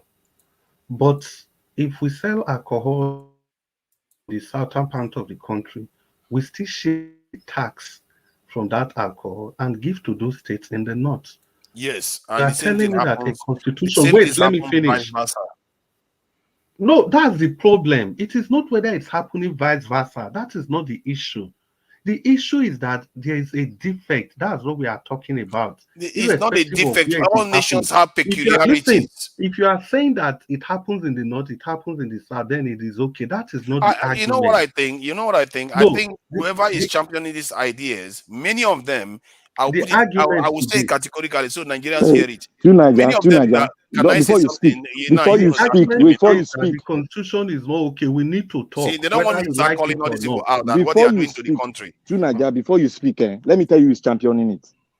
The people that are champion that are senior to you, They are more than 80 years old, 90 years old. Let me Look, tell let Nigerians me what is let me going tell you on. people. Let me tell you people You that see how championing it. Nigerians, I hope you are here Let to me see tell you how they people are that are shutting it down. championing it. They are not shutting you down. They are telling you the fact. You don't know the fact. It's a written book that you know. Let me just say something for 15 seconds. It's a written book that you know. You don't know any fact. You are not physically. You don't know any fact. I gave you that example, and the best you could The example you gave, no, the example I said vice versa is happening, and if you let me talk, then I will give you examples that has happened in the South. Right. Oh we my are talking God. about the sanctity of the constitution. But you're not letting me talk. If you let me talk, then the just like constitution I is let not you talk. Strong enough. You said it was strong enough. Now I gave you It is strong enough. That is exactly. I'm trying to give you example that it is strong enough, but you won't let me talk.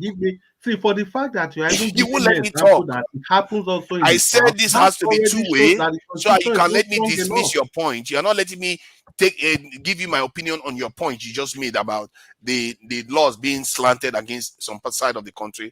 But you can also argue that there are laws that are slanted against the North, like the 30%. You see, no. You just said no. But you don't even let me give you an example. No, wait, what you should do is ask me for an example too. Before you continue in that trajectory, my argument was not whether the law is slanted against any section of the country. The argument, what brought me into a discussion was you said that the argument was superior to the Nigerian constitution. Enough. That is what I'm saying. It is not strong enough. Even the 13%. Then let me question your point. Don't just run away with it, because all people just want to carry on doing is deceive Nigerians and tell Nigerians that your problem is in the constitution. Your problem is in the constitution. You guys are acting like gatekeepers. You are telling them that instead of them you tell them what they need to do to hold their House of Assembly members accountable. You are telling them that the problem is the constitution. The paper is not the problem. The constitution is very, very sound. If you look at some of the things it has said, like all this stuff that, like the people that are being killed in the north because of they said something about Islam, or the South Ekpa, what Ekpa is doing, they are all violating the constitution. It's the people that are violating it, it's not the constitution that is violating it. So I don't know why we keep blaming the constitution for every single thing, when in reality the people are the ones causing the problem. Like educated person like you now, you are also telling us that the constitution let is me the ask you issue. a question. When clearly it's the Let me ask you a question. Let me ask you a question too, Naja. Who wrote the this? 30% derivatives in the Naja, South? Let me ask you a counter question. your own point. You No, said you are not that, countering my point. You are countering my point. okay, let me You are not here to opinion. counter. You're here to learn now. Why are you countering? Okay, good. You're here to learn. Then let me talk when it's my turn to talk. No, Okay, you want us to have turn by turn. The argument is you need to learn. You don't need to be arguing about things. No, don't tell me to learn when you're not giving me answer and you're not letting me answer I'm you. giving you answer, but you are screwing my answer. You are bringing an alternative discussion. That's good, not the point. I'm That's not going to not the change. discussion we are having. Okay, so if you Black make Panther, just hold on for a point, I will second. commend you for it. But okay, if you good. Don't, please, let's not do that. Let's focus on the points we are discussing. You said something about law being lopsided in the north without no, please. That's where you are give me exactly what you said again, so that I will what listen. I said was this: listen very carefully. What I said was, you asked me a question. That was why I said I didn't want to give you any example.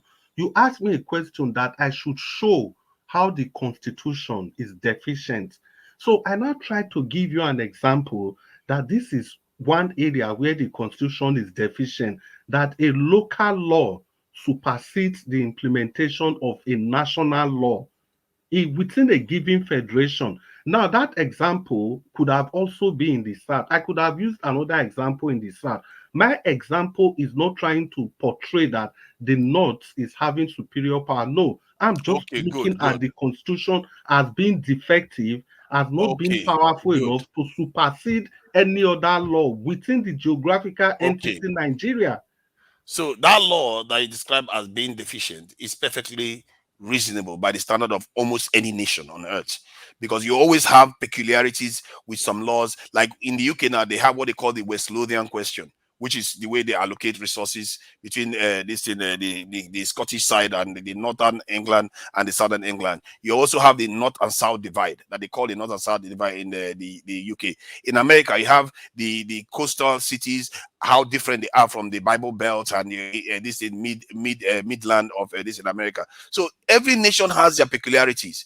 In terms of the constitution, how you described it, you can also, like, I can give you an example or another example that you would say is deficient. Like you can say, okay, the derivation formula that they did where the South get most of this resources, you can argue that, oh, that's anti-democratic because we are in one nation. Why should one side be getting more? No, see, to Nigeria, this is the problem. This is the problem I have with you. Now, You just gave an example using UK and the US to portray the fact that there are some sections of the country where you derive resources from, and those sections, by rights, they have to get more just because of the fact that resources are centered in these regions. It's the same 13%. That's the same thing that applies to a 13% derivation. Now we are talking about a case of flaunting the law completely. 13% derivation you are talking about is captured in the Constitution. How can you compare that to a situation where you allow a local law to supersede the law of the land? Okay, How can you make those two okay. You analogies? made your point there. Now let me reply to that. That same law that passed the Sharia law, the constitution allowed it to happen under Obasanjo. That same constitutional amendment that allowed it enabled this thing to happen that you are No, calling superseding. It's not That's Mr. superseding Tinaja, anything. some of the Which defects law of the and which law Constitution are you I'm talking telling about? you about. It ought not to Because be. the law that allowed That is constitution what I'm this saying. in That is some exactly states. the defect I was telling you about. Let me listen. The law that allow their constitutional part of their this in part of the constitution that allows some states to practice Sharia law. That same part of the constitution is what allowed this to happen. What you call deficient, the constitution allowed it to happen, and the reason why it happens is because people voted for I it. need to come into this thing. This is not Mr. passed from Tinaja, heaven hold and on, down. hold on. Mr. With you. Tinaja, You know what you are doing. don't take an advantage, or because we are trying to discuss. We are not trying to overcome you with any point. We're trying to explain ourselves and learn from each other. You cannot come here that the Nigerian Constitution allow local law to supersede, to exist, to dominate. What are you saying to Nigeria? He's not allowing it to What are you dominate. saying? But whatever they are operating, like in terms of saying you are not allowed to sell. You cannot. The law did not say you should allow Islam to exist in the north, while Christian exists in the south. When it is written It's clearly, one law. No, it didn't say that. It says Nigeria Sharia can law be is known allowed. as a secular state. Hold on, is Sharia law not allowed in the constitution? It is, but it doesn't supersede the national law. Of course, it doesn't supersede the national law. But when they say Sharia law exists, it means that there are certain things that encompasses. If it includes the Constitution says that Nigeria is a secular state. Yes, but when the people in that area, no state shall have no state. You're just talking over me now. When you say something, allow me to reply to it. We have to make it clear. The Constitution said that Nigeria is a secular state, and no part of this country is allowed to have any separate religion. It's allowed to have any religion at all. Oh my God. You cannot enforce your religion on anybody. You can't in one breath say that the Constitution allows for Sharia law and at the same time say it doesn't. So no, which one do you pick? See, there's a difference between allow. If you say the Constitution mentioned Sharia law, the Constitution mentioned, even if the Constitution has said that, but the Constitution also made it clear that if the reason the Constitution allowed for Sharia law, what the Constitution is trying to make there is that if you are in a Sharia controlled state and you are a Muslim person, you can use that law for yourself, but you can't impose that law on other people living in that area. Yes, do you get the point? That is why the I get the point you are making. The Constitution allowed it to the extent that people that practice it. Listen, the Constitution allowed it to the extent that people that practice it can use it for their own good. So but what you are saying is that extend that law to other people. Let me ask now. Let me clarify. Please don't go on this one because I want to make my point too. So in the north, are you saying that Igbo people are not allowed to drink beer in the north? Now, is it me that I will tell you that? You don't know. I just want to confirm now. I just want to confirm. You don't see it in the news every day. The number just of give me a straight answer. Mr. Niger, that is why I don't like. They can't even give me a straight answer. See, I want you say you want to learn. Look, we are not going to take that kind of an unintelligent approach towards any issues here. Don't be me. Okay, don't bring now you say you want to learn. I ask approach. a straight question and you refuse to don't answer. Don't ask that kind of question. It's like because I'm trying to get to the heart of the problem. Like if you are saying that Igbos are not allowed to, because you said it should not affect other people. So I want to confirm if are Igbos prevented from drinking beer in the north? If they are, I don't know. You go and.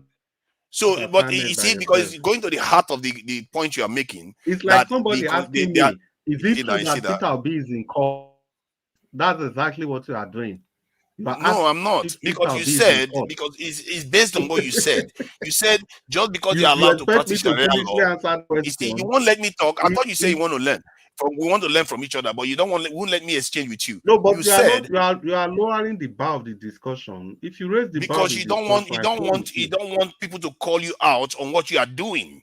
Because you said yourself that the Sharia law that is there should not necessarily affect other people that is in the country. Then I asked you a Yeah. straight question: are the Igbos in the north allowed to drink beer? And you refuse to answer. I want to know. I'm trying to learn. Oh, You're he's still not in the answering. answer No, that. I hope the viewers are watching. He's not answering a straight question. So it goes down to the point like in America now, some states have strict laws against abortion, while others don't. You are not saying, oh, let's just it's a violating the constitutional freedom of the people. Some states are allowed to do certain things, while other regions are not allowed to. It's just the way nations are. Nations have peculiarities. When we keep dwelling on, oh, we have to talk, we have to talk. Your country is in tatters. You keep talking and you want to talk. You need to fix it because when the time to talk comes, we'll have enough time to talk. If you want to talk, your house cannot be on fire and you be like, this is time to have a family meeting. Let's congregate. Let's have a family meeting because this is a very, very serious. We have to talk. See, You're all going to burn to when you're busy Niger, talking. let me jump in again. See, you see, there's this statement you just made now. If this has been your submission, I wouldn't have bothered to come in. It's a different thing you are saying. Now, what you are saying now is that you have recognized the fact that we have to talk, but not now. It's two different things. If you say now that the country is burning, let's try and quench the fire first before we talk.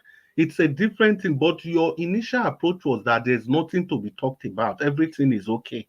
No, There no, are no, two different no. arguments. There's always This room for talk. argument, this position No, you no, no, just no. made now, I can support you on this position that okay, even if we must talk, but let's put off the fire first. Let's put Mm, things in order first before we talk. Yeah, I'll take that mm. from you That has 100%. been my position forever. Maybe you didn't hear that. That's Yeah, been my position forever. if it is this, there's no need to be arguing. If you made this point like this, but if you say everything is perfect, Oh no! Nothing is uh-huh, ever perfect. yeah, The reason why it came across as if I wasn't on this position is because sometimes when you get into debates, some people will say you can't do anything until you have this discussion. That's how it is. Yours is more nuanced. You are willing to say, okay, let's fix the house that is burning first before we go and have this discussion. But like someone like Black Panther will be like, no, we can't do anything until we have this conversation. And that for me, I find that mind-boggling. Like you have enough. Some people like when some people say you can't create a strong military because we don't have the money. We don't have the economy for it. I was like, but you have enough economy. It's not a zero-sum game. You don't expect to be an American-sized economy before you be able to create a strong security. You don't expect to be perfect. Like in my own case, I don't expect Nigeria to be perfect before we say, oh, before we have a discussion.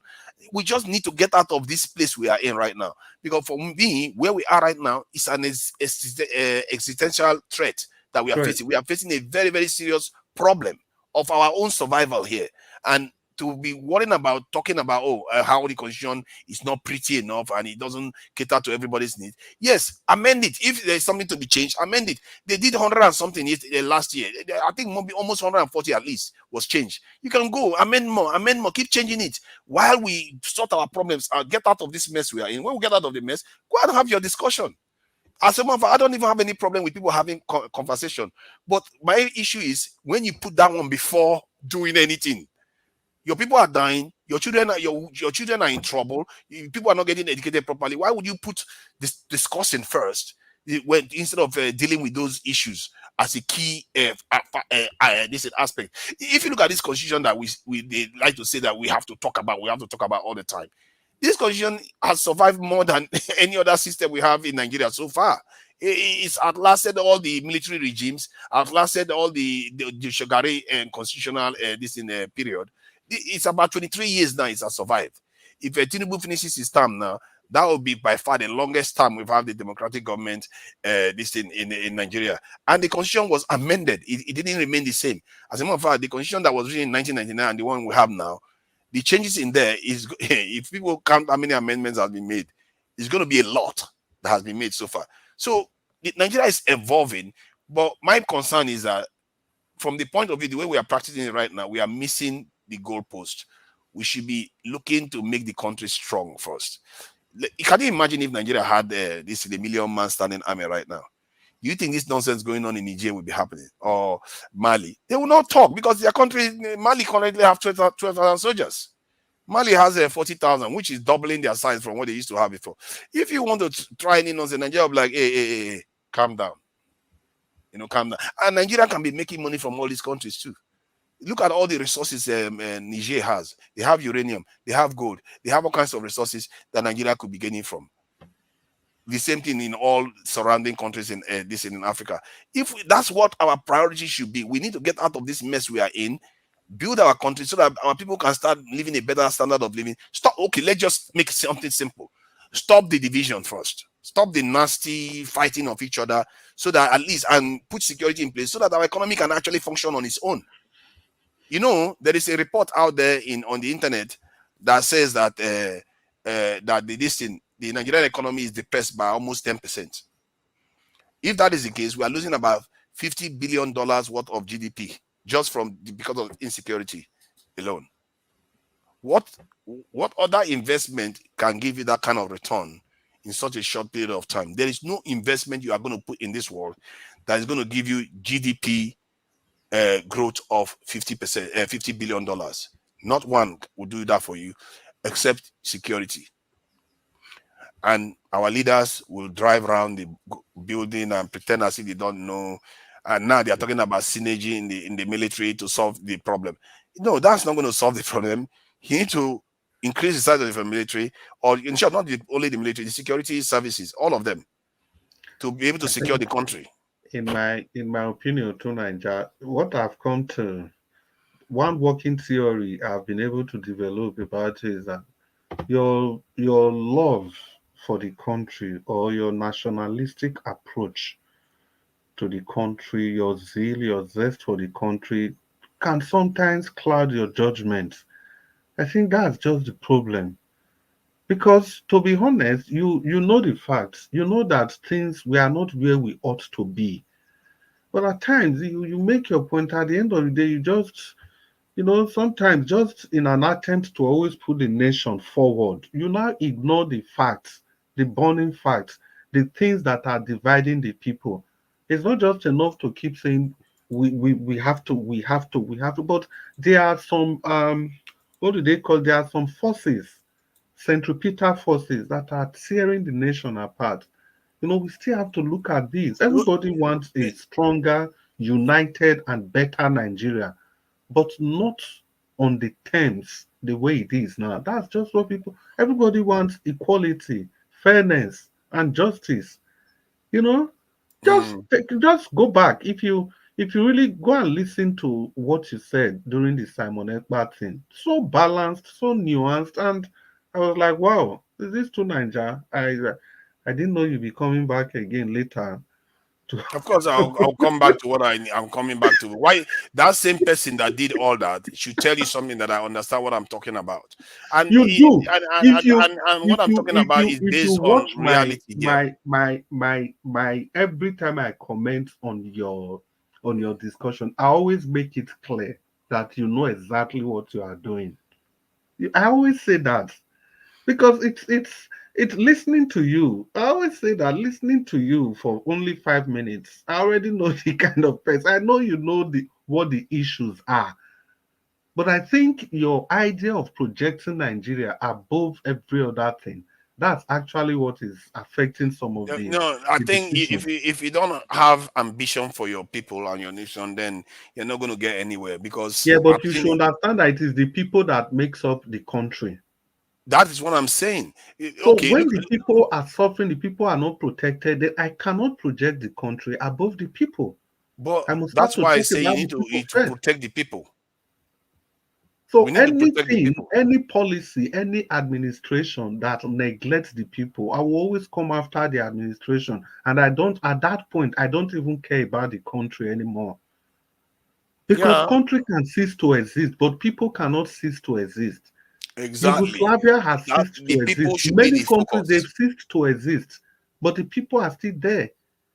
That's why I keep saying it. That this is why isn't it why I say all these people that are clamoring for nations and all the rest, they are missing the point. While you are busy doing that, your people are still suffering. You are not protecting them. You are not making them progress. You are not. They don't have any place in this world. They are busy running to other countries to go and serve other people regularly. The Yeah, but focus should be on the people. if you make that point, I think it's better you always clarify at the end that why we are planning for this long-term plan, but let's do this for the now. Oh, that's I what think that they has don't. always They been don't the just say missing that. point. Isn't That that has what I always just been said? the missing point in your discussion. Because if you say things like that all the time, I don't have any problem with that. Somebody is making something very reasonable. Before we go for gold, now we have silver. Let's make do with the silver we But have first. okay, good. Okay, I get maybe the part or in terms of using getting these resources from African country. Yeah, that's long term. But in terms of securing the country, you can do it within a year. Even Erufai made the argument in Chatham House. So if I was the one saying it before, people were like, "Oh, you're just saying it again," and you always saying stuff like, "Yeah, yeah, yeah, and all that." It's impossible. You can't do that. You again too, like, you saying all this stuff, saying like we can, we are. So The, it was the people thing is saying, that you are getting on so many people's nerves yeah, tonight. yeah. They were like, "Oh, you are having You you are have this getting your on psychedelic everybody's nerves. You ideas." get on my nerves. You get on everybody's nerves. But why though? Why? I It's a, came to this I'm discussion advocating today for something that because is going of to benefit you. all of us. Why do I get on people's nerves? I'm You advocating for also something that get is on going to my benefit all nerves of us. also. Why? Yeah, because you are pro Nigeria. You are not pro people. I That's am just it. actually, oh my God, I'm actually pro people. That is my No, point. you are pro Nigeria. You are not pro people. Either See, it is in your mind that you are pro people, or you are not passing your message clearly. you know what? Maybe you do have a point to an extent that people think when I talk, it sounds like I'm pro Nigeria in terms of just only Nigeria. I don't care about the people inside it. But in reality, the reason why I talk like that is because Nigeria is the vehicle we are all in. Yeah, So, that's the point I made before. Your approach to this issue is this: let's have Nigeria, then we'll put the people inside. But what the people are saying is that let's have the people first before we talk about Nigeria. but the people are already inside Nigeria. No, but they are inside, but they are not inside. They Yeah, are because inside. the Many reason of I them are said they are jumping listen, outside. They're already no, inside. That's the no, the point. reason I said they are inside, they are not inside, is because of the inequality. For example, the inequality in the land. Just look at the last election. Look at the way it went. So one person can decide the fate of 200 and something million people, irrespective of how they voted. This man said he was going to make sure he attended to every complaint before they finally announced the result. And while men were sleeping, he woke up and went ahead and announced the results. See, So all you these can things see, don't surprise me too much because even in the UK here, you see a lot of distortion of power. Like in the UK, the last six prime ministers, only one of them didn't attend Oxford University. Every single one of them, Oxford, just one university they all attended out of more than 100 in the UK. So you can see that countries have these peculiarities where some people capture the nation. Basically, they capture it and they are very difficult to dislodge yeah, from even in power. the US, it is Harvard. Yeah, yeah, exactly. So they capture nations, and it's very, very to. And if you look at all the nations in the world, before you dislodge the elites, you literally have to rip that nation to pieces before you Yeah, can but dislodge the elites. see, the problem now is that every nation in the world, let's not deceive ourselves, they have a ruling class. But the issue is that how are the ruling class treating the common man on the street? If the common man on the Exactly. street, if they are treated well, nobody really care who the ruling class is. In Mm, countries like Italy, even European countries, they are virtually ruled by mafias. yeah, Mafias. yeah. You have to belong to that clique. Like in China, you have the 50 wise men in China, but nobody really cares because they are delivering to the people what they ought to deliver. So Mm, that's it's as simple as that. But at the yeah. time that these people they want to they okay, the nays have it, the poor should be allowed to breathe. It's the name of the game now. It's the name of the game that they play.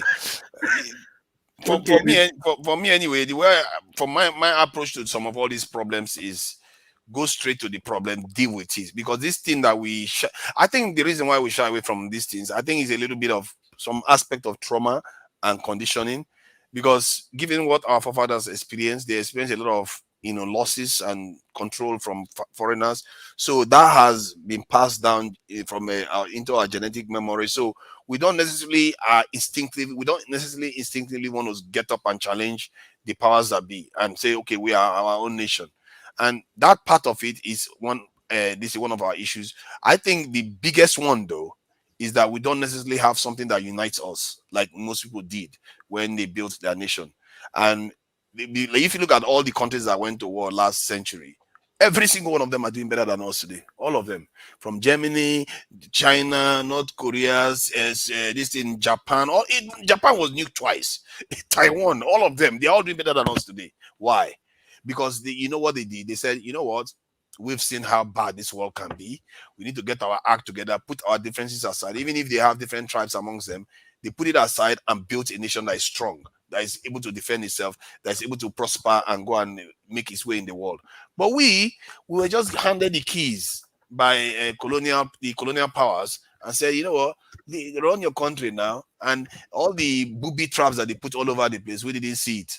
So, and when they left, they were the ones governing us. So we were not united amongst ourselves against them. That wasn't the case. They still have a hand in everything that goes on in the Uh, country. and who is responsible? We are the cause. Because if we don't take charge, we have to take charge. It's not their fault that they have control over us, because to them, it's in their interest to control us. But to us, it's not in our interest for them to control us. So it's we the need to interest pull of back every from them. country. If we have, even we that are complaining, if we have the opportunity of controlling other countries, we We will. will do the same. We will do it. That is the truth. We will do We will do exactly it. what they are doing, maybe even worse. I So think you were already tending towards that towards that direction. When I we know were eyeing the gold and uranium Nigerians are saying we should be invading different places. I talked to my Cameroonian friend and say, you know what, we may just need to annex some part of Cameroon at this rate, because your president is nowhere to be found. He shows up twice a year to come and talk to people. He lives in Switzerland. Their president lives in Switzerland. This is disgraceful. African leaders are really, the way they behave, they were in this meeting with Russia, Putin. And I've forgotten which country that was. The country wanted to thank Putin for the hospitality. He says, "Thank you for the food you gave us. The Russian culture, the food. You know what I said? Does this guy know the cliche that is South Africa with hungry people? You're thanking for the food. Oh, like you shouldn't have said that. These leaders, they are not self-conscious at all. How does that make us look? It's It just makes us look self-confidence, like and we don't have childish. that. And every time Russia talks, it's like, we're going to give you food, grains for free. It's like we are going there to beg for food. You know what the Chinese leader did when he first went to China, after the Second World War and the Japanese invasion? He went to China, this is Russia, that was the Soviet Union then. The first thing he asked them was for nuclear technology. Like, this is the most advanced technology in the world that even the Russians have barely tested. He wants their most advanced technology. Stalin was like, no, we are not giving you anything, go away. So he went away. When Stalin left office, he came back again and asked Khrushchev, and Khrushchev gave him. Because if you don't have ambition for your people, why would anybody give you anything? They won't give you anything. And these are our leaders. All they go there is, give us some free grains, reduce our debt, reduce our debt so we can borrow more again. It's like they don't have any real ambition. Talking about food, like the grain thing we are talking about now, just last week, Ukraine was promising Africa to send us more grain, a country that is in war. I'm telling you, oh my God, you just made it even worse. No, I just shook my How head. embarrassing is that? A country is at war, they are bringing food for us to eat. But it's not even worse. Like the hurts. African president we were talking about, I think that's worse. How can a president be thanking another president for food that you just finished eating? After they just talked about giving African food, grains, and all the rest, and I understand that he just wanted to thank them for their hospitality, but to thank them for food, for the dinner, it just makes Africa look like beggars. And Could these have people don't used have one any. simple word. Maybe he could have said for the hospitality, something, Exactly. instead That of your saying for sophisticated the food. cuisine, and all the rest. Yeah, but thank them Or for for the the food. warm reception. Exactly. When I said that, people were like, "Oh, he was trying to thank them for the this in the culture and the reception, this in the hospitality." I said, but to talk about food, even most of them say they admitted that, "Oh my God, that's not good. It doesn't make Africa look good at all." Because how can you go there and thank them for food? Africa has more land than Ukraine. We have more arable land than Ukraine, More and yet arable, we are begging them fertile for land. food. Hey God, these We have leaders. everything more than them. And you know what? This is making me support what the Malian government has done, what the Burkina Faso government has done, and what the Guinean government has done. What they are trying to do is wrest control over their country from the French, because Yeah, these French people have suffocated them too much. exactly. Somebody was saying now that they study language, what language are they going to start? I said it's not really about the language, it's about making a statement that Yeah, we are no longer your stooge. not at That, all. that is You have to take your that country back. statement. It is the statement. Do you know, since Mali kicked out the French, their military size doubled, and the ratio between the people and the military now is around 480 something, while before it was almost 2,000. Burkina Faso to the same thing, and the Burkina Faso leaders, the moment they chuck the old government, and these governments are civilian governments, they refuse to secure their nations. And then when the moment they chuck them out, then the Burkina Faso government within a week said they're going to recruit 50,000 soldiers, because you have to protect your country. But these civilian governments, did you know this Nigerian government? I just heard about it in this German news channel, that they were the ones that invited German troops to come into their country within the last year or two. They keep what? Why do these Nigerian African leaders keep inviting foreigners into their country, their soldiers into their country? It's like you have millions of people in your country, you don't give them jobs to secure their country, you keep inviting foreigners. That is extreme corruption, extreme compromise leaders that compromise their people's well-being, and they deserve to be kicked out. And that's why I support this government getting kicked out. Because how can you keep inviting foreigners? And look at Niger. Niger is so poor, one of the poorest countries in the world. You have gold. It's about the poorest country. Imagine that. You have gold, you have uranium, and France is lit 24/7, and your country can't even get 27 power supply. What kind of relationship is that? That is a relationship between Python and it's a meal. They are busy swallowing you alive, and you call that a relationship. That's not a relationship. And I'm glad they kicked this government out. I hope this. You see, one thing I don't like about African military leaders when they come into office, they don't want to go, and they don't want to take a civilian uniform. I don't get that, because this Egyptian leader that is in office right now, he was a military guy.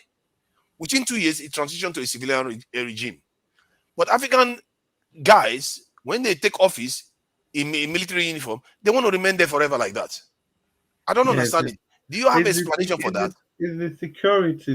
They want to be assured of their position because it's only when they are right inside the thick and thin of the military that they can be able to, But you can they can change the predict law. any move. But you can change the law so that the civilian president has power over the military. You can change it in such a way that just becoming a civilian doesn't mean that you're out of the loop. You can change the law that way. So I don't know, because others do it so easily. I keep scratching my head. I'm like, why are you not doing the same thing? Because Egypt does it. The Egyptian, do you know what happened in the Egyptian election? The president gets about 97% of the vote. Talk about rigging.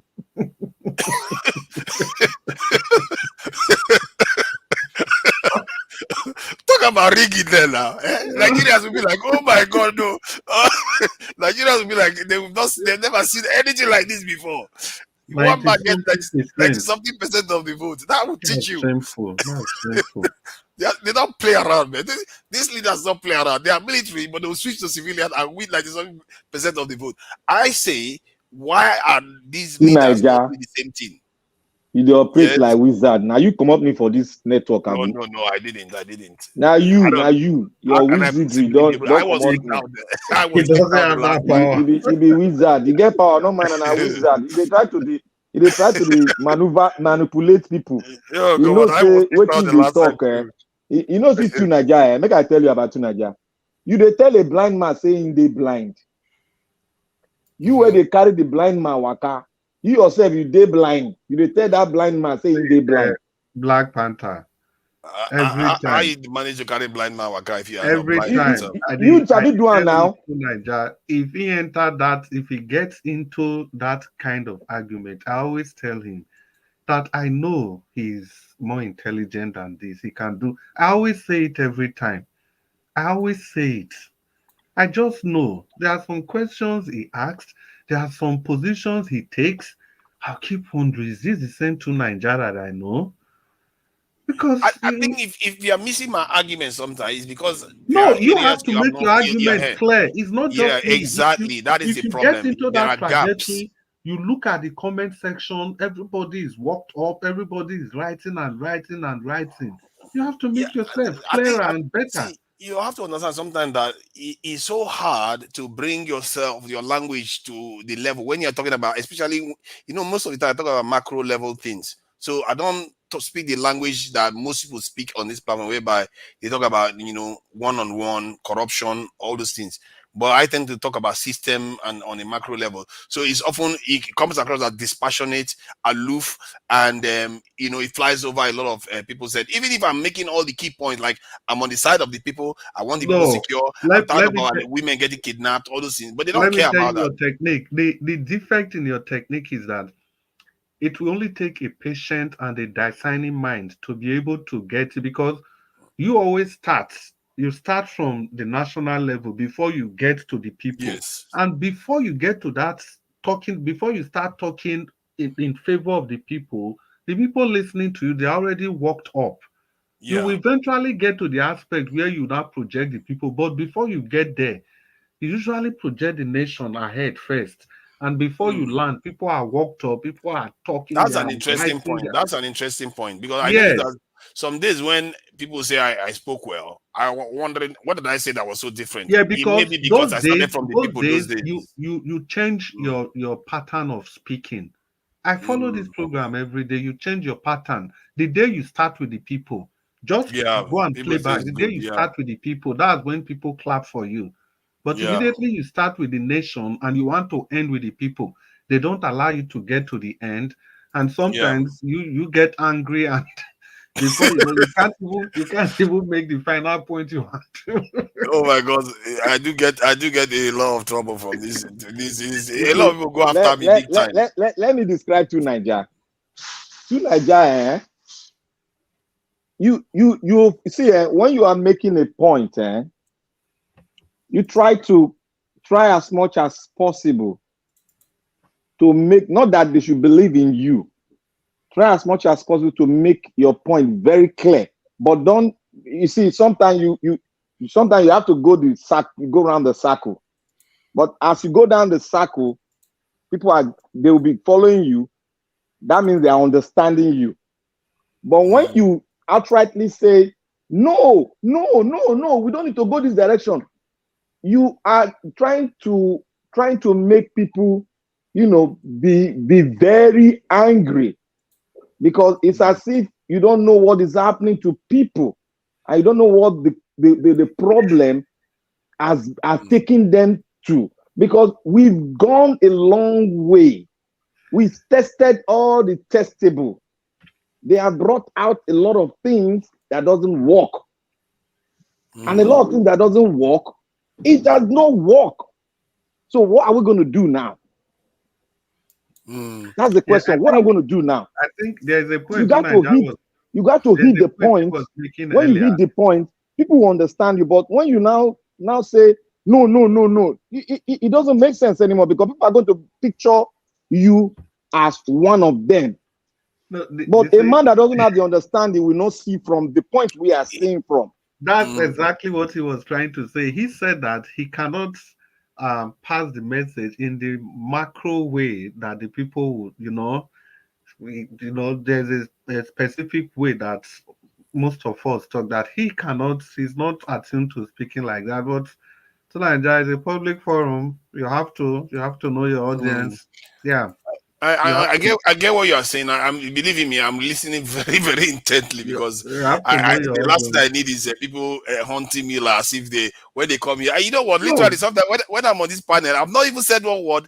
They started already. Back back for back back back back me, back. personally, for me, I can be attacking you, but it doesn't take away the fact that I always say, okay, you take the discussion to a whole new level. I always commend you for that, but that doesn't mean that if you are saying what I feel shouldn't, it's not going to go well. You know one thing I I discovered. must come Sorry, in because me, I'm the people man. I'm not the national man. I believe in the people before the nation. That's just me. So Same for you know me. one thing I discovered too, Niger. When you are changing the dimension of discussion, me I know I'll just be laughing. If I open my this thing, I will just be laugh. Me I don't know. I dey quick grab every little thing. the Anybody guy want change is it, too I dey grab am intelligent fast. for his own good. I've So told when him you are that doing many it, I'll just be laughing. When you don't laugh finish, I'll prepare for you. You know, sometimes I'll say I'll dey cough. I'll say, may I cough my throat. Now you are the cough my throat for he's too intelligent for his own good. I because don't I tell him know the that one many dimension. times. I've told him many times. Many I times. try That's to why there are some what questions. I do is that I like to sometimes I like to pride myself of being able to talk to I that's why I admire Wike so much because Wike the guy will talk to Aha! Wike He is an speaks the expert language of the communicator. people. Yeah, he's an expert communicator. That's why I like him.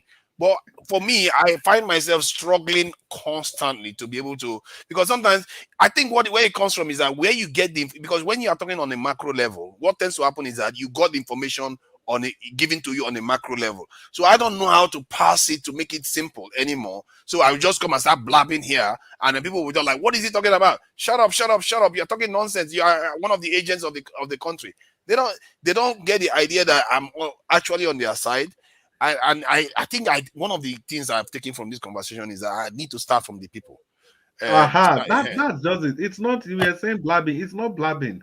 It's the way you start. You bring the nation first before the people. But if you start with the people, when you even start yeah. talking about the nation, most people cannot even know what you are talking again because they've already zeroed their mind that you are speaking in favor of the people. So any other thing you say after that time, it will just flow along. There will be a strong connection between your points.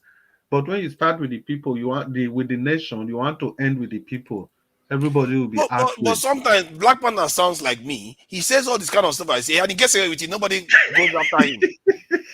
It sounds because like me. No, because see. everybody Anything already I say, understands Black see, Panther. Tunaja, anything I say, I will not say something I don't know and something that I have not discussed before. See, all the things you people are saying here, me, I've discussed it before. I have my own chappy that I discussed. And one thing again that I see is that I have been on ground before. I did not only start it while I was not even in school. Look, You I've see, been on ground to feel the Black Panther. I pulse. think that's one thing you say that may actually be giving you credibility when you say, "I've been on the ground before."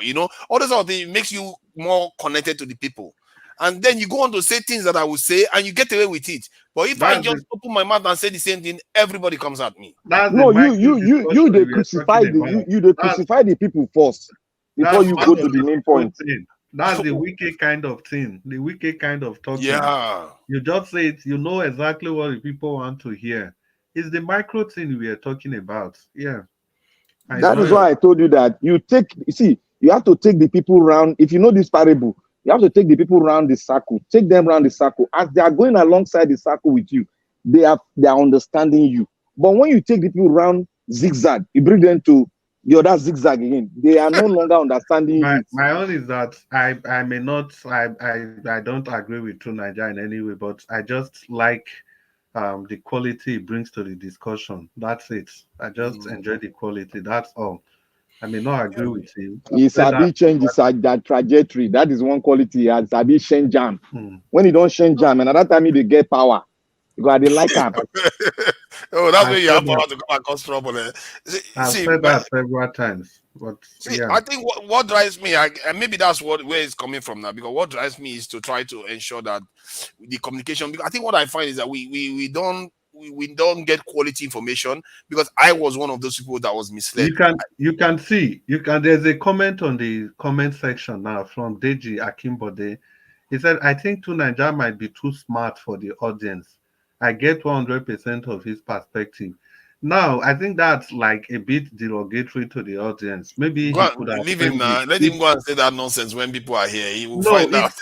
it's not different from what I've been saying. I've said you raised the bar of the discussion. It's not different from that. But I think what he's still trying to say is this micro communication you are talking about. As in, you are not breaking it down. You are not just saying it in plain terms. People don't, it's difficult for people to get the theory when you propose theory and stuff like that. I think that's what this guy is trying to say. Like I said, I completely agree with him, but he could have coined it better. He is probably, he understands some of all those things because he probably knows about those things and he's ready to Yeah, act in the he way could I've have read coined it. it better. But he has made that valid point. The same thing I've been saying. See, Tunaja, see, me, I understand your part. The part which you are taking, I understand it. But see, people will, it's like people got to understand where you are coming from. Because if you don't take people around that circle where you are coming from, they begin to not to understand you because you are not getting to their own kind of feeling. You need to get into people's feeling. Yeah, the feeling part. The Because feeling part, you got to get into them. you see that P2B will say something and I will say it, and literally they will come at me. I was like, but P2B just said it. Like that day when Aburi said something about the Tinubu side seems to be preparing for election. When I said it earlier on, they were like, you are criticizing Labour Party. They're not getting, yeah, why are you criticizing them? They're not getting ready. People go after me for saying that. But when the Labour person says it, it's okay. The other day when Yusuf, what's her name again? That lady, Yusuf Amina or something, I've forgotten her name.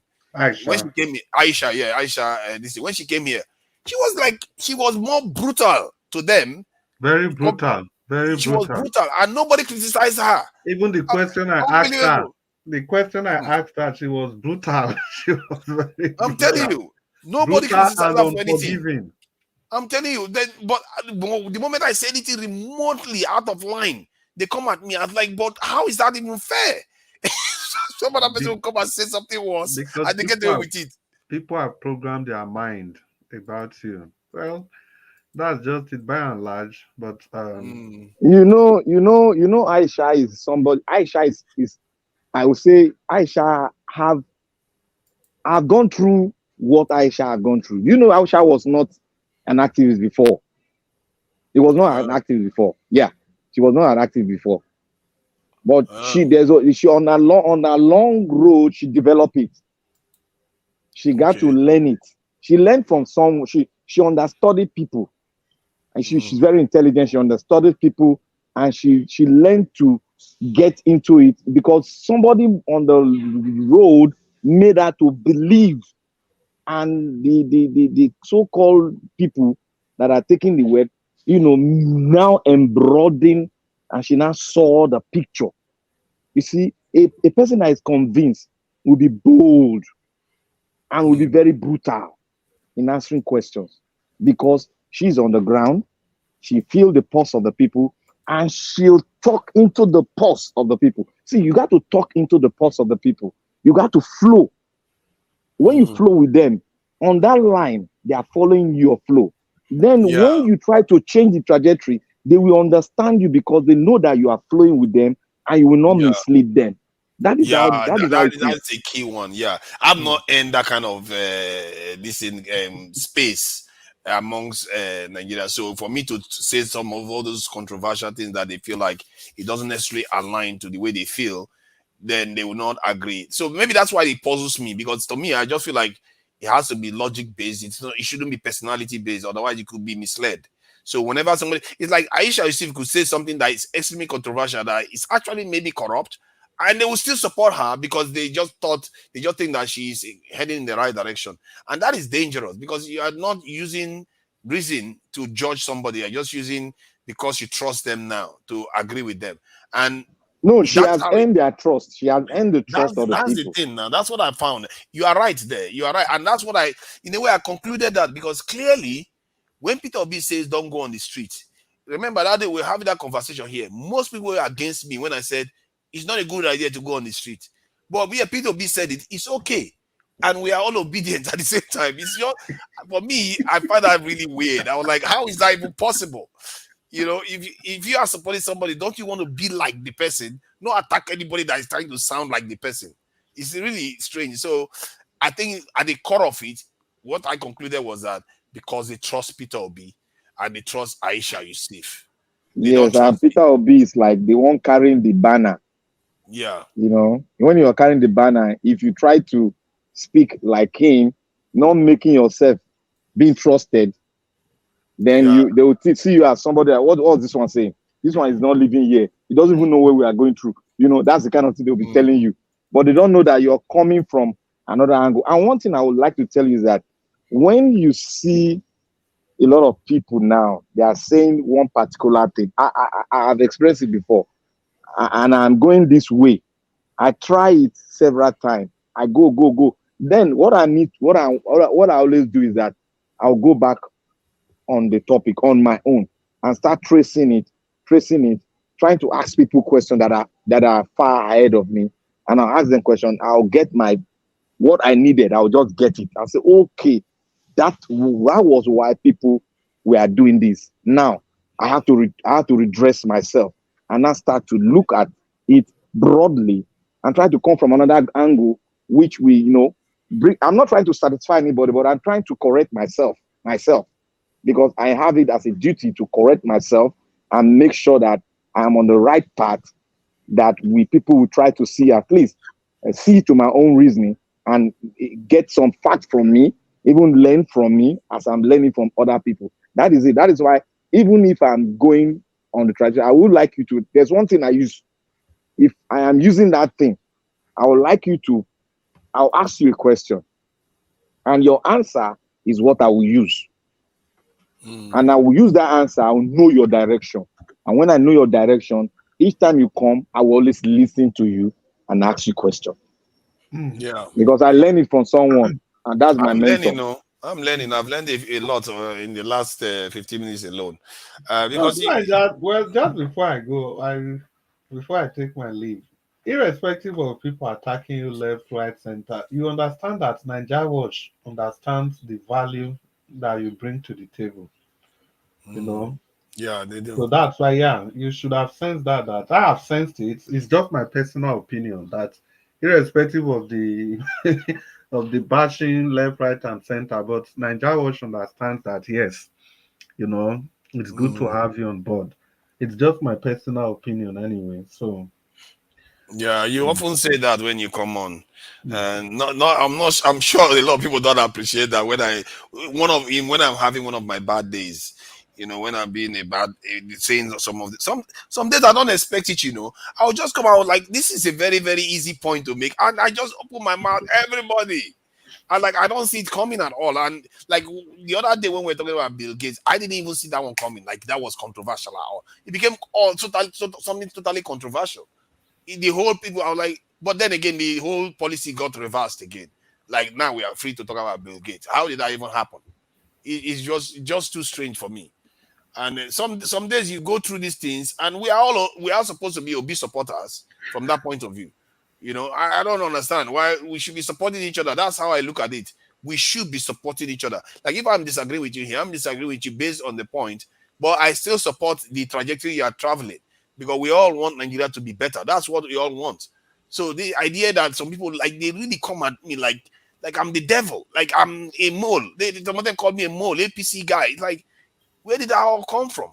yeah, that's the part I was trying to clarify. That irrespective of all those bashing, I don't think Nigeria Watch sees you like that. You know, I think he sets a high priority on you.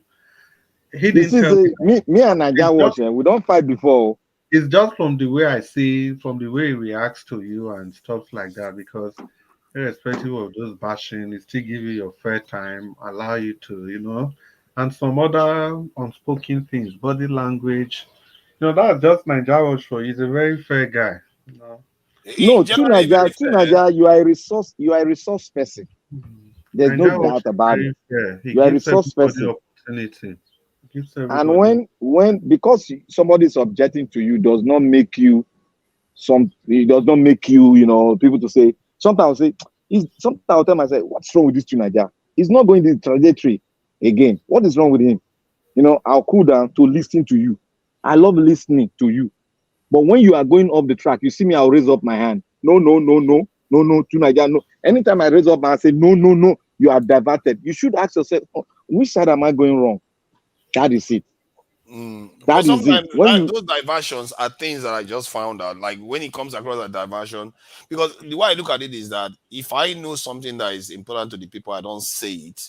I don't know what my life is tomorrow. I might not be able to say. So some things, the idea behind me is that I would rather make a nuisance of myself than to act timid and not say what I feel like I need to say. And that's why maybe sometimes I come out and just sound brash. I don't care what people think. I just say it because I feel like where we are right now, I feel very, very alarmed. When you start finding I'm one of those people that believed all the things I was being told when I was growing up. Like, our problem is only corruption, our leaders, and all the nonsense that has been going on. And our priority is just to fix the economy. I never for once thought about security. Not for once. And and even if I knew it, like as men, you go to school, you see how the bullies bully each other, but you don't necessarily tie it to your nation. Until when I started finding all this information and I saw what happened with George Floyd and some more, when you get, because of George Floyd, you go into researching all this and you hearing some of the tragic story that is happening to a lot of black people all over the world. You begin to wonder what is it we got wrong here? And then when you start checking the security data, you start finding that your whole people are completely undefended. And that is why if you go to my channel right now, the first video is that the question I asked was that why is it that our people are the least defended in the world? We are the least defended people in the world. And I said that must be the issue that is costing us all these problems. And every single day I do further and further research, is still popping up. The same issue is popping up over and over again. And that's why when people talk to me, everybody say, oh, I'm just for military, I'm for security all the time. It's because I see it as a core problem for us. Obviously, I also think transparency is very, very important. But knife is knife. I don't care where it comes from. As long as we can let me cut tell you our one enemies. funny thing. It looks funny, but it's like a prophecy. The last tribe of, I'm not trying to divert to, I want to get to somewhere. You see, there's something unique about the black people that we sometimes we go on research, we go around the globe, but by the time we find the beauty of blackness in us and we believe in our blackness and we uphold it, love it, we begin to grow. You see why I'm saying this stuff now? You see in Israel now, the last tribe that they were looking for have been seen. Guess where it is?